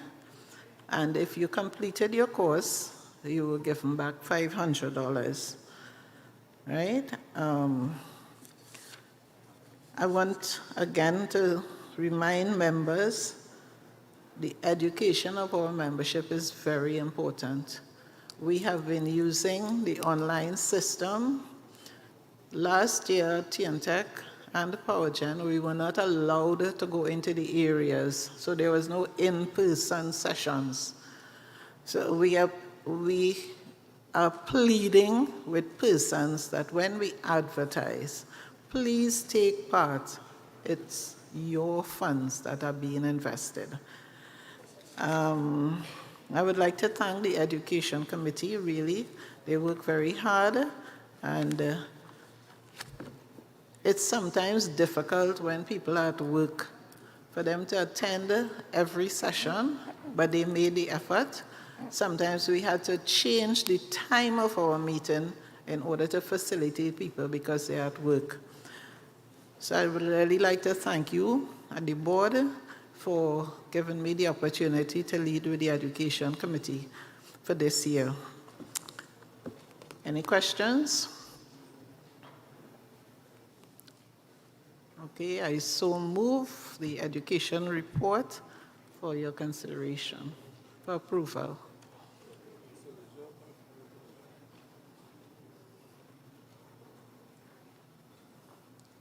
Courtney Lejean. Pleasant good afternoon again. Mrs. Ford, thank you for that wonderful report. I have two questions. Well, one already a suggestion. I heard you say it's 2% appropriated to the education fund from the surplus. Yes. And in light that our surplus was so poor in this period, is it possible for us to consider reducing that amount from 2% to a smaller amount? To do what? Yeah, because to reduce the amount, to reduce the allocation from 2%.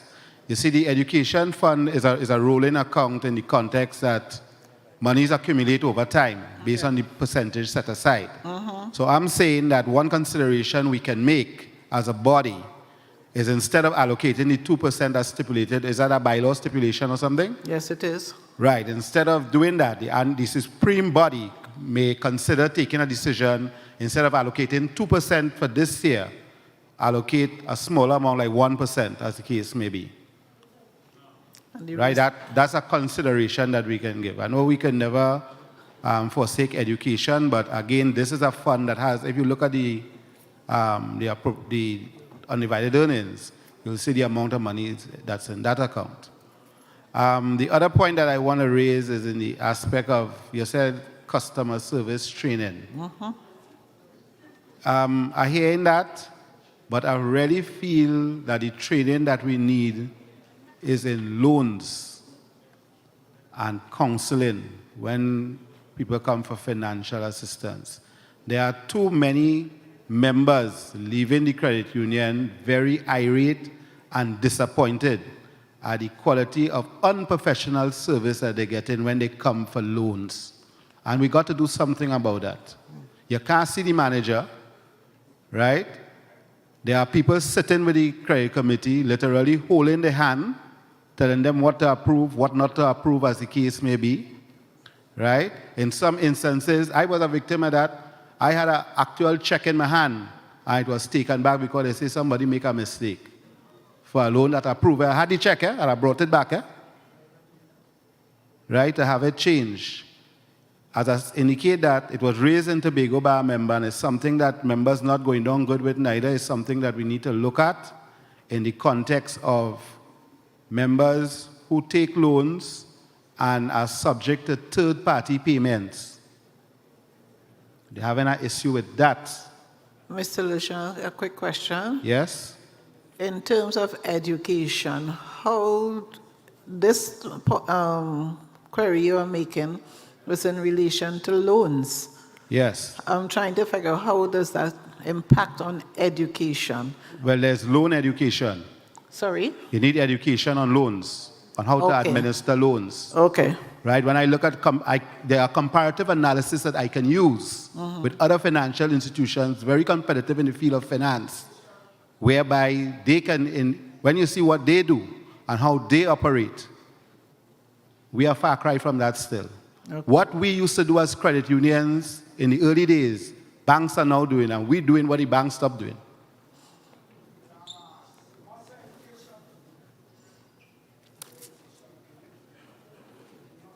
Quick one, Ina Campbell Anthony. On the education loans, I'm flipping back to the minutes of the meeting on page 15, where someone, Ms. Wilson, asked about training on trading online. Are we looking at including that in our training? Could you repeat the question? On page, well, my question is whether we are going to look at training courses, whether online or face-to-face, on trading online. I saw where someone asked it in last year's meeting because it's mentioned in the minutes of that meeting on page 15, number 65A, and I'm asking if it can be brought back on the table. Trading online. Trading online. It's on page 15 under 65. Forex trading you're referring to? Yeah. Online? Trade online. If we offer any training in that area. Oh. No, Miss Anthony, I'm sorry. No, we are not doing that right now. But the question wasn't answered in the minutes there. That's why I'm asking it again, if there was some reason why not. Forex training? Trading. Trading. For example, if you buy bonds, if you trade, it was brought before, and I'm asking whether it is that it can be brought back on the table or whether you just squash it because it wasn't answered. Okay. No, we did not look at that for last year. Yeah, Karabai again. I see you all talking about training to staff. We have been paying training for these staff for years. For years we're training these staff. And we're still getting the same problem from them. What I am saying is this: when you all are taking on staff, get to know where they live in, get to find out about them, get to know what kind of parents they have. Because some of them come with their parents' training. Parents have a lot we parents have a lot to be blamed for a lot of crime that's going on in this country, you know. We have to be blamed, you know. So I am thinking about this amount of money we're paying for training for these staff, and we're still getting the same attitude from them. Because most of us, when I come in the credit union, I ain't coming looking for wife, you know. But at least they could give me a smile. I ain't looking for wife. But how come they're face serious? They like a hug? Mr. Karabai, the training is over a period of time. Who talking? I am. Oh, yeah. The period is over 7 months. We are spending time to improve our service to you, the members. I'm tired here at any meetings here. Well, tired here. You're tired. Well, this is the first indication I have with a company that is doing it. Please, let them have some training in-house too now. Sorry? Have people we have to tell them what to do. We have a big executive here. When somebody playing the fool, pull them up. Talk to them, call them into a meeting, talk to them. Tell them that they pay my salary and I pay theirs. Because when they pay light bill, they pay in mine. And when I take a loan, I pay in theirs. Yes, Mr. Karabai. Thanks very much. Thank you very much. Okay. Okay, so I would like to move for the education report.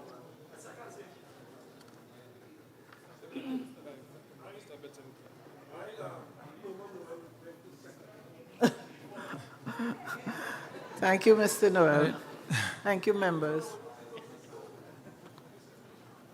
All right, thank you, Mr. Noel.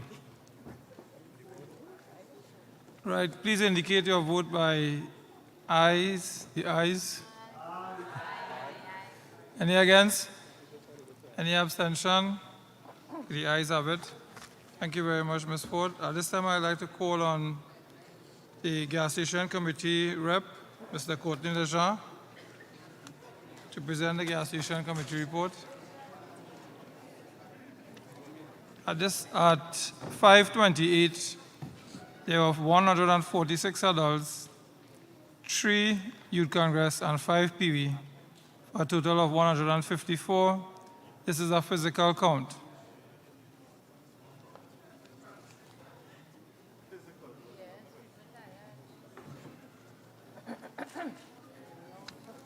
All right, this is a physical count of who is in the room.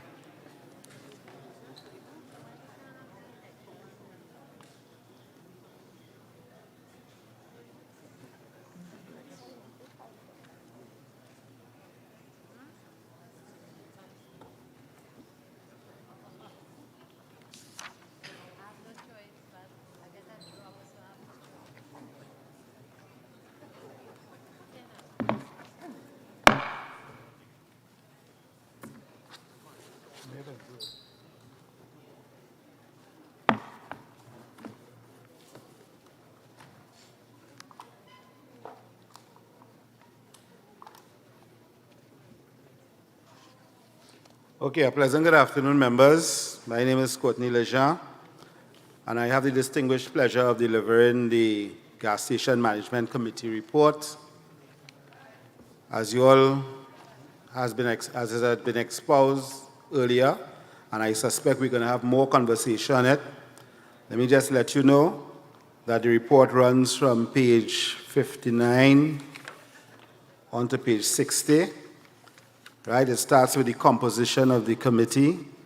Mr. Cliff Ramsubag, Chairman, President of the Credit Union. Mr. Kester Seeley, the Vice Chairman and Board Member. And Mr. Nigel Edwards, Subject Matter Expert.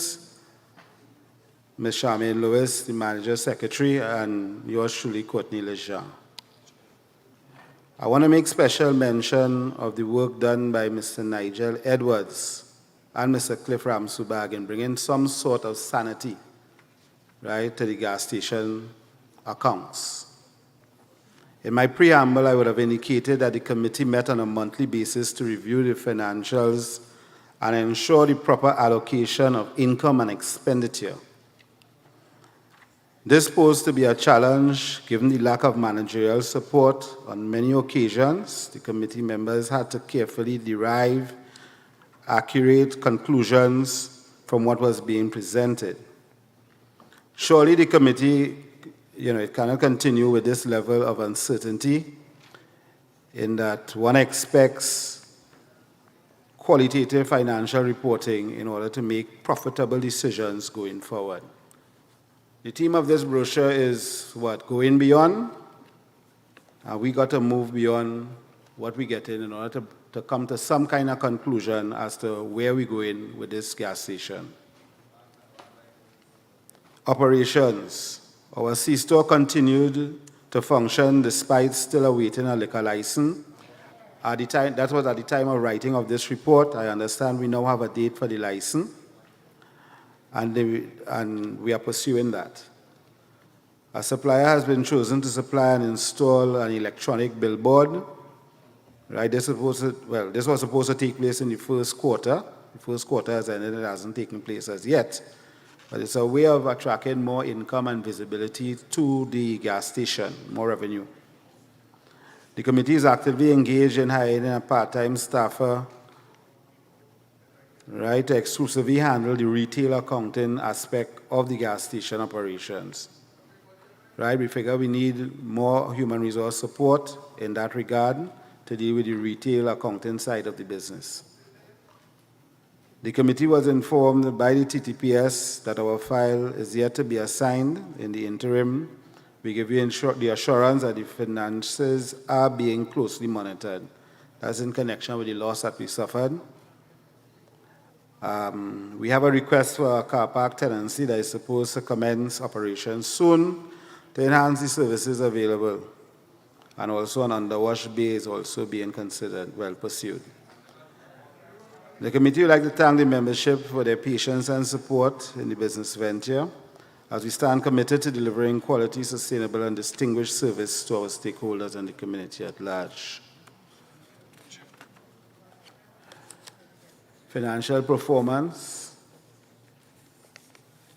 I don't think you want me to go into calling the figures, right? We can see the figures, or do you want me to call the figures? Right, we good with that, right?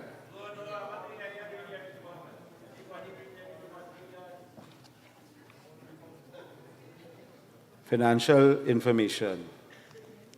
For the year January to December 2022, the TSS earned a total revenue of $4,525,114.64.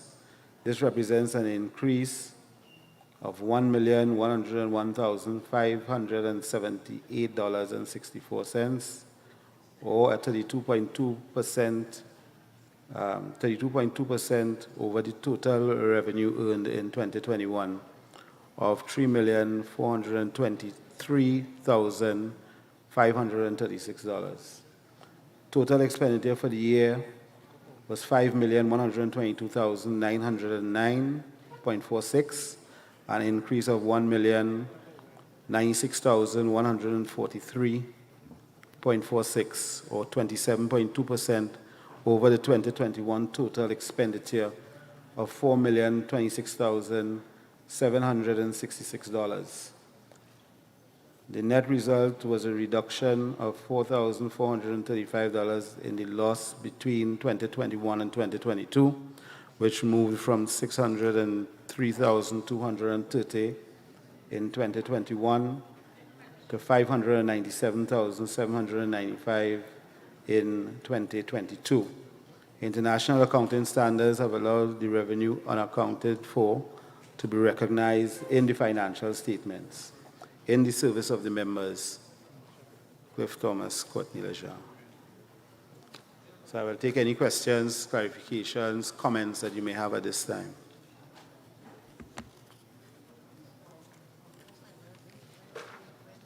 Okay, so I take it that we're all right, Mr. Chairman? That was just to get him to come to the mic a little faster. Good afternoon. Afternoon. Gary Charles is in him. Now, question.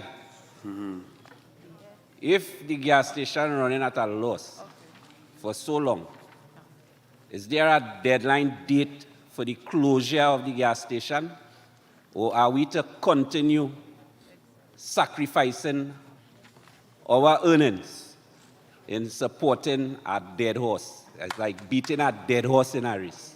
So is there a deadline date for the closure of this gas station? Thank you. Okay, well, as far as I am aware, the gas station committee has not made that recommendation, nor have I heard it from the chairman and president of Tateco that they were contemplating such. However, the membership, I guess this is the annual general meeting, the supreme body, and if it is the feeling of the supreme body that we should go that way, right, then we could, put that in place, right? But as I stand here before you to report, we don't have like a deadline date to say, well, look, we're going to go 3 more years. If we continue making losses, we're going to close down the gas station or lease it out, as the case may be.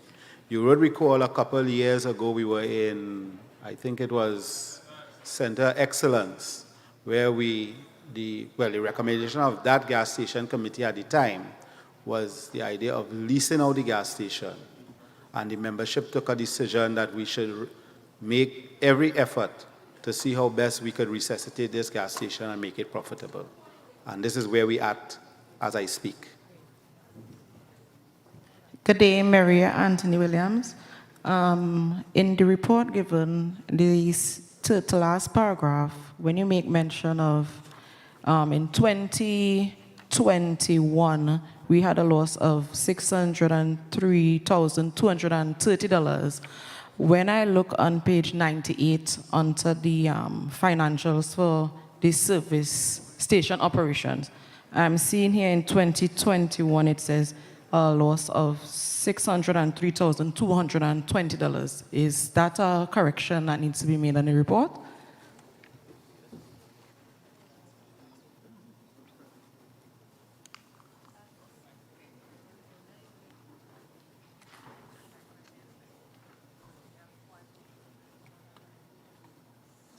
Are the figures accurate?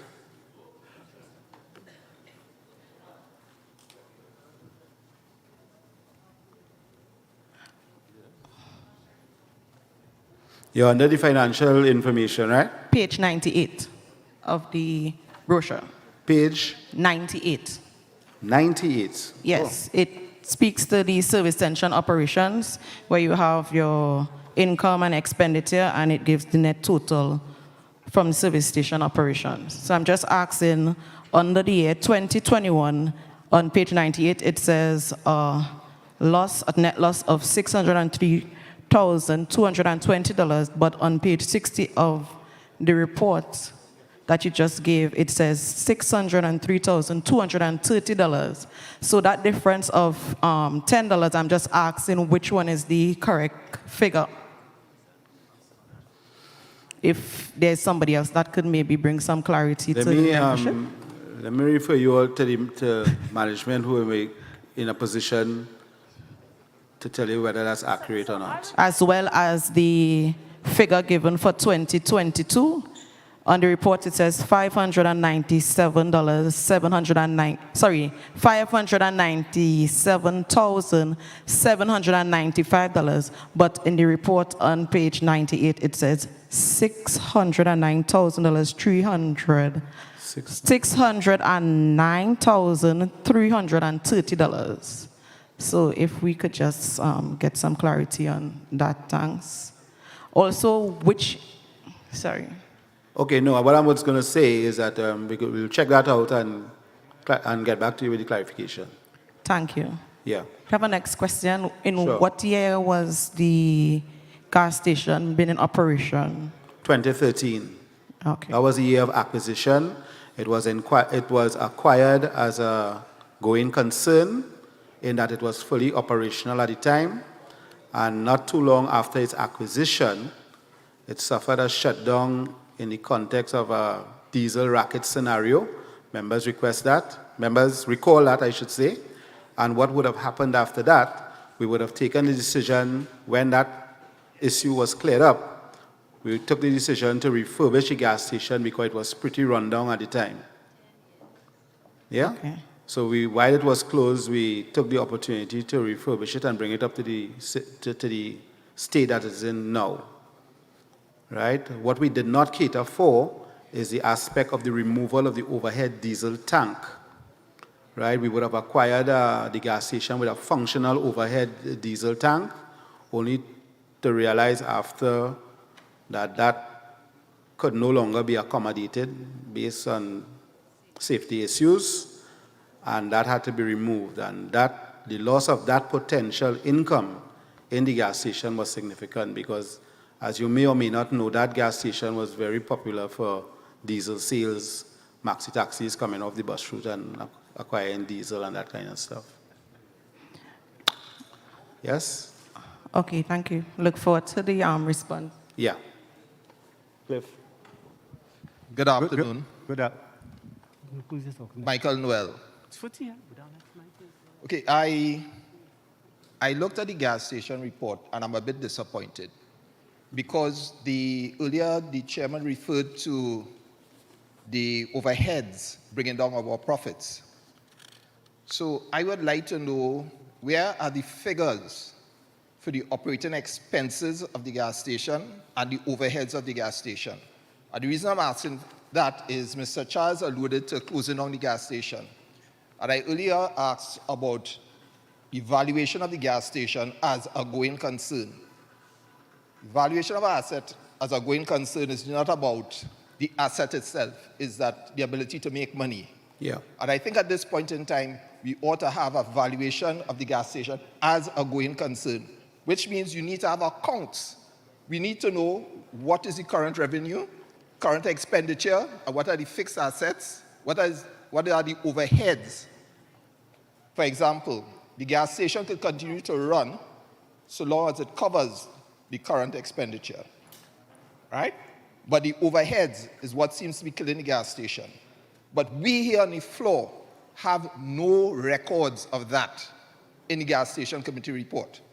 I know the excuse given before is that it goes into the overall credit union account. Correct. But we need to see it separately so we can make an informed decision. But it's the same thing, because if you look on page 98, it gives you the breakdown of this service station operations, income and expenditure. Yeah, but what is current? What is the variable costs? And what are the fixed costs? We don't know. In other words, yeah, I understand what you're saying. Okay, so yeah. We need that because we can't make a decision as to whether this thing should be operational or not. We need to have more figures for the gas station independently from the credit union. And that's what I'm calling for. Okay. So I would like to make the suggestion that we have separate accounts for the gas station report, and then you can merge it into the credit union report. But we are at a loss to know what is going on with the gas station. Okay, so you want accounting information in the gas station report as presented here. This is what you want, notwithstanding we have it in the financials. That's quite correct. You want more meat in the gas correct. station report, So especially with the accounting figures. Yes. Okay, I understand. Yeah. Okay, thank you. So I could go now, right? Yes, Mr. Chairman. Carby, hold on now, man. Go this way. One mic out. No, we line up here, no? All right. We line up here. Yeah. Good afternoon. My name is Cliff from Subaga. My name is Cliff Thomas. Right, the first thing, let me get clear, right? I don't want all you to hit the wrong cliff. Or hit the wrong cliff. Anyone of it you want to put. The gas station, I don't mind what nobody say. I as one black person believe black people could run business. And our gas station had to make money. Had to make money. Correct. I worked in a gas station for years. It's still operating up to now. It was at Tateco at the corner, 8th Avenue and 5th Street in Barrett area. I worked there for years as a shiftman. And the way we run the gas station there for years is that we do an audit on every shift, which includes the pump, dip the tanks, and we always had C-store. We used to sell cannons, fruit punch, cannons milk, cannons chocolate milk, cannons Nestle chocolate. We used to sell biscuit, we used to sell cake, all kind of thing in the gas station. Peanut punch, everything. And you had to account on every shift. You had to dip the tank, you had to check the pump, going off, coming on shift. And we had 3 shifts in gas station, not 2, we used 3 shifts. And gas was 56 cents a gallon at that time. So the gas a little more now. I don't mind. You could look at it as a going concern and give it to somebody else who will come there and make a set of money. And then you turn around and tell yourself, well, what is going on? We could not make that money too. You figure 2.6% good enough for me? At my age, I'm 73 years old. I'm older than, the only person I must be older than this car, but I ain't so sure neither. But I'm older than Betancourt, and Betancourt Basin, about how old he is. 65. You understand? So I just let you know. I believe we have some things to do, and you have to do it in a particular way. I'm sure we ain't doing no daily audits. You have to do, not daily audits, but shift audit. That is what had to go on. You operate with a petty cash, you start with a petty cash, you do everything. The C-store check, the everything check, it had to do on every shift. And we're doing that since 1960-something. In 2023, we can't do it now to make some money. And so I could get a little 6.6. Well, give me 4% at least, like what they gave the protective service and the public service and all kind of things. Give me 4%. And I'm happy. I would not take it. I still want to demonstrate by the credit union for 2.6. I want to lead a demonstration. I want to ask everybody to come out like I ain't able with 2.6 and doing nothing.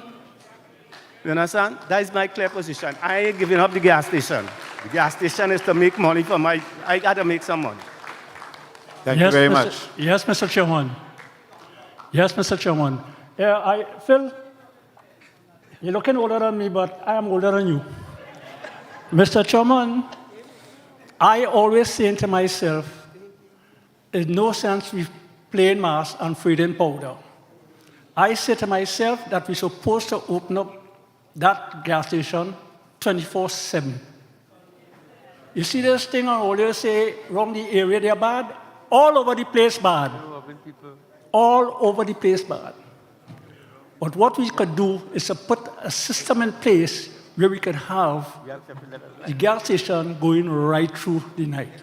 Because that's when a lot of people has come out sometimes to put gas in their car for the morning. I am telling you that. This same gas station by 8, well, they close now. The one down by 10th Avenue is the one that will be open right through. So I don't see why it is that you all are not given the opportunity to have 24/7 right at the corner there. Thank you. Okay, thank you for that. It's something we have been playing with, that we have considered, right? Of course, we had to look at the security implications, but we have not ruled it out. In fact, the intention was, as the gas station developed, right, we are to put more things in place that, we would have looked at going that way, to be open in 24 hours.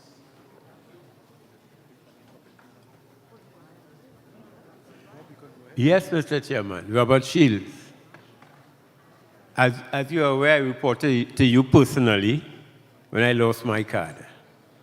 And you told me to look into it.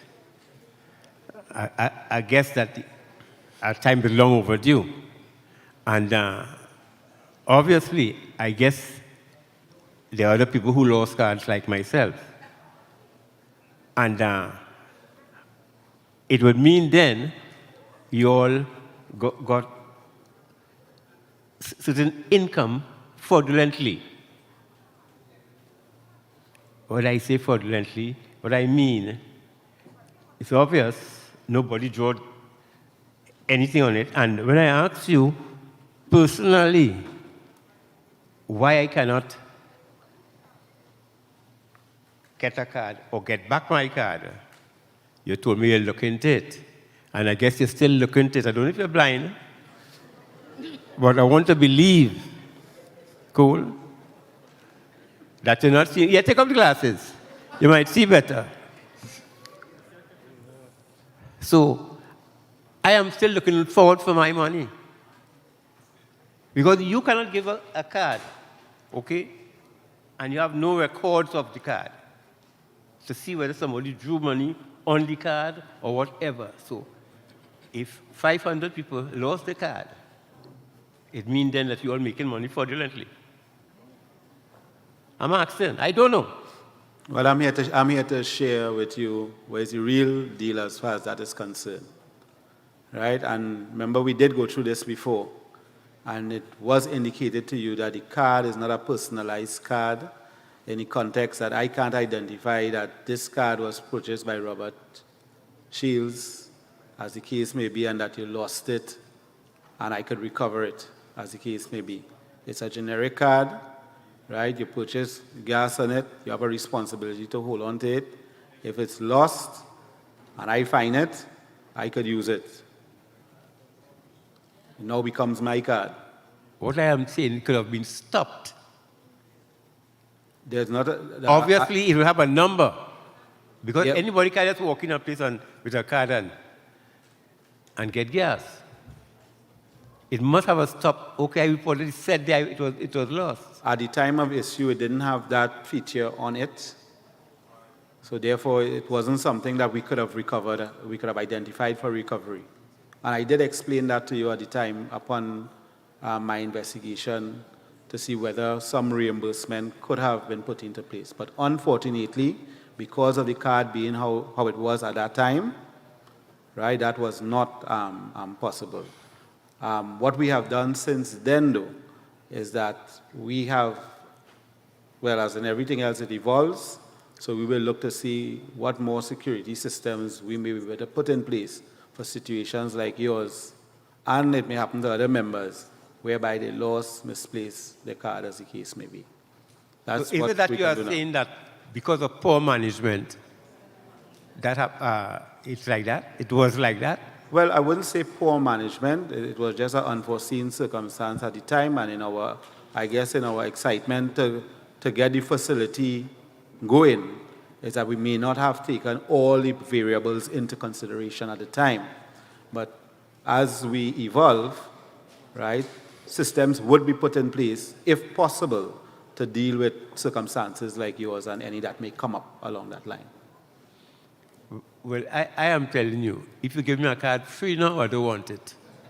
Thank you.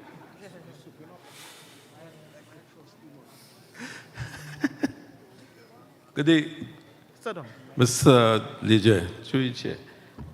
One question. Notwithstanding the differences in your report to the financial statement with the expenses, under the expenses, I just want a clarity. What page you on, Mr. Bob? Page 98. I just want to find if it's a double entry or what, on that stipend.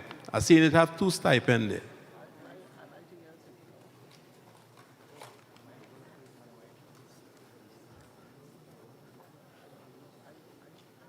And what caused the increase? Right, there should only be one. Mr. Leger. Sorry, to answer your first sorry, question. Mr. Chair. Yeah, there should only be one stipend there. And the reason for the increase is that the SME is paid $900 as according to our policy. The manager, the general manager, the secretary is paid $900, and The general manager yes, and the secretary. No, the general manager, who is the secretary, is paid 900. Why? And What, that that's is the according policy? to the policy, yes. This, And that's not- also the members rep is also paid $900. No, I can recall that specialists are paid that figure on the committees. Well, this is what is handed down in the policy. These 3 persons, the $900 together with the other sitting member of the board, the other 2 members of the board actually, $60. And why is the manager paid $900? Refresh my memory, please. That is according to Kessler.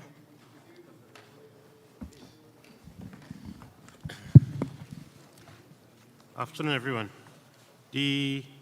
At the time when the committee was formulated, the manager at that time had some set responsibilities. The gas station, as an add-on, was considered something additional. And in order to compensate for that additional duties in terms of note-taking and accounting for the gas station, it was decided at that time that the professional fee of the $900 paid to the subject matter experts would also be extended to the manager at that time. And it continued from there.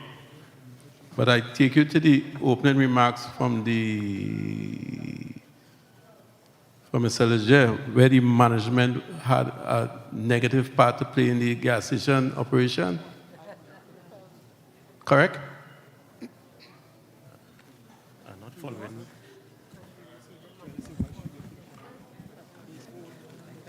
Say that again, Mr. Bob.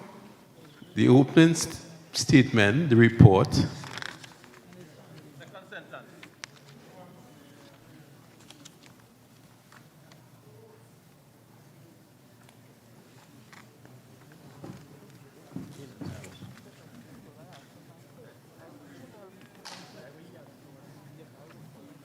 Mr. Bob is referring to the second sentence. Is it an indictment on management? so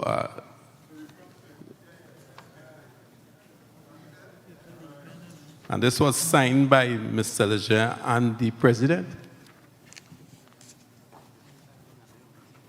And you're telling me somebody is getting paid for not functioning. That is what the board is telling the membership.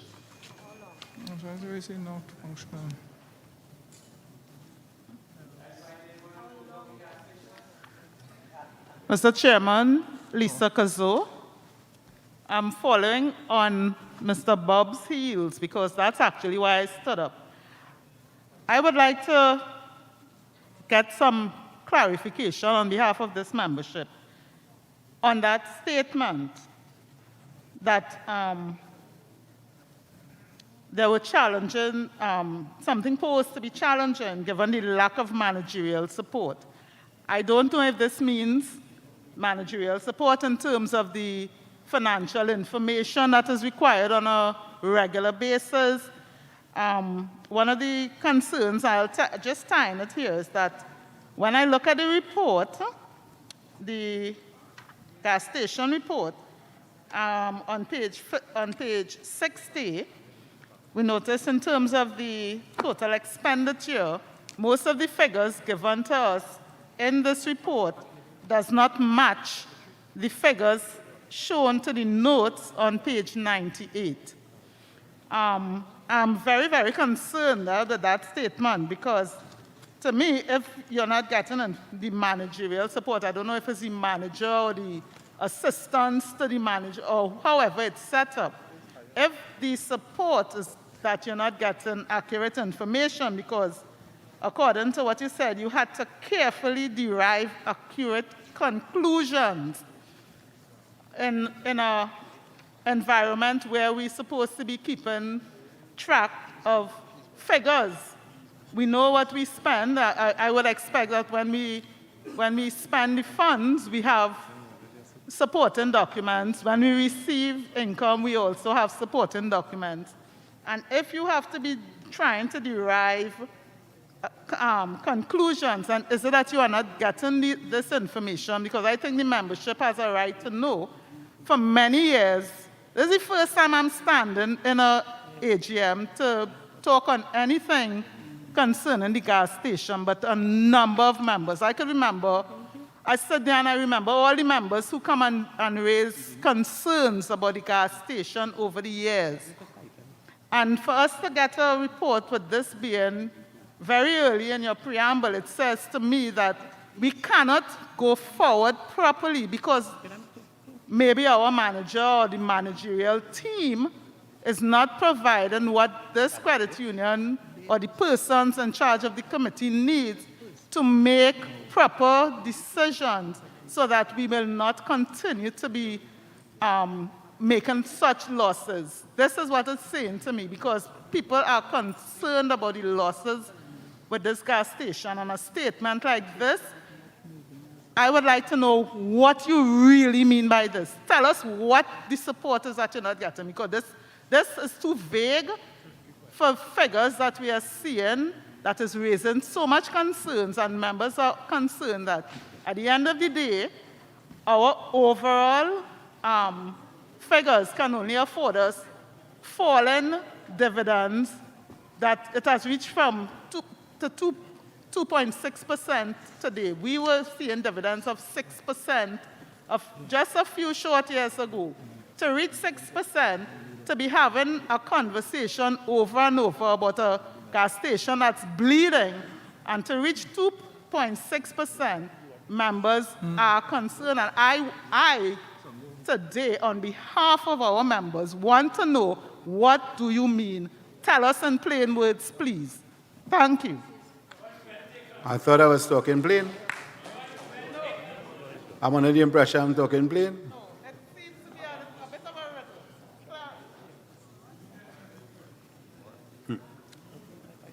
Mr. Chairman, through the chairman, on looking at page 98, my name is Maria Anthony Williams. I'm very interested with this report. Under the expenses, we see repeated the stipend. It's the first item, and if we move from the bottom before the total expenditure, it's also the 8th item. Is it that this duplication is an error? Yes, somebody brought it up just now, Mr. Bob, I believe, and it looks like it's a duplication, but I am challenged in the context that we would have moved for the acceptance of the financials. And I am here to do the gas station report, and I'm seeing reference being made to the financials that has already been moved, seconded, and accepted. All right. Let me bring some clarity to the question I asked earlier. So can you respond concerning in the report that you presented the total expenditure figures? Can we get, as a membership, a response on that? Because there are some discrepancies in the values. Well, again, you're going through what I went through. Right? You're going through exactly what I have been going through for the last year sitting here, in the context that figures being brought forward have to be checked and certified. Right? So is it we're saying somebody needs to be fired? No, I'm not saying that at all. So what is the resolution? I don't hire and I don't fire. So as a member of the credit union, I may be speaking for others, what is the plan to resolve the many issues we have? Or is there a plan in train? Can you share, or through the chairman, because the gas station seems to be the hot ticket for myself and maybe some other members. Thank you. It's a deep concern for me also, and I appreciate your comment coming forward. But what is happening is exactly what you are saying in the context that we would have had an expectation, we as being the volunteers and members of the committee, would have had an expectation that information being provided to us had a certain level of competence in it, for want of a better word. Not that it was incompetent, but it left much to be desired when we looked at the amount of analysis we had to do in order to flesh out exactly what the figures represented, right? And that's what I may define as managerial support.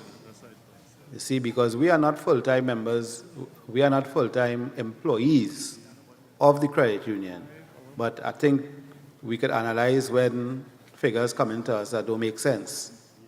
And many a times at meetings, we sat down as a committee and went through in detail the figures that were being presented, and we made adjustments where there needed to be adjustments. Yeah, so what you are seeing being presented now reflects a better idea of where we are financially with the gas station and what we have to put in place. We make more checks. You would have heard me on the floor just now advocating to the supervisory that more checks need to be made in the gas station because the gas station operates on a cash basis. It doesn't operate like how the credit union operates. We do more scrutiny of members in the credit union than in the gas station. If you come for a little loan, you quicker get a loan in the credit union, they drink rum and do other things, right? But the gas station in particular needs to be monitored closely, hence the reason I've indicated on the retail accounting side, right? We're looking at somebody part-time to come in to do that on a timely basis. I can't be in a meeting in what month we're in? We're in March, April. I can't be in an April meeting and looking at February figures in the gas station. That's ridiculous. And we're operating on a cash basis. And this is what the committee has been going through. Well, now we're seeing some sanctity in it, in that, we're getting it a little more current. It's not where we want to be as yet, but we're getting there. We're seeing some sort of light at the end of the tunnel. And I must commend our chairman and president, and also Mr. Nigel Edwards. Mr. Nigel Edwards, yeah, in that regard. So I would think we're in a better place going forward now than where we were before. As a member representative, I have a responsibility to come and tell you as it is. Anybody that knows me knows that I'm that kind of person. I call a spade a spade. And I'm no lover of office either, because I've been in the credit union long enough to understand how it operates. This is one member you can't fool at all. I know sharpness when I see it. Right.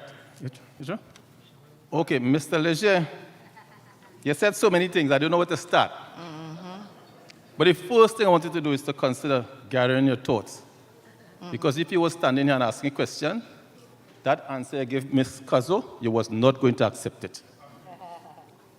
You was not going to accept what she asked you. She asked you for clarity on this supposed to be challenging given the lack of management support. That is too vague for this issue that we're discussing here. And your response was you think you clarified enough. I think if you were standing here, you wouldn't accept that. So please gather your thoughts and give Ms. Kazo the rightful answer. The next thing, you said you don't do hiring and firing. Yet in your statement under operations, the committee is actively engaged in hiring a part-time staffer to exclusively handle the retail accounting aspect of the gas station operation. Is it the committee jurisdiction now to hire? No, it's not the committee's jurisdiction to hire. Now that you've drawn it to my attention, what that should have read, right, is that the committee has made a recommendation. Okay, so you will facilitate the hiring of a committee. Correct, something to that effect, Okay. if you put it in such eloquent terms. We get that clear. Yeah. The next thing, on the second paragraph, surely the committee cannot continue with a level of uncertainty in that one expects qualitative financial reporting in order to make profitable decisions going forward. I'm sure you will disagree with that statement, because a qualitative financial reporting cannot give you accurate decision making. You would have meant quantitative. Am I correct? That could have been a typo error. Okay. All right. Going forward, somewhere along the line, I think Mr. Noel and someone on that corner, they was making some questions about having a financial, let's say a granular financial statements from the gas station operations. I want to extend that. 350? I honestly believe what you really need is a more financial risk assessment. And I'll tell you why I'm saying that. If I were to ask you, what are the lost areas in the gas station? And what are the active actions you have taken to prevent them? I don't know if you'll be able to give me that. If I were to ask you, what are the lost potential for the gas station? And then follow that with, what are the actions you're going to take to mitigate that? I don't think you're going to give me that. If I were to ask you, what is the growth potential for the gas station? Short term, medium term, long term. And what actions you're going to take? I don't think you're going to give me that. So that's giving me numbers. Just giving me numbers is not going to help me. This gas station is hemorrhaging the finances of this credit union. Yes. It is. Whether we like it or not. I know some of us, we have a mixture of feelings for this gas station. Some wanted to stay on, some wanted to... Fine. I believe in what Cliff is saying, that all sorts of people could do all type of businesses. I believe that. But if it is hemorrhaging, it's hemorrhaging. Our grannies and grandfathers have told us what? Don't take flambeau to see in the night what you can see in the day. Don't do it. So if you do a financial analysis, and you break it down with these aspects, and you confirm, of course you would need a timeline. I have to pick my notes of what I'm going to tell you. You need a timeline. So you create projections as to when it will realize a profit after you do analysis. And you realize you are going to be putting out $10 and $20 million before you start even realizing $1 profit. Then you make a decision. But right now we are making haphazard actions. We're going to take daily dipping and all these different things. The employees who work in a gas station are experienced in working in a gas station. They have been hoodwinking businessmen for years. So you might think just doing your daily checks is going to give you guarantee and protection against fraud. But it may not be. I'm not saying it wouldn't, but it may not be. So I really would like this management, the gas station committee, whoever is responsible, to do a financial risk assessment in the true sense of a financial risk assessment, granular. And look at all the aspects. And come up with a timeline. When you estimate, you will make a profit. Have it evaluated and make a decision. Please. So that we all could make an educated decision on scientific information and say yay or nay to the gas station. Because I truly believe, I'm going back to this 2.6, it is hemorrhaging the credit union, and I'm sure that is affecting the 2.6% that members are unhappy about. Lastly, to confirm my statement that it is hemorrhaging the gas station, I looked at the $6 million we made in the surplus. And I can't say for 2020 or 2019, but at least I can say for 21 and 22. That represented about 6% of the surplus. The loss in the gas station is representing 10% of the gas station surplus. Imagine that. So we are losing $600,000 per year with no end in sight. Chances that we lose $600 or $700 million this year. And what are we going to come back again and do? The same thing over and over and over and spend hours debating something. So like I said, let us not take a flambeau to see in the night what we could see in the day. Thank you. Thank you very much, Mr. Modest, and I trust that we were taking notes. Some of the items you brought up sound very familiar, right, and are actively being pursued at the level they're supposed to be pursued. Just 1 second. Sorry. I know the time is getting late, and this gas station can go on and on and on. I have a motion on the floor, Mr. Chairman. All right, okay, Mr. Betancourt. Because the talk could go on and on and on and on. I have a simple motion to put forward, and I'm basing my motion based on the last speaker. I'd like to move a motion. I rarely come up to move a motion to close the gas station, but I listen to the sentiments of some of the speakers, and we really have something that we could do something about. My motion, and I'm basing that on the last speaker, and a proper feasibility study. I want to move a motion that we do a proper feasibility study on the gas station and the movement forward to be reported back by the SGM in November, at which we will make a decision whether to lease the gas station or close the gas station. So the motion is to give the board some time. What is that? Between now and then, Andrew, is what, 6 months? 6 months to come up with a proper feasibility study where we can go forward or close or lease. And that is the motion that I want to move forward. Giving the board, just for your clarity, giving the board 6 months between now and the special annual general meeting where we just go to approve the budget.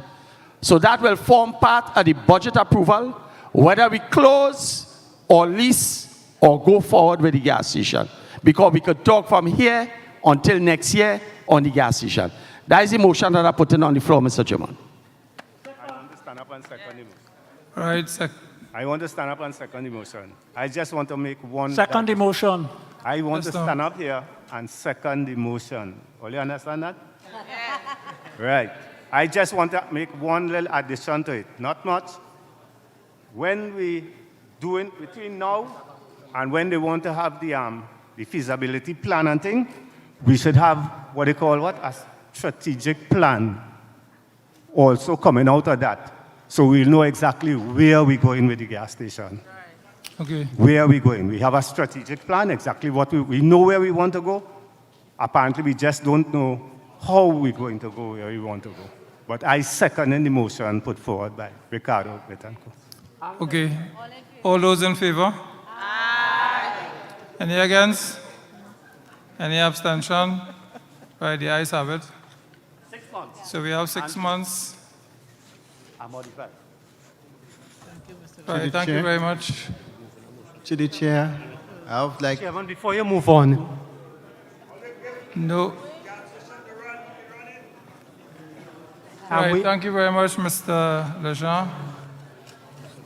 Before you move on, sir, I have one more thing to say. There are members on the floor, sir. If I may. Just now, Mr. George, I recognize Mr. George, and then yourself. I just have a, through the chair, Leonardo George is the name. So a couple of things. Couple.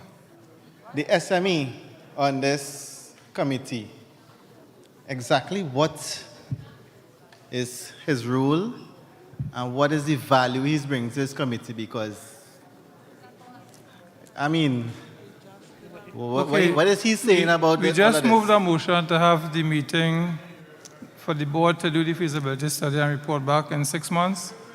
I will get all that information then. Why? Okay, one. Second thing, I just want to appeal to the membership.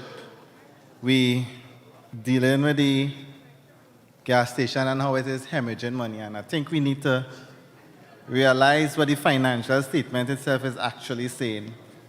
The $500,000 or $600,000 that the credit union may have lost last year fails in comparison to the net loss that was actually recognized by the credit union, moving from 15 million to 6 million. Let me say the credit union didn't make any losses last year. We'd still be short. We'd still be short by over $8 million. But let me say $7 million to be generous. We'd still be short by that, and therefore the credit union cannot be the bully for the loss that the credit union is experiencing in business over the last year. So let us get serious with what it is we're asking for in terms of the financials or in terms of the business of the credit union. Remember, the gas station is is a extracurricular business. You know? The real business is where we're losing our money. We're losing loans. We have people withdrawing money. This is the real losses we're experiencing, not the 500,000 from the gas station. Right. Thank you very much, Mr. George. Okay. Right. So, Mr. Chairman? Yes, at this time, I will not move a motion, coordinator, accept this until we sort out all that we have to with regards to the gas station report. Okay? Okay. No problem. Right? Not on the gas station. We're moving on. Right? So thank you all very much for your responses. I will now invite Mr. Charles Innes, the nomination committee chairperson. Okay. All those who are outside, now is the time to come inside. And the doors will be closed as soon as the election process starts. So all those who are on the outside, now is the time to come inside. When you come inside, the doors will be closed. The supervisory will check, give us a credential of who is inside, and then we can move along with the elections. Yes, staff are members.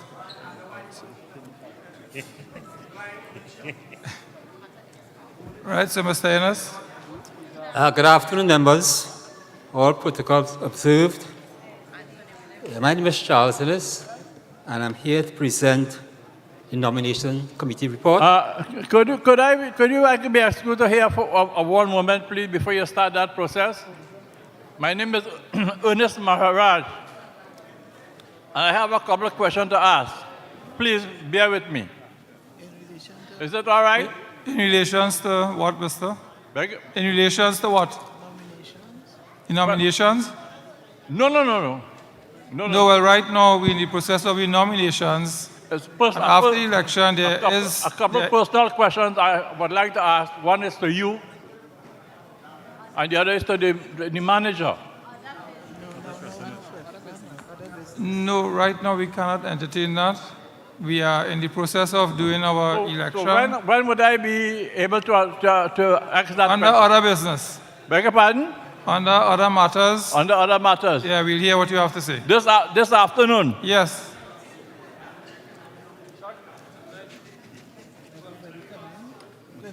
And I continue. All right, the nomination. A reminder, please, for those who are outside. All right, yes, go ahead, Mr. Innes. Yes.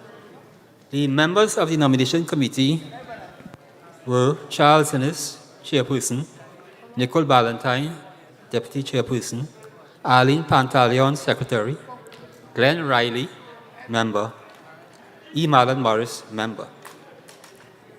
The nomination committee held 4 meetings to consider the suitability of persons nominated to the Board, Supervisory Committee, Tobago Committee, Credit Committee. The committee assessed persons nominated in accordance with the requirements of the qualifications, quote unquote, and fit and proper purpose, quote unquote, sections of the nominations policy. The following nominees were received and assessed.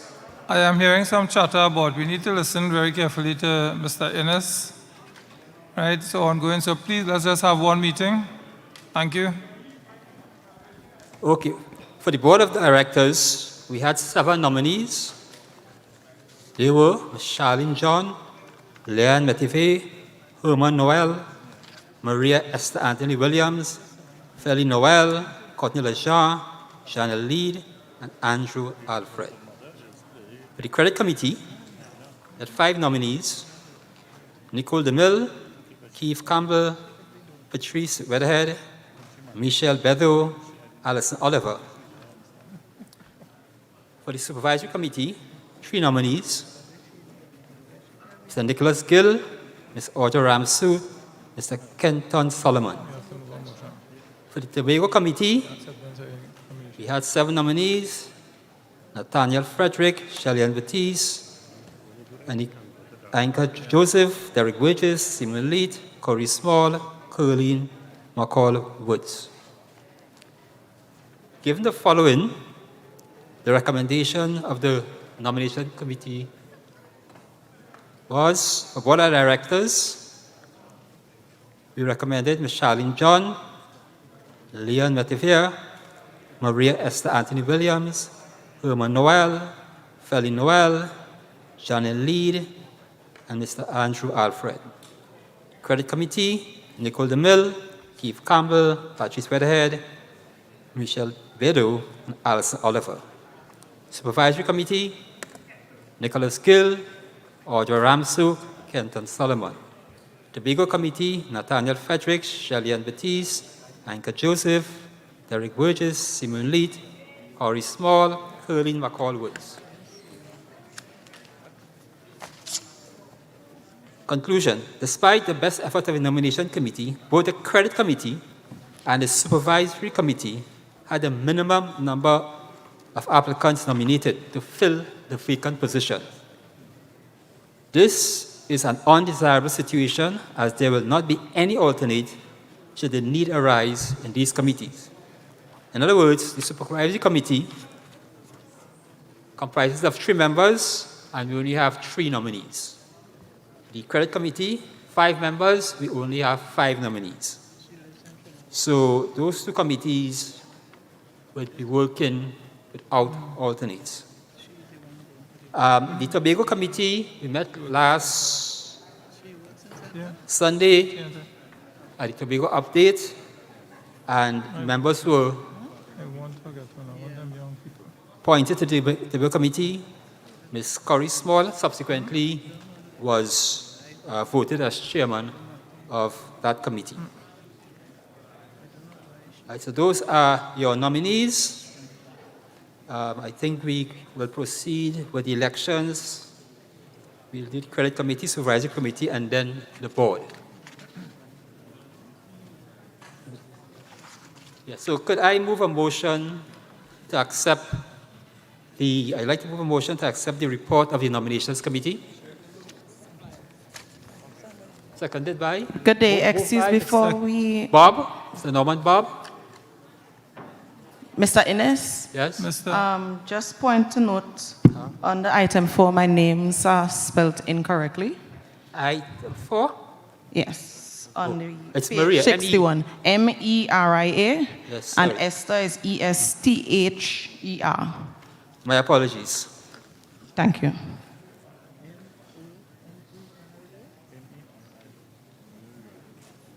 Esther, THER. Yes, moved by Mr. Bob, seconded by? No, you move, second Sorry. myself. I did. All right, all those in favor? Any against? Any abstention? Okay, the ayes have it. Thank you very much, Mr. Innes. At this time, I'd like to call on our returning officer and his team who would conduct the elections for 2023 for Board of...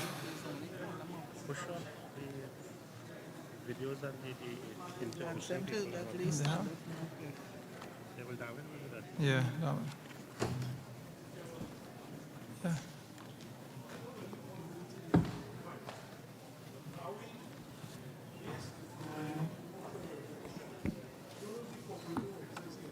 Yeah, she is.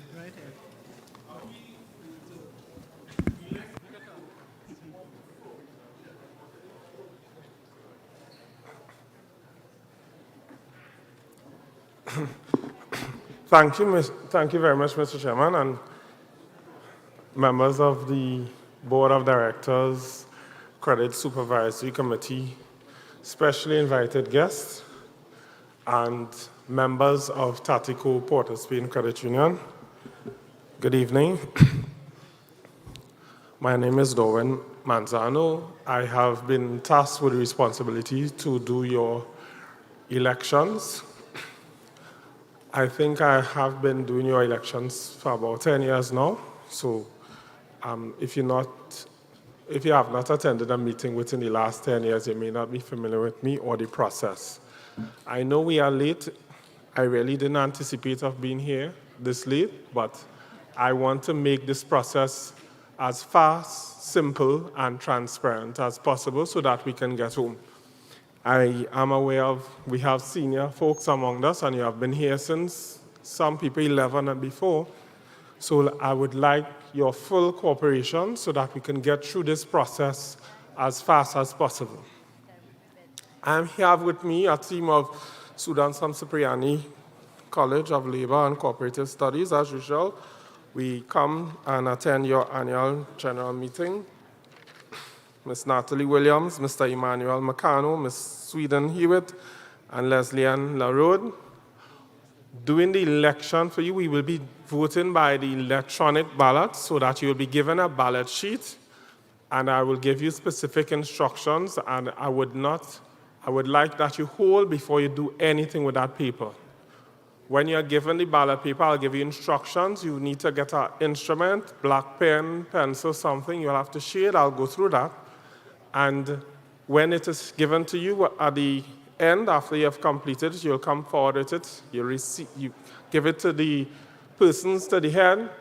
They will just cut your bands indicating that you have voted already.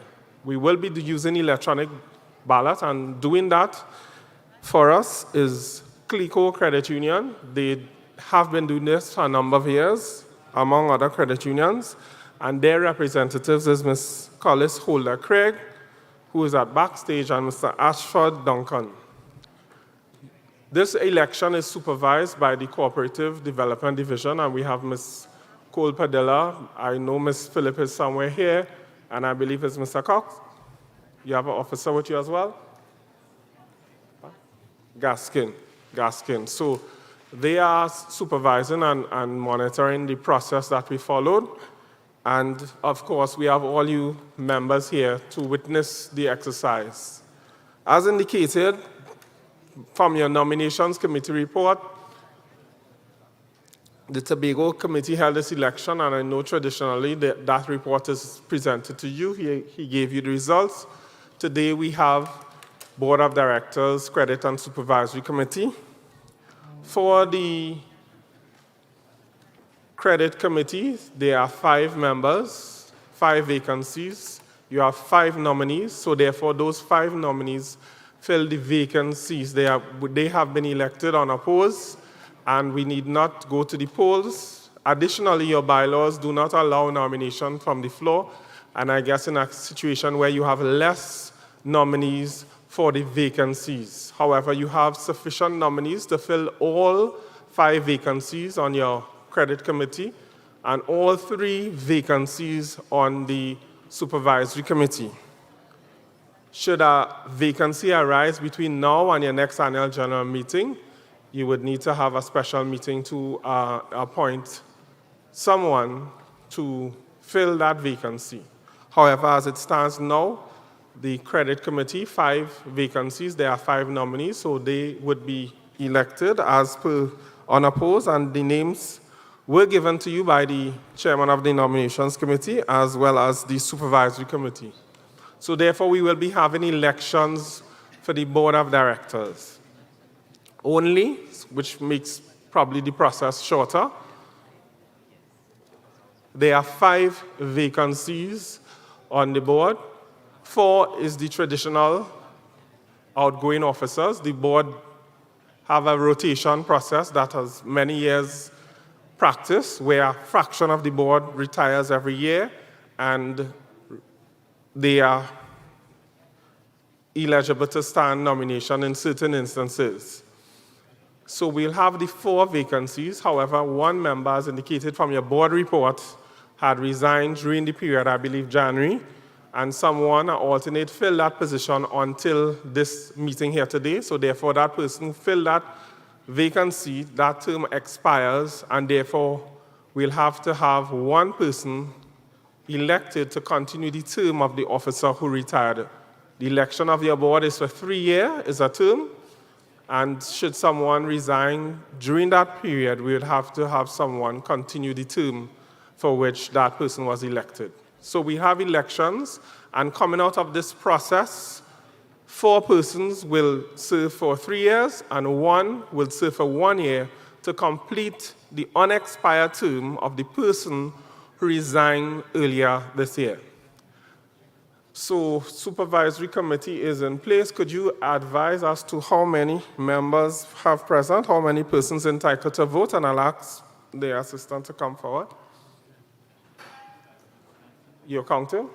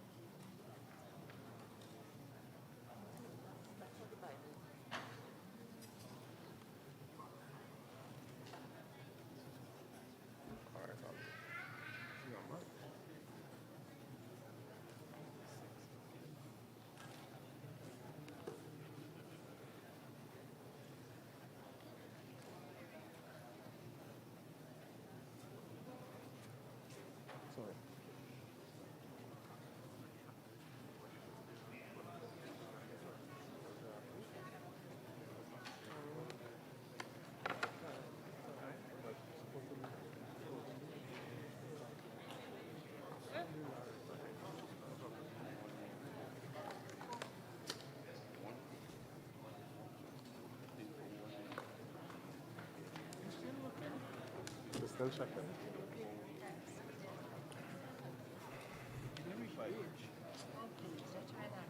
I will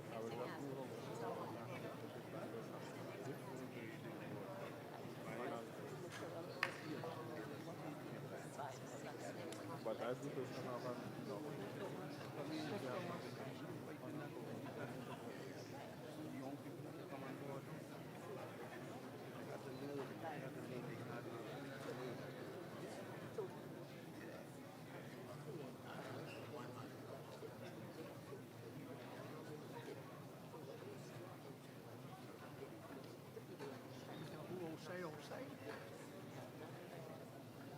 you could do that. I could do that. I'll do that. I'm just getting number.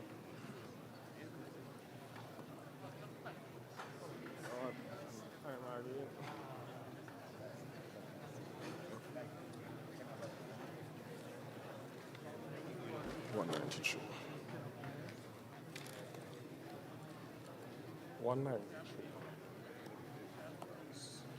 So then we're not going past 200.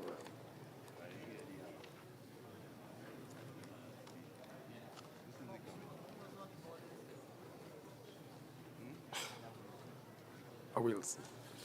Right, so I have a count from supervisory committee, and so no one is to leave so that we can get this process. 193, so we have a maximum of 193 ballots that will be distributed here today. And in an effort to eliminate spoiled ballots, please don't write until I instruct you so that you don't have to get another ballot. While they are distributing the ballots to you, could I, based on the fact that we have 3 persons from the supervisory committees and the 5 from credit committee elected on a post, can I ask you to stand so the member can see who were the supervisory committee members?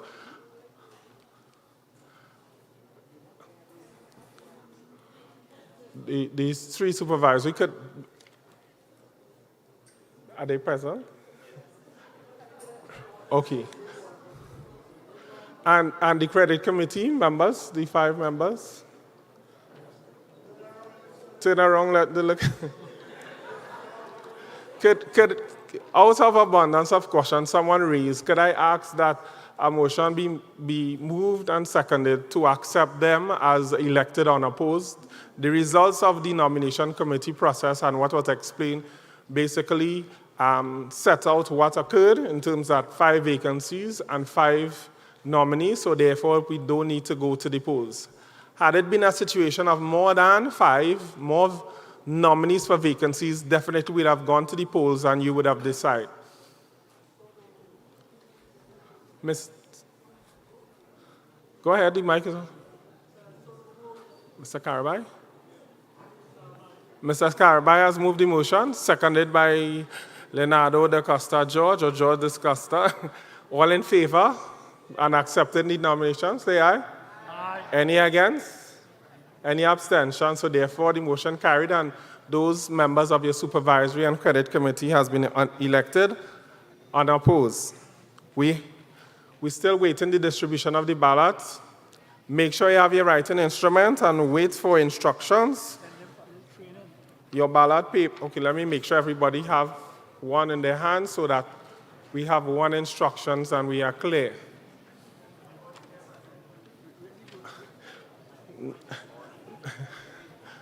We dealing with members, Mr. I know you are a guest who is also a member. So one ballot, right. So the election process is only members and not guests. This is a members' meeting and therefore members possess the right to vote. You got a paper? Is your wife, she has a band on her hand? Okay, they'll come to her. Just, if you haven't received one, just raise your hand and one will come to you. Someone will come to you shortly.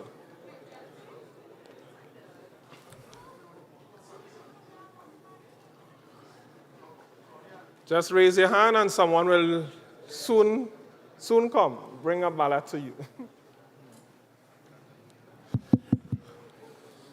Hello.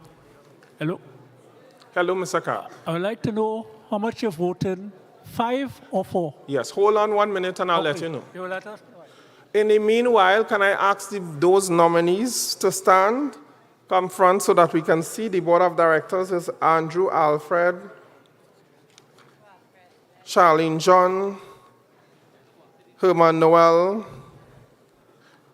Janine Lead, Leon Metiver, Maria Anthony Williams, Maria, and Feli Noel. Okay. I cut in time, yeah, no problem.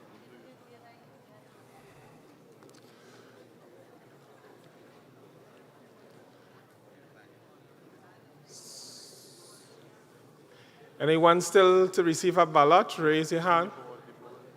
Board members, okay, we'll come to you. Can we get a little history on those 5 or 6 people?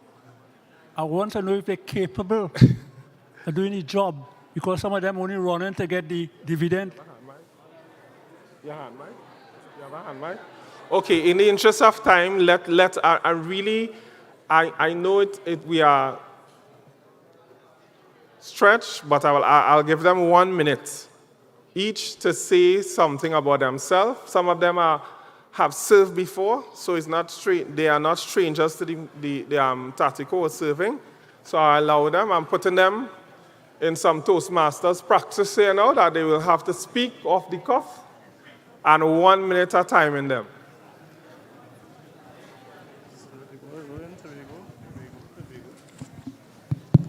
Pleasant evening, Andrew Alfred. I've served on all major committees before. I've served on your supervisory committee.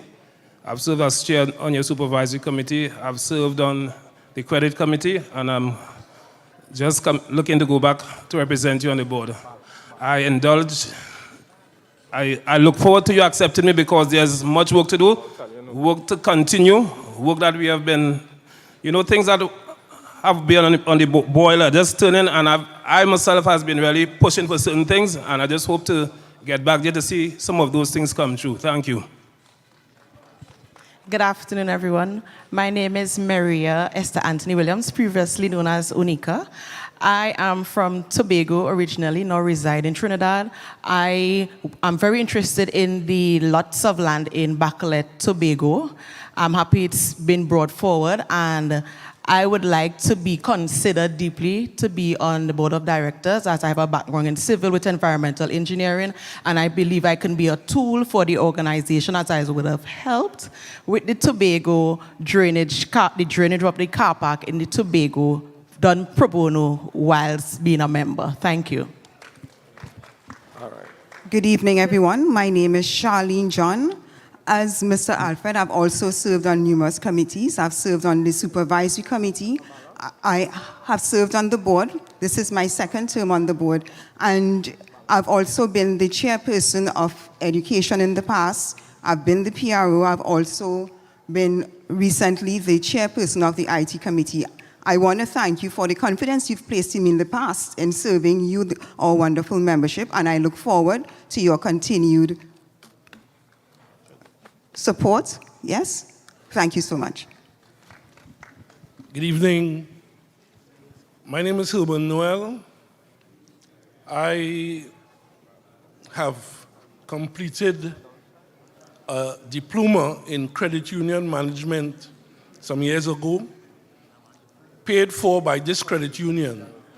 And I felt at this time it was time that I come back to the credit union to serve you, the members.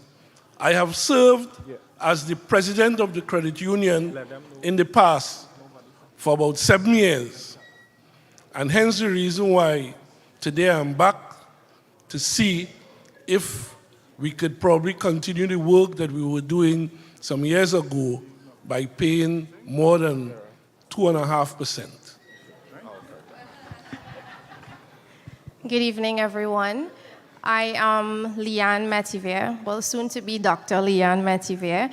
I work at PowerGen. I'm the senior environmental specialist there with over 15 years of experience. Me personally, while I hear everything that my colleagues here has to say, I want to focus as a young professional on other young professionals.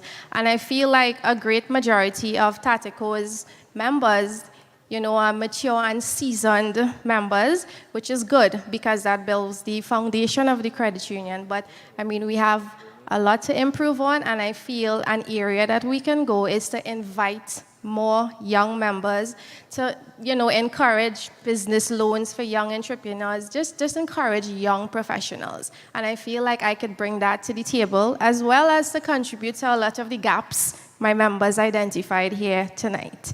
So I want to thank you all for the opportunity for having me serve on several committees before. I served on the Tenders Committee, PR Committee, most recently the Supervisory Committee. And I look forward to your vote and, whatever you put in me to serve as a director. Thank you. Afternoon, everybody. My name is Janelle Lead. Many of you all would have known me. I have come through the grassroots of this credit union as a Pee Wee Penguin member, a Youth Congress member, and now, more recently, I replaced Ms. Licorice for 3 months, and I am seeking your vote again on the board of directors. Thank you very much for your cooperation.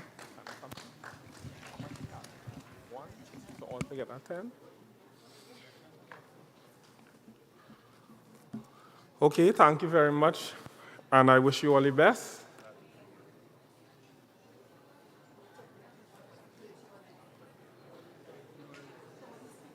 Okay.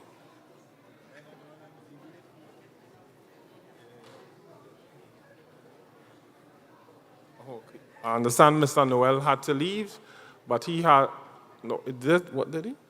Oh. Okay. So you have a video of... Greetings, fellow corporators, members of Tateco Credit Union. My name is Feli Noel, and I am desirous of serving you, the membership, on the board of directors. My journey of service started with the credit committee and later on transitioned to the board of directors, where I served on the youth committee, the waiver committee, the tenders committee, and the housing committee. During my tenure as a member of the board, I was exposed to numerous educational programs, both locally and internationally. For example, the CCCU program, the WalkU program, and the Carib DE program. Admittedly, Tateco has contributed towards my development as an individual, socially, emotionally, educationally, and without a doubt financially. So there is this feeling of indebtedness that I feel towards the organization, and that is what fuels my desire to serve. My vision is to work towards making Tateco not only the primary go-to financial institution for the entire membership, present and future, but also for it to be that place that provides an environment that takes into account the entire well-being of the membership, physically, mentally, spiritually, and emotionally. So, here I am, humbly presenting myself to you to serve you. Thank you. Thank you very much. So that would account for all the nominees. You have heard from them, and now it is up to you to install them by voting for candidates of your choice. On your ballot paper, the upper part deals with the board of directors, and the lower part has supervisory to the left and credit to the right. You are only focusing on the top part, which says board of directors within that border. Secondly, you would see it noted 3, select 3. Please ignore that because as I indicated at the beginning, there are 4 vacancies plus 1, so 5 altogether. 4 will be serving 3 years, and 1 person, which is the 5th one, will be serving the remaining year that Ms. Licorice would have had on the board. However, she had resigned within her term. So therefore, you are voting for no more than 5. You can vote for less than, but no more than 5 nominees of your choice. You must circle the entire circle that's there in black. Don't put an X, put a circle. Shade no more than 5. You can shade for 1, 2, 3 nominees out of the 5, but no more than 5, otherwise your ballot will be spoiled. Shade no more than 5 of the circles, please. Only the board of directors. Do not fold the paper because it has to go through a scanner and it will stick and give problems if it is bent or folded. So keep your paper open, and when you're complete, walk up the aisles, and whichever of the boxes free, the officer will receive your ballot. Just question, Mr. Bob?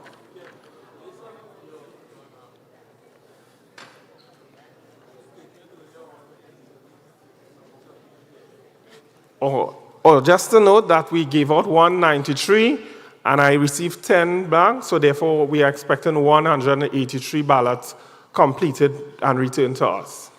So come forward and present your paper.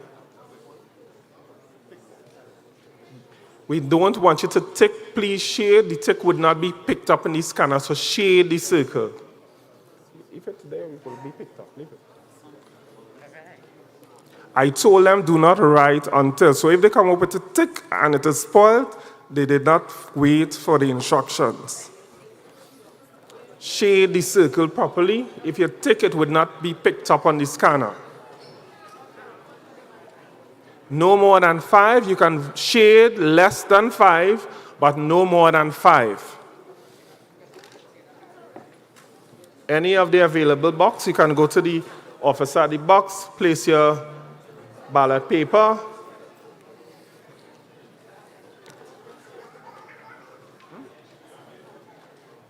Why this one? No? Who's that? You're supposed to wait to go and take. No, I don't have time and do that. Huh? Who's the person? Well, then I have to change this 193 to 184. You see how people don't listen? No, she bring it here. She have it there.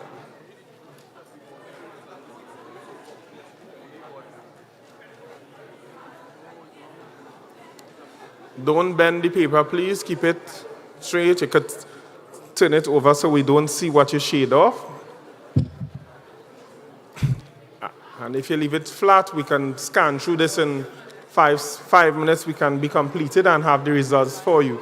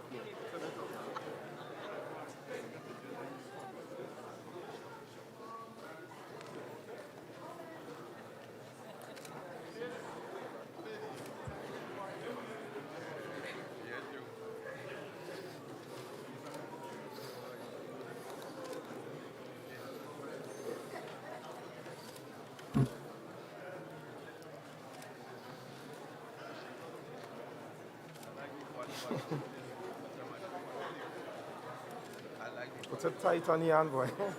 Boy, you have me full of a tree, what have the hand? Eh? What have the hand? I'm already all the experience like you. And then I keep on it. I keep on it, okay. What is the damage is broken. All right, take your time. I am good, I am good. Say what? Give it rest. No rest. Just, yeah. Who was it down there? Yes. I see darkness and it's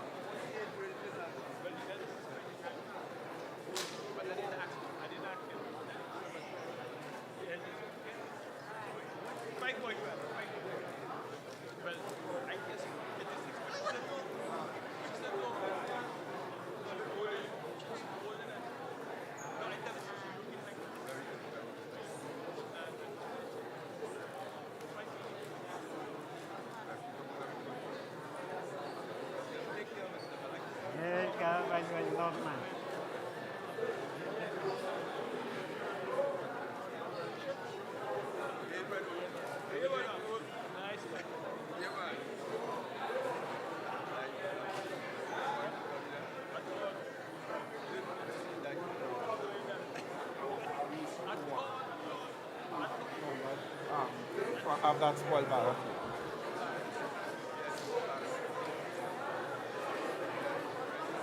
All right. Final call Final call for voters.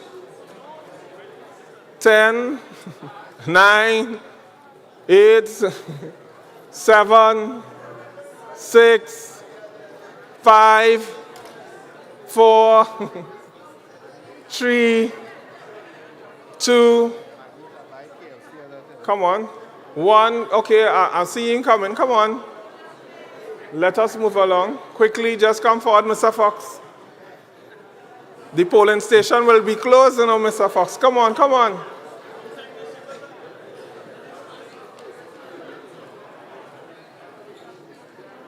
Anybody still to vote? Everybody had the opportunity to vote?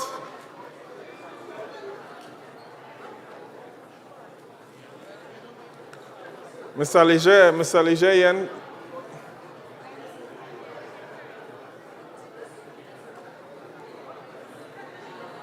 Right. All right. So therefore the polls are closed. I want to officially close the voting polls. I want to also note there was one person who made an appeal, and I reissued one ballot for a person. So instead of 183, 184, they made an error, and it's a senior citizen person. And with all, I just want for transparency's sake, so 184, I had to reissue a new ballot to her in those circumstances. Thank you very much. We will come to you shortly with the results, and Mr. Chairman, handing the meeting back into your control.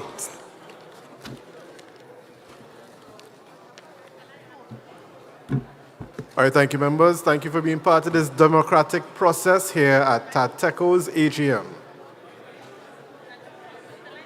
So as we welcome back you, our members, from the voting process, I now re-invite our president to present all resolutions and seek a motion acceptance of each. So thank you once again, members, for participating in our democratic process. And I shall now be handing over the meeting back to our president, Mr. Cliff Ramsebag, to present all resolutions. Okay, just... Okay. And also at this point in time, as we settle down, I would like to invite Mr. Virgil Charles to the podium to make a special presentation. Mr. Charles.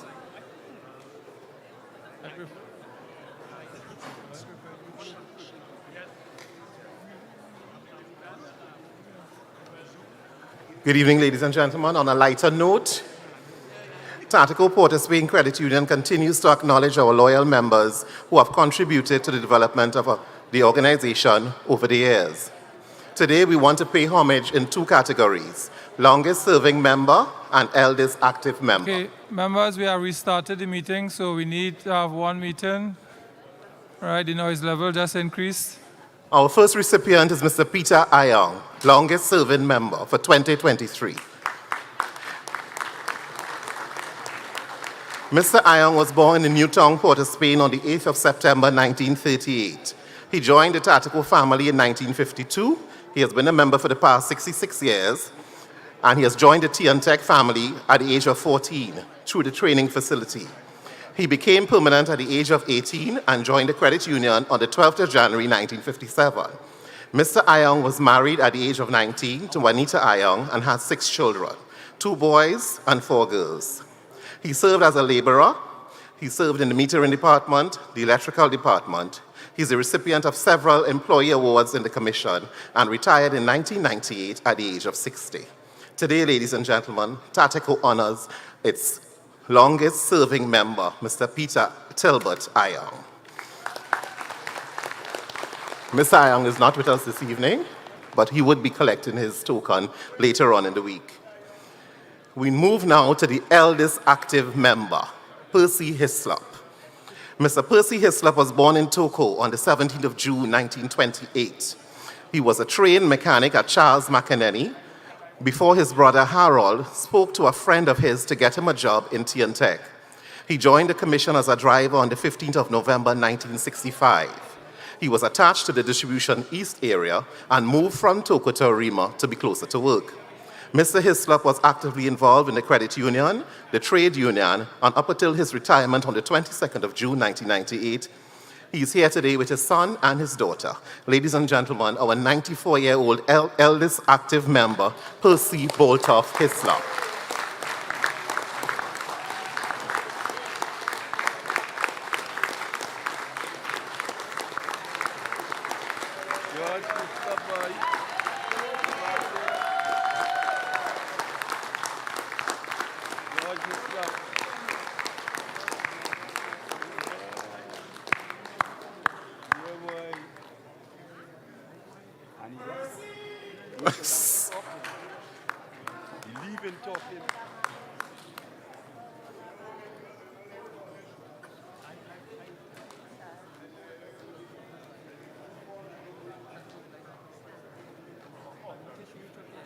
Yeah, boy.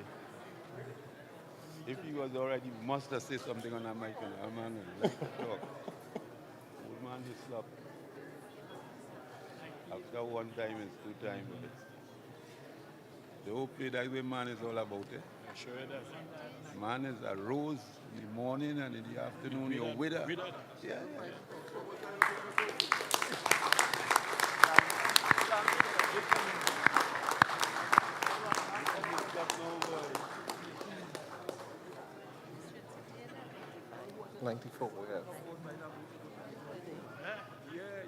January.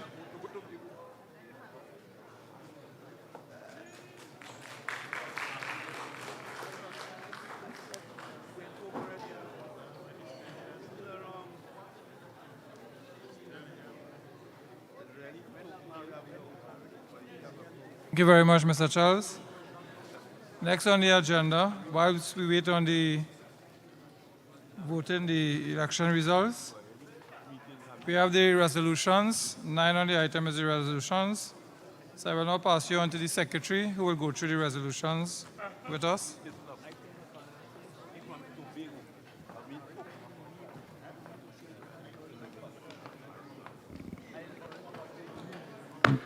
I started this evening saying good afternoon. I'm now saying good evening. Resolutions are found on page 64 and continued on page 65. So I will move them one at a time. Whereas Tateco Port of Spain Credit Union Bylaw 18G grants the AGM the power to fix the maximum liability which the society may incur in respect of loans from members or non-members and deposits from members. Be it resolved that Tateco Port of Spain Credit Union Society Limited maintain a maximum liability of $40 million. I so move, and I ask for a seconder. Seconded by Mr. Norman Bob.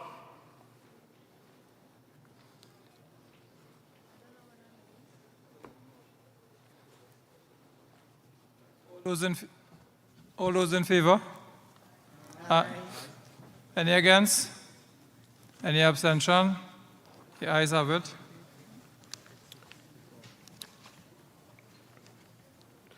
Second resolution. Whereas Tateco Port of Spain Credit Union Bylaw 12D grants the AGM the power for constitution of dividend equalization or any other fund carried forward to succeeding years, and we refer to it as undivided earnings, be it resolved that amount of $7.4 million be utilized from the undivided earnings to augment the distribution of surplus. I so move and ask for a seconder. Before you get the seconder, Mr. Chairman, you know you have to get a question. You are saying by this resolution, Angel Ricardo Betancourt is the name. You see, you're saying by this resolution that this $7.4 million being removed from the undivided earnings will be going towards what? You're saying that this is going into the surplus? I'm saying that it's augmenting the surplus to be able to pay a dividend that we will suggest thereafter. No problem. Unfortunately, before I can agree to that, I have to ask a question. And my question would be a very simple one. You say this is going towards the surplus. A little lower down in the resolution here, we have where two things. One, 2% of the surplus, which is now going to be augmented by 7.4 million, is supposed to go to honorarium, and 1% of the surplus is supposed to go to the staff. Is it that the 2% honorarium is going to be calculated out of what surplus we had, which was 6 million something, and the $7.4 million to pay the honorarium and to the staff? That is the resolution as presented, Mr. Betancourt. Well, I don't know about the other members here, Yes, that is what it is. but for me, Yes, that is what it is. I can't see how we could take undivided earnings that was accumulated over the years and put it now to the surplus.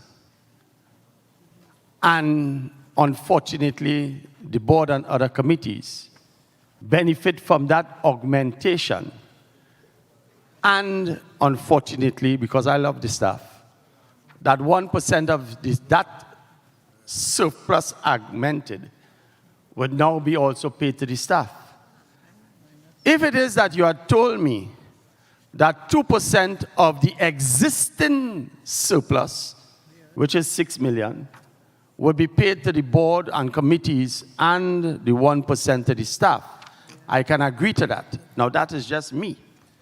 But I don't know about the other members. Well, Mr. So Betancourt, I can just I wanted stop to... you? No, not just yet. Let me finish. I just wanted to point that out so that we will know exactly what we are doing when we agree to any honorarium and to the staff a little lower down. All right, thank you. So let me just clear up one aspect of what you said. And that's why I wanted to deal with the resolutions individually.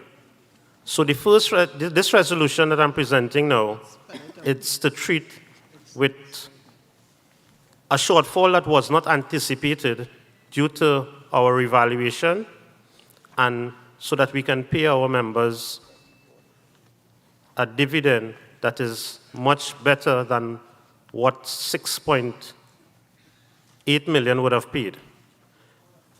Each resolution will be taken individually.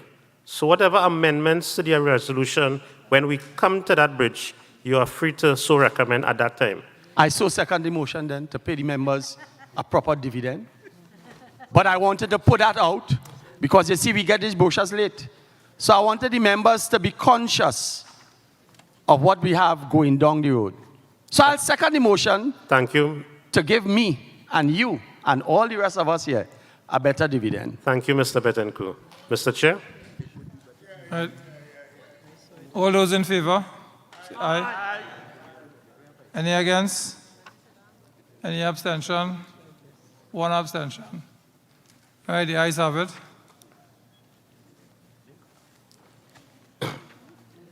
Be it resolved that a dividend, whereas Tateco Port of Spain Credit Union by Law 12A grants the AGM the power to approve a payment of dividend on shares as recommended by the board. Be it resolved that a dividend payment of 2.6% be declared, and this dividend will be posted to members' share account. Members will have the option of transferring their dividends to loan principal, deposit accounts, or collecting dividends via checks. Members may also request direct deposit of these funds to their bank accounts, accompanied by the relevant documentation. Members with accounts in arrears will have part or all their dividends applied to their loan balances or interests, arrears, and any residual balance would then be available to them under the normal dividend process. Dividends will remain on share account for members who do not inform the credit union of their preference of payment by June 30th, 2023. Mr. Chair, I so move and ask for a seconder. Don't second that yet. No, don't second it yet. Come Yeah. on the mic there. You can second it. Question, to the chair. Two questions. Undivided earnings.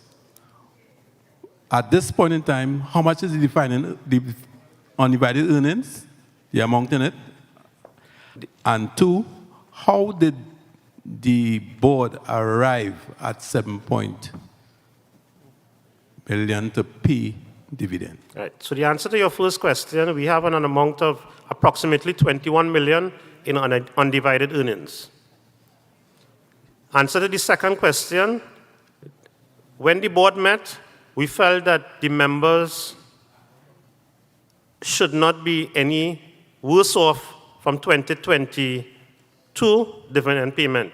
Well, 2021 dividend payment in 2022. So we took a decision to maintain the 2.6 on the dividend, and of course the next resolution would be for patronage refund, which again maintaining what was paid in the year 2022 for 2021. So the board, in their wisdom, realized that this is opening a can of worms in this credit union. Once they realized that. Well, the thing about it is that one of the discussions that we had at board level was that the undivided earnings are placed there for a rainy day. We are having some rain at the moment. As I said, the revaluation of the property was not an anticipated move. We would have lost in the valuation and other surrounding items an amount of close to $7 million, as indicated earlier today. Right? It is not that the performance of the credit union was that bad that we ended up with $6 million. It was the factors that concerned the valuation. Nobody expected our Tobago building to be devalued by close to $5 million. Right? So it's not about performance that would have presented that scenario to us. Yeah, but if the valuation was done on time, then you could have realized what was going on. Yes? So the board erred in that instance. I would not agree with that the board erred in that instance. There are factors that presented itself, and some of it were out of our control. I just want to play homage because this decision, if taken today, well, it passed already, but will open a can of worms further down the road. Because it had fallen, the rain had fallen heavy yet, and we're making this decision. So when it starts to fall, what will go in from the membership to state to take 10, 15, 20 million back and put for dividend? This is a terrible move by the board. Terrible move.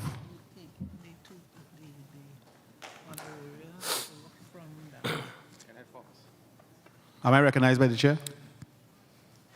Yes, Mr. Lejar. Okay, Courtney Lejar.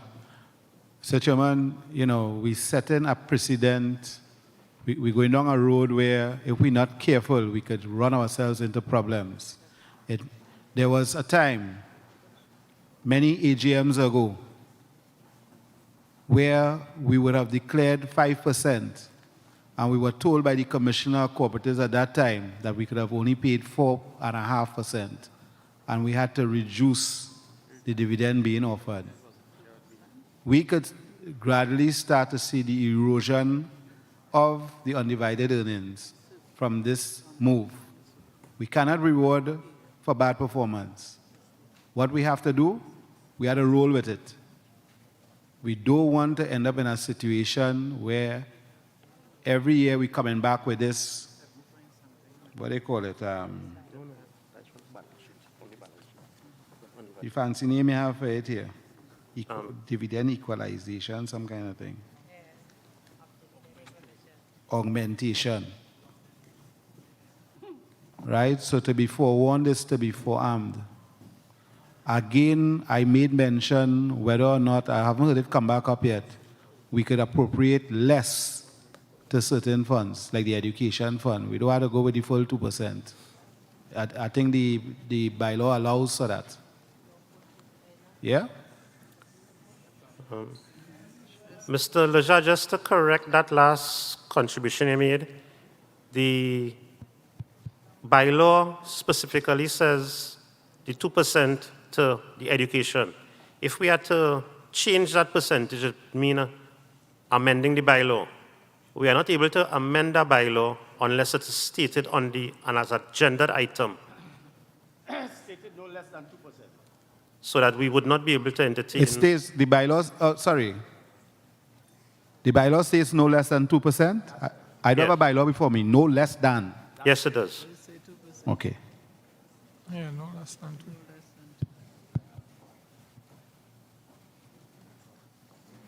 Mr. Chair?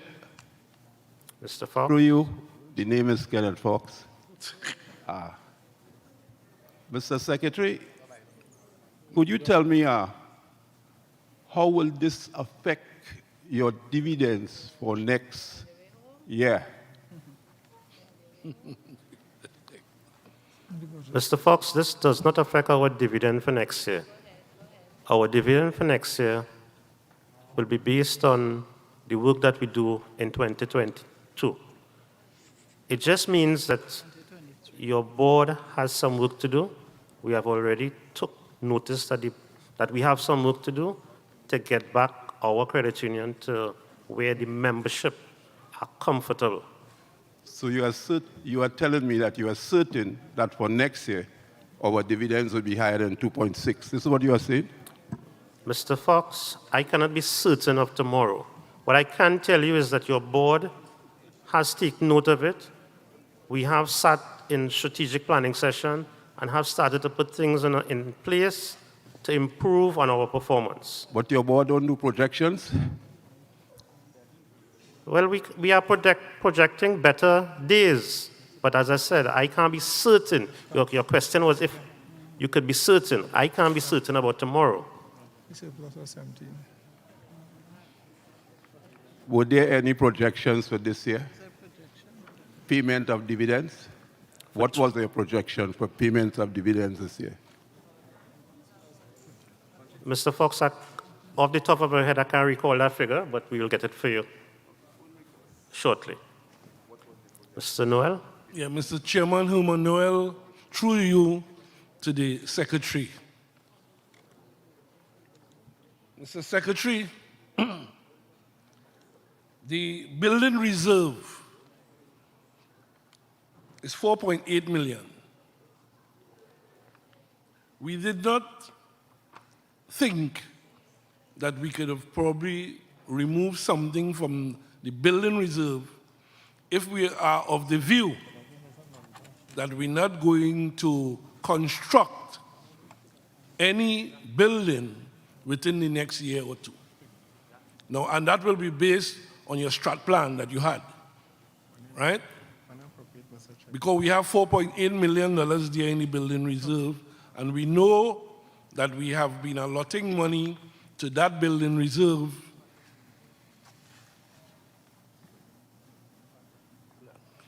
to deal with matters of building as we go along, right?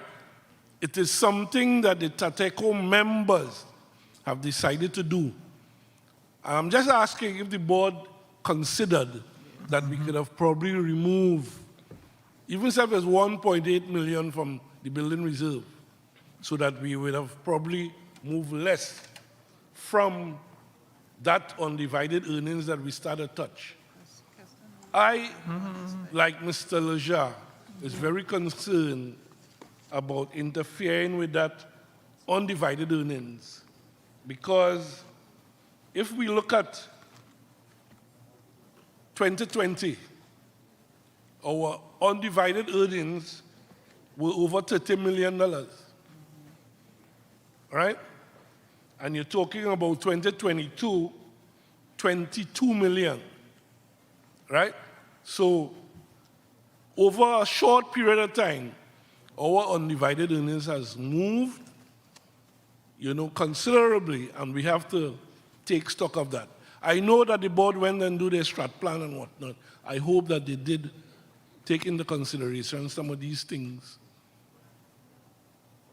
Thank you. Thank you, Mr. Noel. And just to respond to part of what you said, in terms of the undividing earnings, and let me just make a little clarity. Undividing earnings are surplus from residual balances from your surplus over the years. So based on what it is surplus.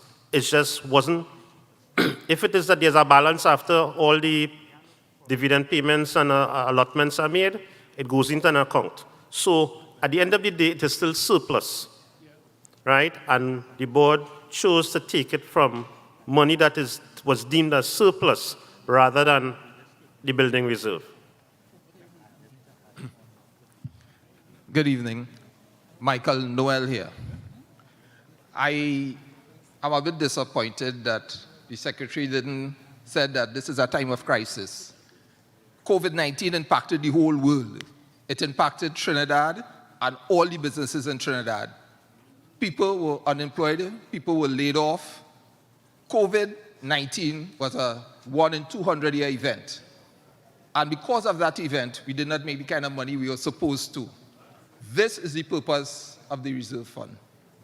And I fully, heartedly agree with the board's decision to take money from that fund to pay the dividends. But I do not expect the same to happen next year. Thank you. Thank you, Mr. Noel. Just one correction. This is not the reserve fund that we are interfering with. This is the undividing earnings. The reserve fund, basically we set aside 10%, and that basically is our institutional capital. And in order to touch that, we require the consent of the Commissioner of Cooperatives. We are not interfering with our reserve fund. We are interfering with surplus money that we would have had accumulating over the years.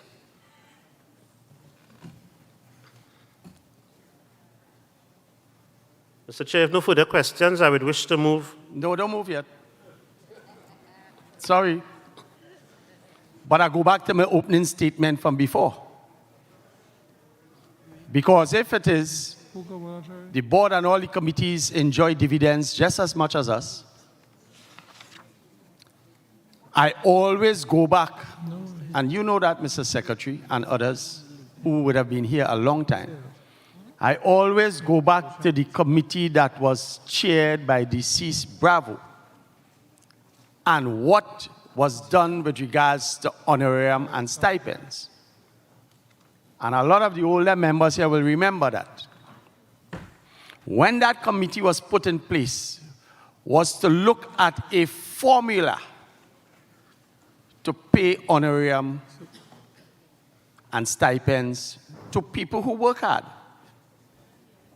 But one of the key things that they said was that if you make more money in surplus for us, the members, including yourselves, then we pay you more as far as honorarium is concerned, which is 3%. During the last couple of years, members moved a motion that no honorarium was paid. You remember that, Mr. Seeley? Very well. Nice. It affected some worse than others. And then a couple of years ago, we brought it down to 2%, and it seemed to be the accepted portion to be paid to the officers. But the key part that deceased Bravo and them spoke about was work hard to create surplus so that we, the members, can enjoy the fruits of our labor. And you, the officers, for your hard work will enjoy the fruits of that labor. But there's no fruits of labor in this situation here. So I go back to my statement before, and I really didn't want to talk here, but I go back to my statement before that I don't really have a problem, and somebody said it a little while ago. Was it Noel? That the undivided earnings was there, and we keep putting, and we keep putting. Maybe the rain ain't falling hard yet, but it's falling. So the taking of that 7.4 to put here, I don't have a problem with it really. But was there hard work of the board and committees to create surplus so that they can enjoy the fruits? Because you all enjoy dividends just as all of us. All of us enjoy the dividends. So again, I'm putting in my plug again. I don't have a problem if the board and committees enjoy the 2% of the fruits of the surplus created this year, and the 7.4% go towards and add on to the fruits of this year, which makes it $13 million. And we, the members, including you all, enjoy a little more than 2.6%. We might go to 2.8 or 2.9, might reach 3. I don't know the figures. Right. But my point is, the 7.4 being removed from the dividends should not be taxed again of 2% for the officers at this time. Thank you for your contribution, Mr. Betancourt. Allow me to share some figures with you. And this is just rough figures, no exact details. To pay 0.1% is roughly $500,000. The 2% that the resolution speaks about for honoraria is about $285,000 thereabout. So if even we don't get the 2%, it still will not increase your dividend. As I say, to pay 0.1%, if we go from 2.6 to 2.7, it means we have to find $500,000. The honoraria as 2% of the augmented surplus is around $285,000. The 1% of the staff is about 140 something, thereabout. So if we add that together, you're still not going to get 0.1% more on your dividend. That is the reality of the day. You just indicated that 0.1% is about $500,000, correct? Yeah, thereabout. If my maths, and that is for dividends, right? Yeah. Right. So if my maths working, 5 by 7, right? 7 divided by 2, which is $500,000 is 1, and 1 million is 2. Half of that, and you divide the 7, to me, it sounds like 1.4%. Just to me, and that's rough maths. So it might be 1%, I don't know. You see, you're giving me figures that I can't work on because I only get my brochure today. Mr. Betancourt and other members, do not tie up 2% of the surplus with 2.6% on your dividend. To pay the number of active members, we have a dividend of 0.1% of their contributions. Their shares, it will take $500,000 to pay that. Don't tie up that percentage on your shares for dividends with a percentage of the surplus. Understand the difference, please. And that's why I'm saying that in working on the rough maths, 0.1%, if I have to go from 2.6 as a recommendation to 2.7, it's roughly $500,000. 2% on the dividend, on the surplus as honoraria works out to be about $285,000. So even if worst case scenario, this body decides that we have not worked for that, it will not work for you. It will then go back as surplus, residual surplus, and go back into the undivided earnings. That's as simple as it is.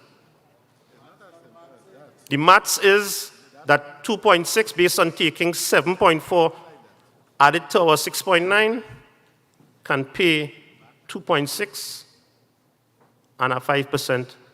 And even the 5% on the rebate, that is less than $1 million. The harsh reality is that because over the years, we have not had any caps on people depositing sums into the credit union, and there are basically no controls, right? So that dividends are paid based on what, if somebody come and drop a lump sum in the morning, we have to declare dividends on that. And that rolls over, rolls over, rolls over. So the reality of the day is your 2.6% is not going to change based on the figures that we have presented. That's the reality of the day. I know you can't support the figures I'm giving you because you don't have anything in front of you, but I did the maths. I wouldn't come here without being prepared. You're better than others. Mr. Chair, if no further question. Excuse me. Yes, ma'am, I recognize. Jennifer McCullin. It seems to members like much. All right, Jenny, can you hold your question? I just want to suspend this conversation for a short while as we have the results ready. Oh, okay. I thought that Mr. Betancourt would have been the last. I see other people. Thank you, Mr. President.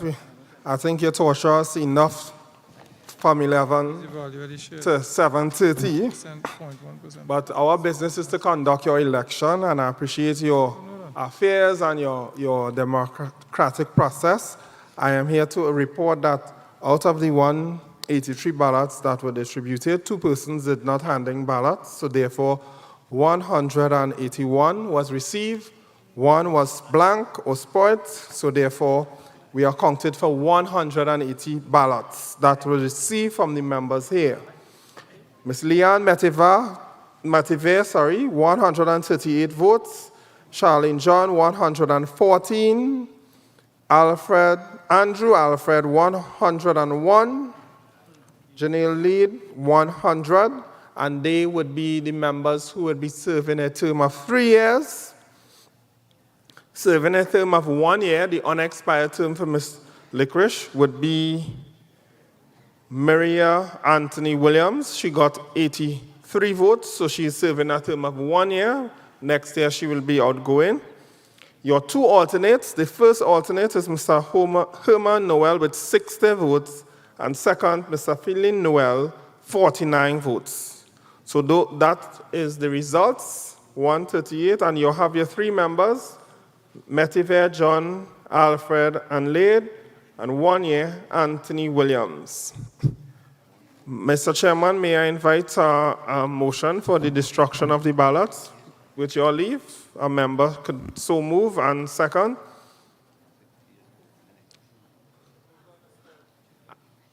Anthony Williams. Moved by. Seconded by Jennifer McCullin. Seconded by Jennifer. Jonathan. Okay, all in favor? Aye. Any against? Any abstention? Therefore, Chairman, the motion carried. The ballots will be destroyed. Thank you, and this concludes my task. And I wish you concluded, that you conclude your meeting this evening. Thank you very much. All right, thank you very much, Mr. Manzano. You and your team for the excellent work.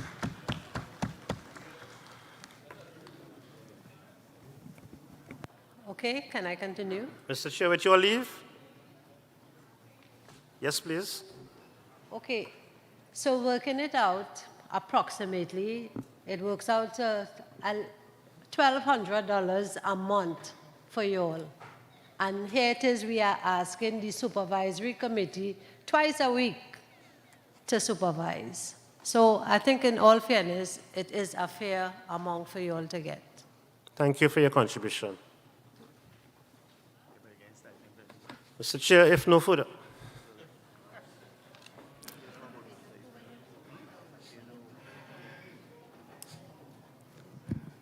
Good afternoon, Andrew Joseph again. I am going to make a lot of enemies by the time I am through. But I have to sleep well at night. And to sleep well, I need to say what I need to say. One, I agree with Mr. Betancourt that the $7 million taken out from the undivided surplus, is it? Right? Should not be included in the 2% for the membership. But I wish to make another proposal. Every year we come here and we have this debate haggling who for, who not for. I wish to make a proposal here now that a fixed amount be paid monthly to the members, because it's hard work to the officers. It's hard work. And vote as what happened a couple of years ago, that you get nothing, right? And that is wrong, because you work hard. But it should be a fixed amount. Secondly, I love the staff of Tateco. They have helped me to be who I am financially today. But right is right and wrong is wrong. I disagree vehemently with a proposal coming from the head table that the staff be paid a 1%. That is a dangerous thing. One must remember that it is a unionized environment. I wish, however, to agree with what the supervisory committee said, that they be paid an incentive for good work. And it should not be that the staff comes here year after year and expect a 1% across the board. If you work hard, if your work is pleasing to all, there's an incentive and you get something, but not 1%. Not 1%. That 1% this year, I wish to suggest humbly that it be put to what's the dividend. That's my proposal. I know I shall make a lot of enemies, but my back broad. Thank you very much. Thank you, Mr. Joseph, for your contribution. And just to remind you what I said earlier, the 1% to the staff is $143,000. That can't make a dent on 0.1%. Mr. Chairman? May I add, sir? May I add, if I may, with the permission of the chair? You have, Mr. It's not a matter of a dent. It's the principle. That is what is matter. The principle. Not a dent. Mr. Joseph, what I'm saying to you is that it will not change your dividend. That is not the point. Right. The point is and can I also overriding remind principle. members? Can I also remind members, we are not at the resolution for staff and honoraria as yet. We are on the resolution of dividend. Mr. Karabai, is your contribution on the matter of dividend payment? My matter is moving a motion for the 1%. If I cannot move it now... Can I ask you to hold on until we reach that resolution, please? Okay, I will hold. Thank you very much. Thank you. Are there any other questions based on the dividend resolution of paying 2.6% on member shares? Mr. Chair, if no further questions, I'd like to so move and ask for a seconder, please. I recognize Mr. Leonardo George, seconded.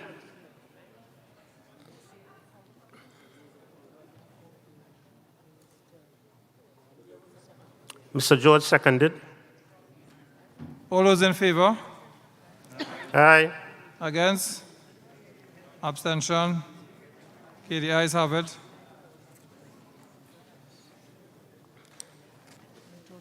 I continue on page 65.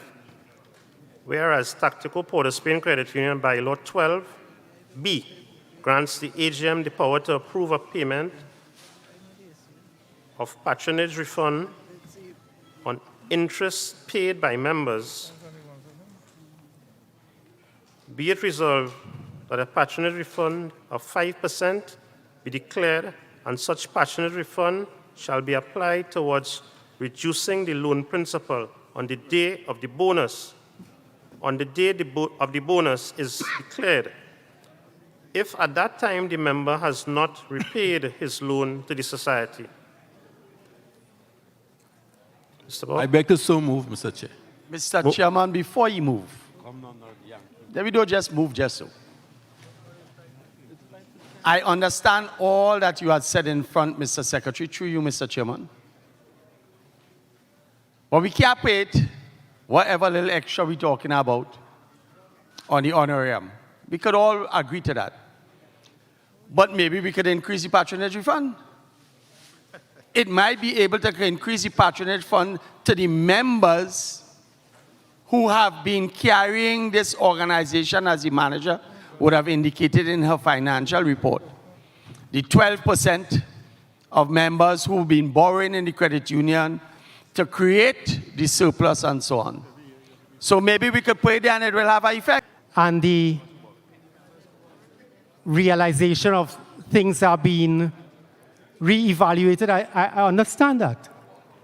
And I understand that we can't come now and say, well, don't pay you 2%, don't pay the staff 1%, put some more in thing, because it is more intrinsic than that.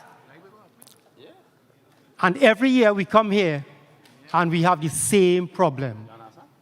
And something got to be wrong with that. You are asking us to rubber stamp something that you sit down and deliberate on, which negates the power of this body. And I can't agree with that. Something more substantial needs to be done. Probably not for this year, because we can't do nothing about the figures that you put forward there already. All we could do is to take the stamp and bam, rubber stamp it. We have no choice. But something needs to be done in the way we go about this process. And I am not here only to highlight deficiencies, but to make suggestions. One suggestion is what I said before, and someone else echoed that, is that a fixed amount be paid to the hardworking people of the officer corps. That we recognize that we have great staff, and we don't want them to be turning around. And that an incentive program, as suggested by the supervisory committee, needs to be put in place. And we should not be coming here to vote for 1%. I disagree with the 1% fundamentally. That is wrong. Right? But I agree that some incentive must be paid to our hardworking and lovely staff. And if you can form a committee, not for this year done, so that we don't have to go through this every single year. A couple of years ago, they proposed that you get a cent. That's wrong. Officers work hard. Officers deserve to be paid something substantial. Make it a fixed amount. Every year, every month, you get a certain amount. Do it how you want. That the staff not be entitled to 1%, but they are entitled to an incentive bonus. Thank you very much. Thank you very much, Mr. Joseph. And let me paint another scenario for you. If it is that our valuation of our buildings went up by 7 million or went up by 4 million. Would you want us to pay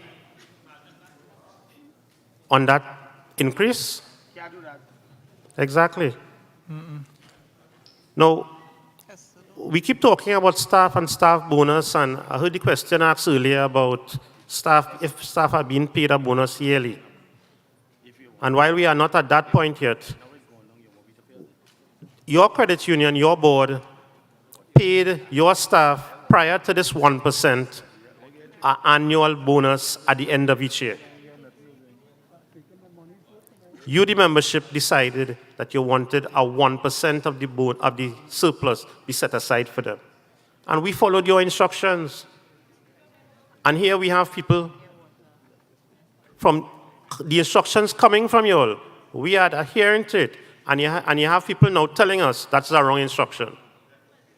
So, Mr. Chair, at this stage, again, I move the motion for the payment of 2% to officers. And I ask for a second. Mr. Chairman, before we have a second, I'd like to move a counter motion. And the counter motion would be to pay the 2%, but not on the augmented surplus. 2% on surplus generated in 2022. That's the counter motion that I would want to move at this point in time.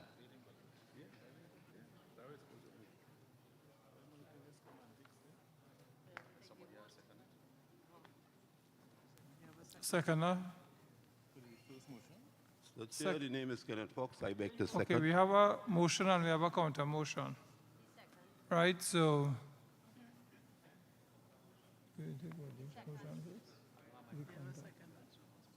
No.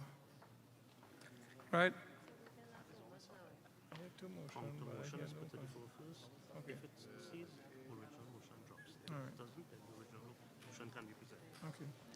So there's a counter motion. Is there any seconder? Yes. Knowing that we don't have much knowledge on finance, and all of us talking here, some of us know what we're talking about. I second the motion, the counter motion. Okay, we have a seconder for the counter. All those in favor? All those against? Aye. So we are voting. Supervisory.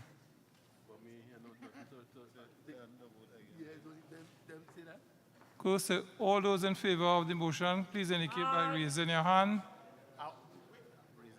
We are voting right now. Mr. Chairman, I want you to be clear on what we're voting for. Are we voting for the counter motion first or the motion? Counter. We are voting on the counter proposal, which was seconded by Mr. Karabai. Thank you. All right, so all those in favor of the counter, please indicate by raise of hand. Nobody here.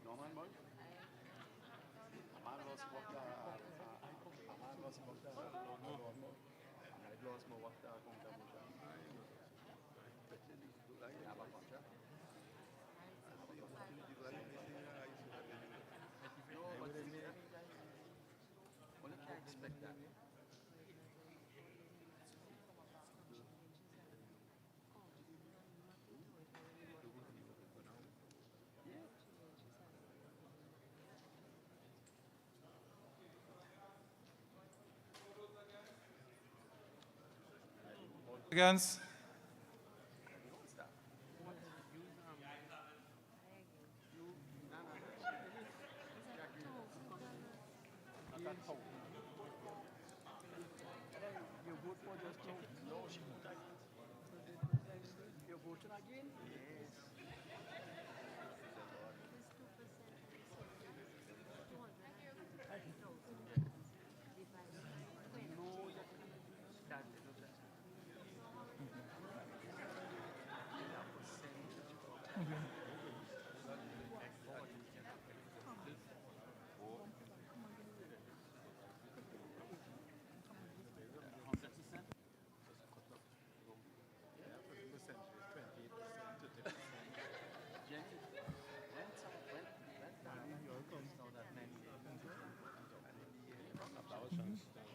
Any abstention?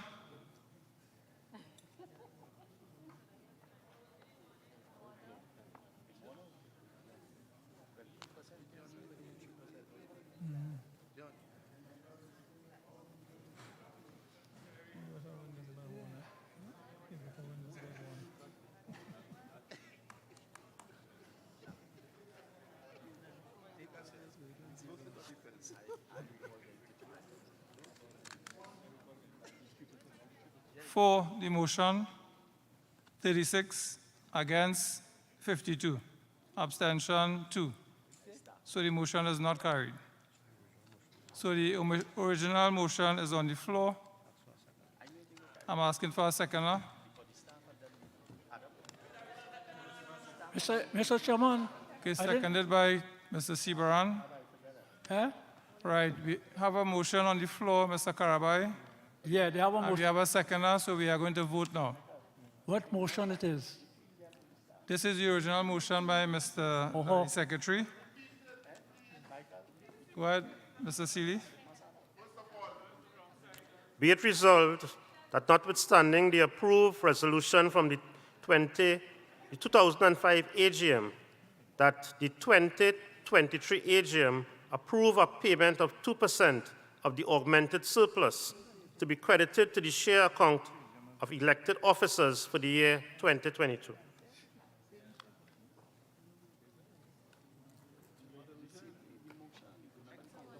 Right, moved by Mr. Seeley. Mr. Chairman, Lisa Kazo, I'm just asking, a lot of members are asking, could you please repeat the result from the counter motion that was just voted on? For the counter motion, 36, against 52, abstain 2. Let me hear the counter motion. The amount. That's wrong. I got 36 and only 15 across. So 9 and. are we questioning the supervisory? No, that is not what we're doing here right now.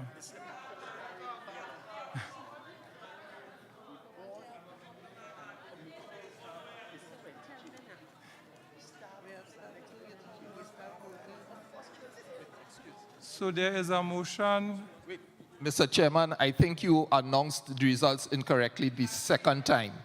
It was the counter motion. So you had how many for the counter motion and how many against the counter motion. Could you please state it like that so we have some clarity?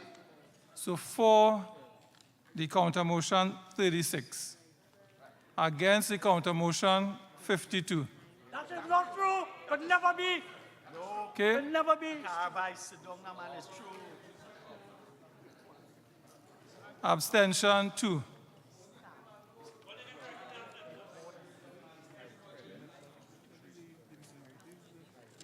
So again, the motion is on the floor and seconded by Mr. Sibaran, Karen Sibaran. All those in favor? All those against? Okay, the ayes have it. What? Just so that you come, Mr. Chairman, you come just now. You have to count again. You must count again. Why you have to count again? Michael, don't try. Okay. No ball, no ball. Probably it's because I'm hearing the people closest to me. All right, so we'll have voting. Those in favor of the motion indicate by the raise of hand.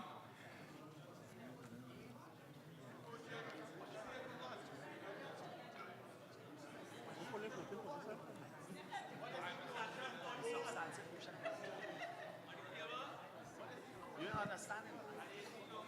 Yeah, me have no problem with that.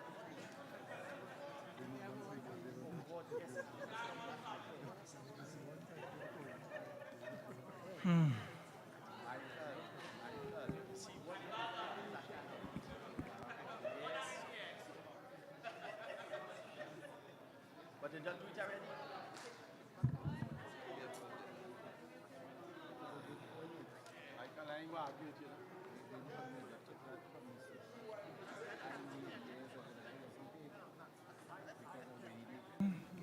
You can put down your hands now. Those against?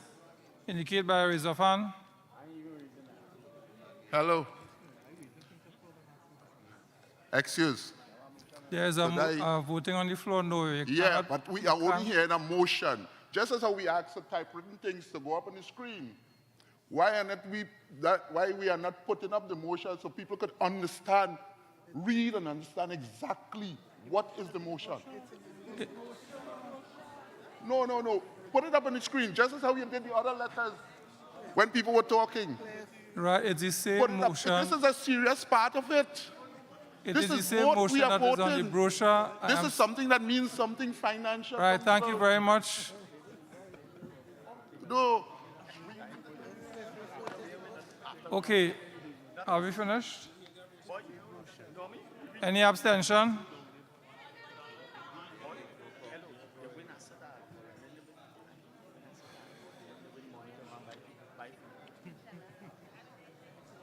So you have one more to do?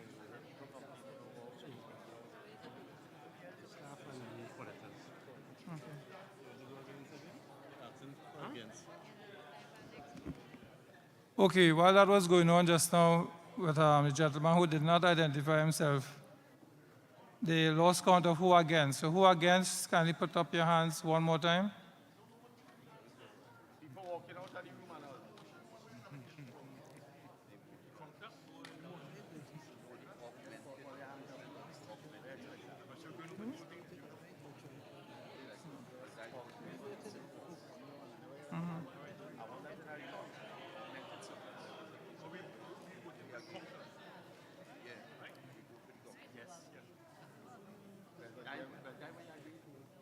Any abstention?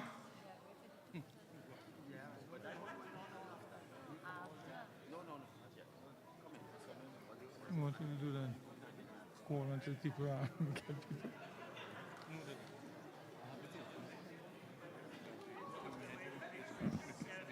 How we didn't need draw for draw prize and everybody going? How we didn't need draw for draw prize and everybody going?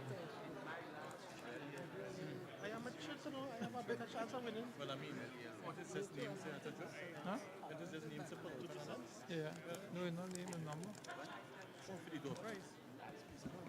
Okay, the results are 72 for, 8 against, 2 abstention. Thank you.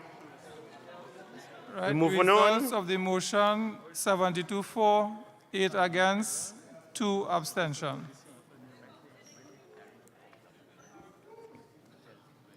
Moving on, whereas Tateco Port of Spain Credit Union by Law 12C grants the AGM the power to approve a payment. Sorry, I read that already. Or did I? Yes.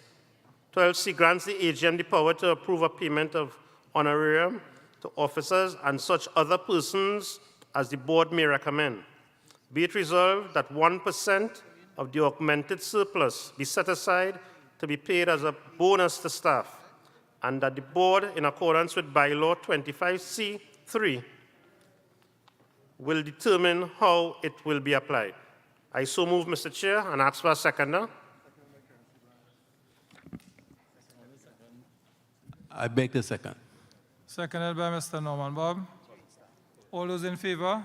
Aye. All those against? Against? Abstention? Okay, against, I'm seeing 1, 2. Supervisory, Cliff. Supervisory.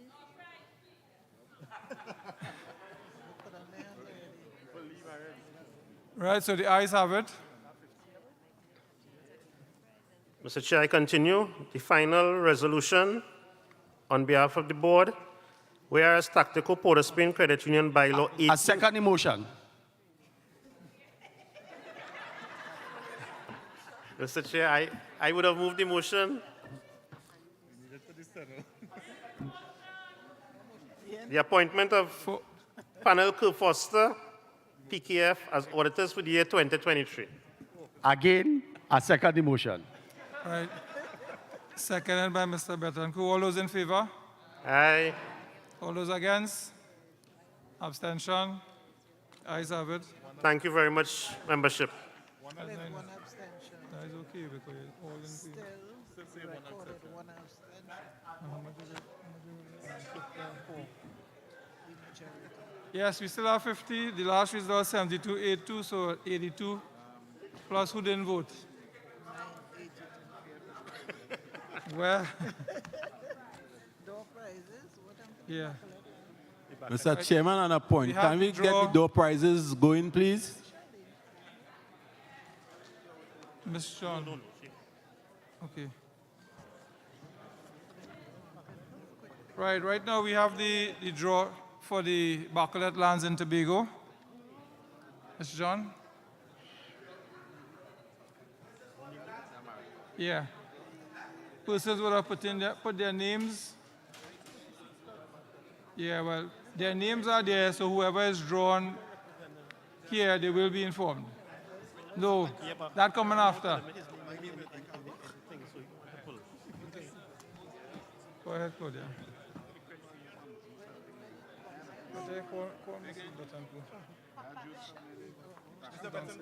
Can I ask the members of staff to assist with the box?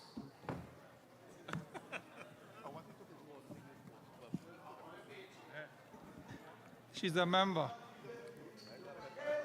And just let me indicate Right now she's a member. what will happen next. We have 37 lots in Bacolet, Tobago that are to be sold to our members. 25 of those lots will be sold to Tobago members, leaving 12 lots to be distributed among the membership.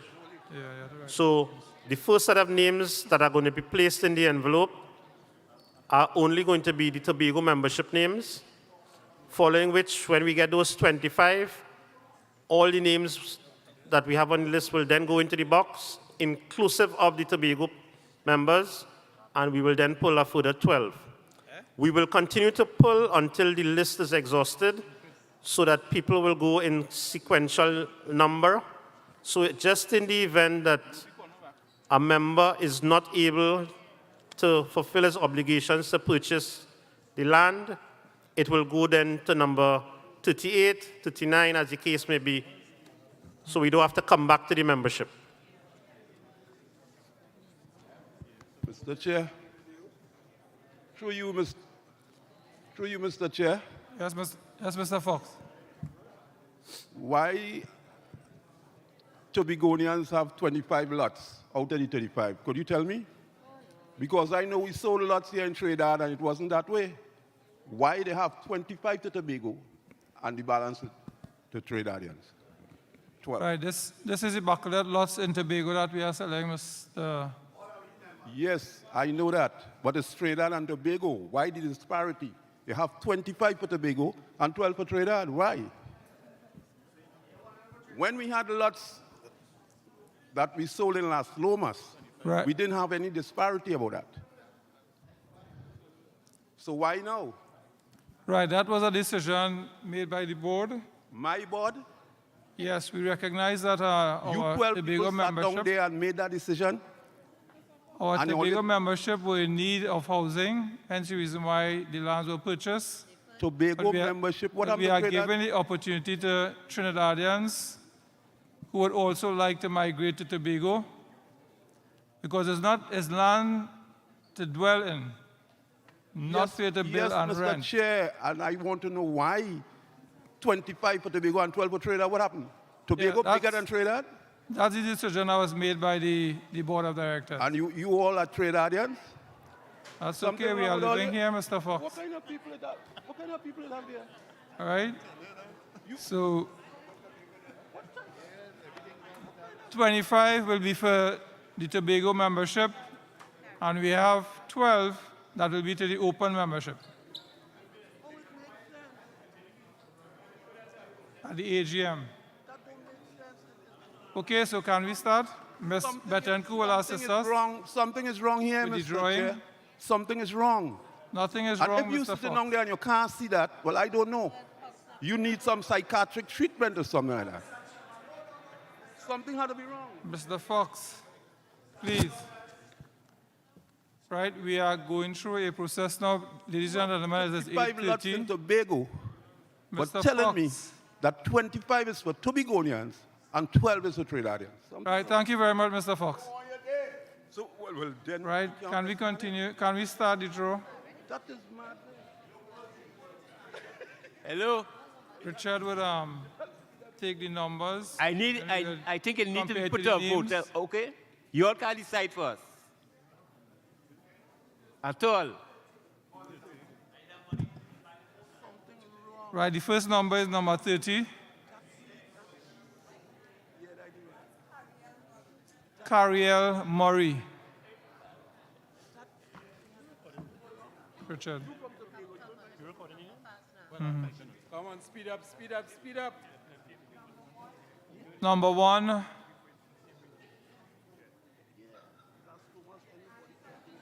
Ainka Joseph. Committee member, boy. You have plenty to pull, Ms. Betancourt. Number 38.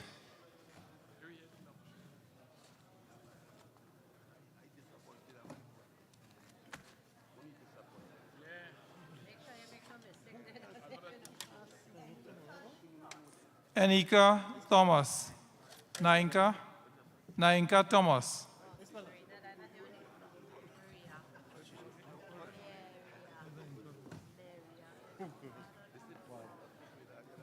Number 7.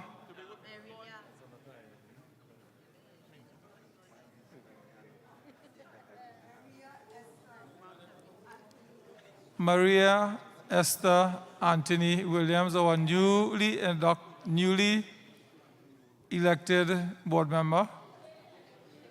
Congratulations, Ms. Anthony Williams. Number 14.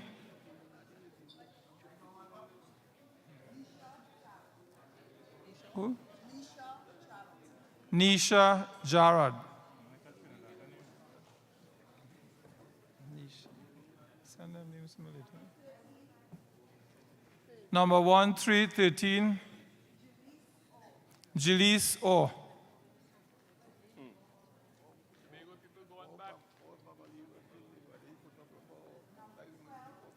Number 12.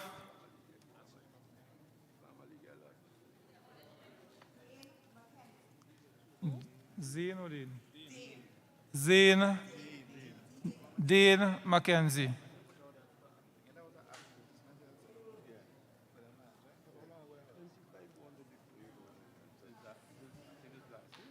Number 16. Nola John. Any relation?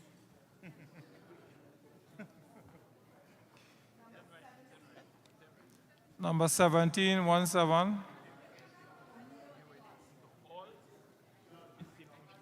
What's your name?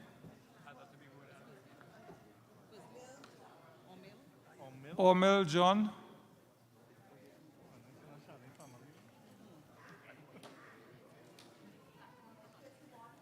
Number 31. Keel Smith. Mr. Keel.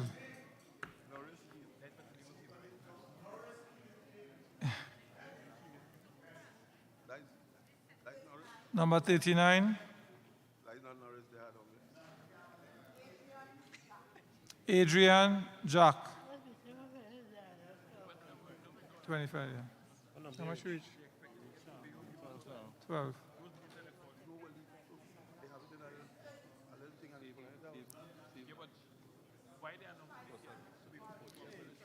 Number 32, Streisand Murray.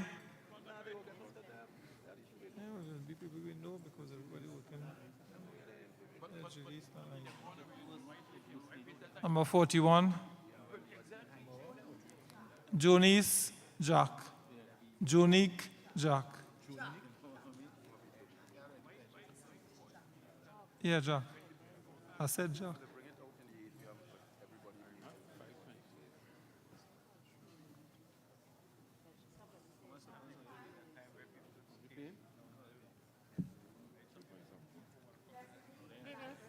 Desiree Delancey.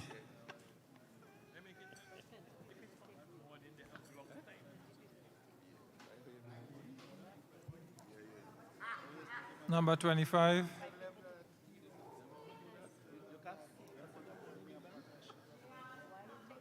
Gian Campbell.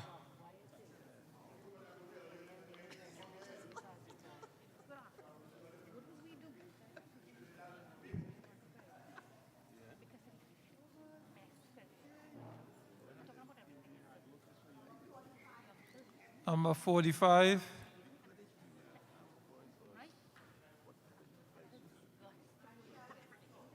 Anshel Stewart. Ah.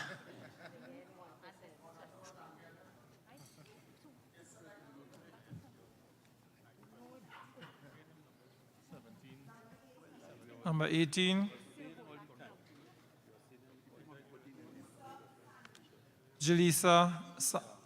Elisa Sandy.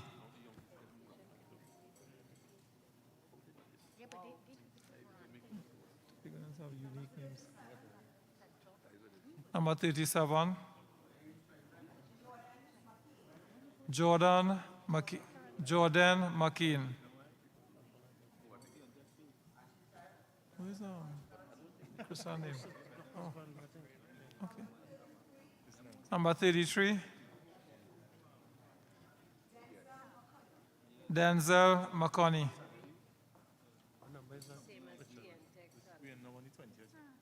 Number 20. Sorry, 20th lot. Sorry. 49. Everall Alexander.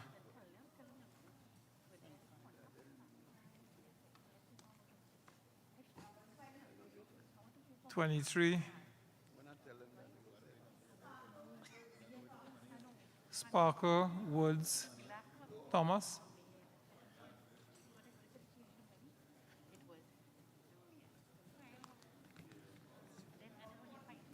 '43.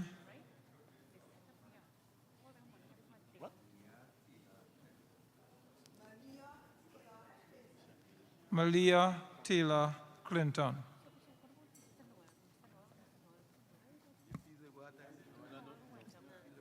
Three more? 34. Devin Seeley. Yeah.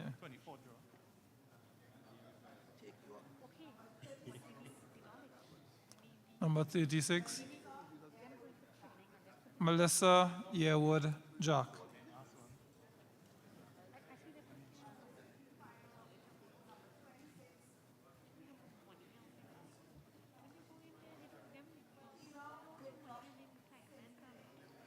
Keela Whitlock Centilla.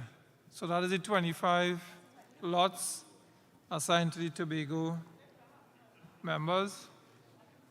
We now have the Trinidad members who would be added to the bowl.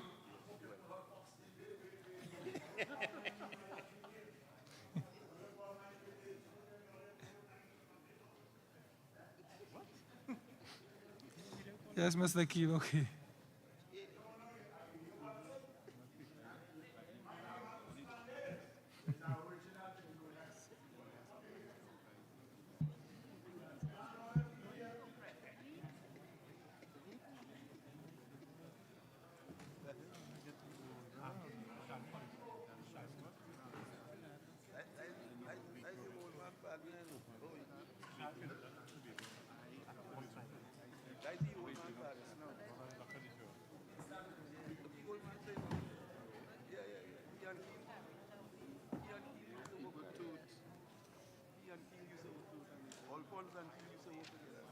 No, we need dollars. I still need dollars.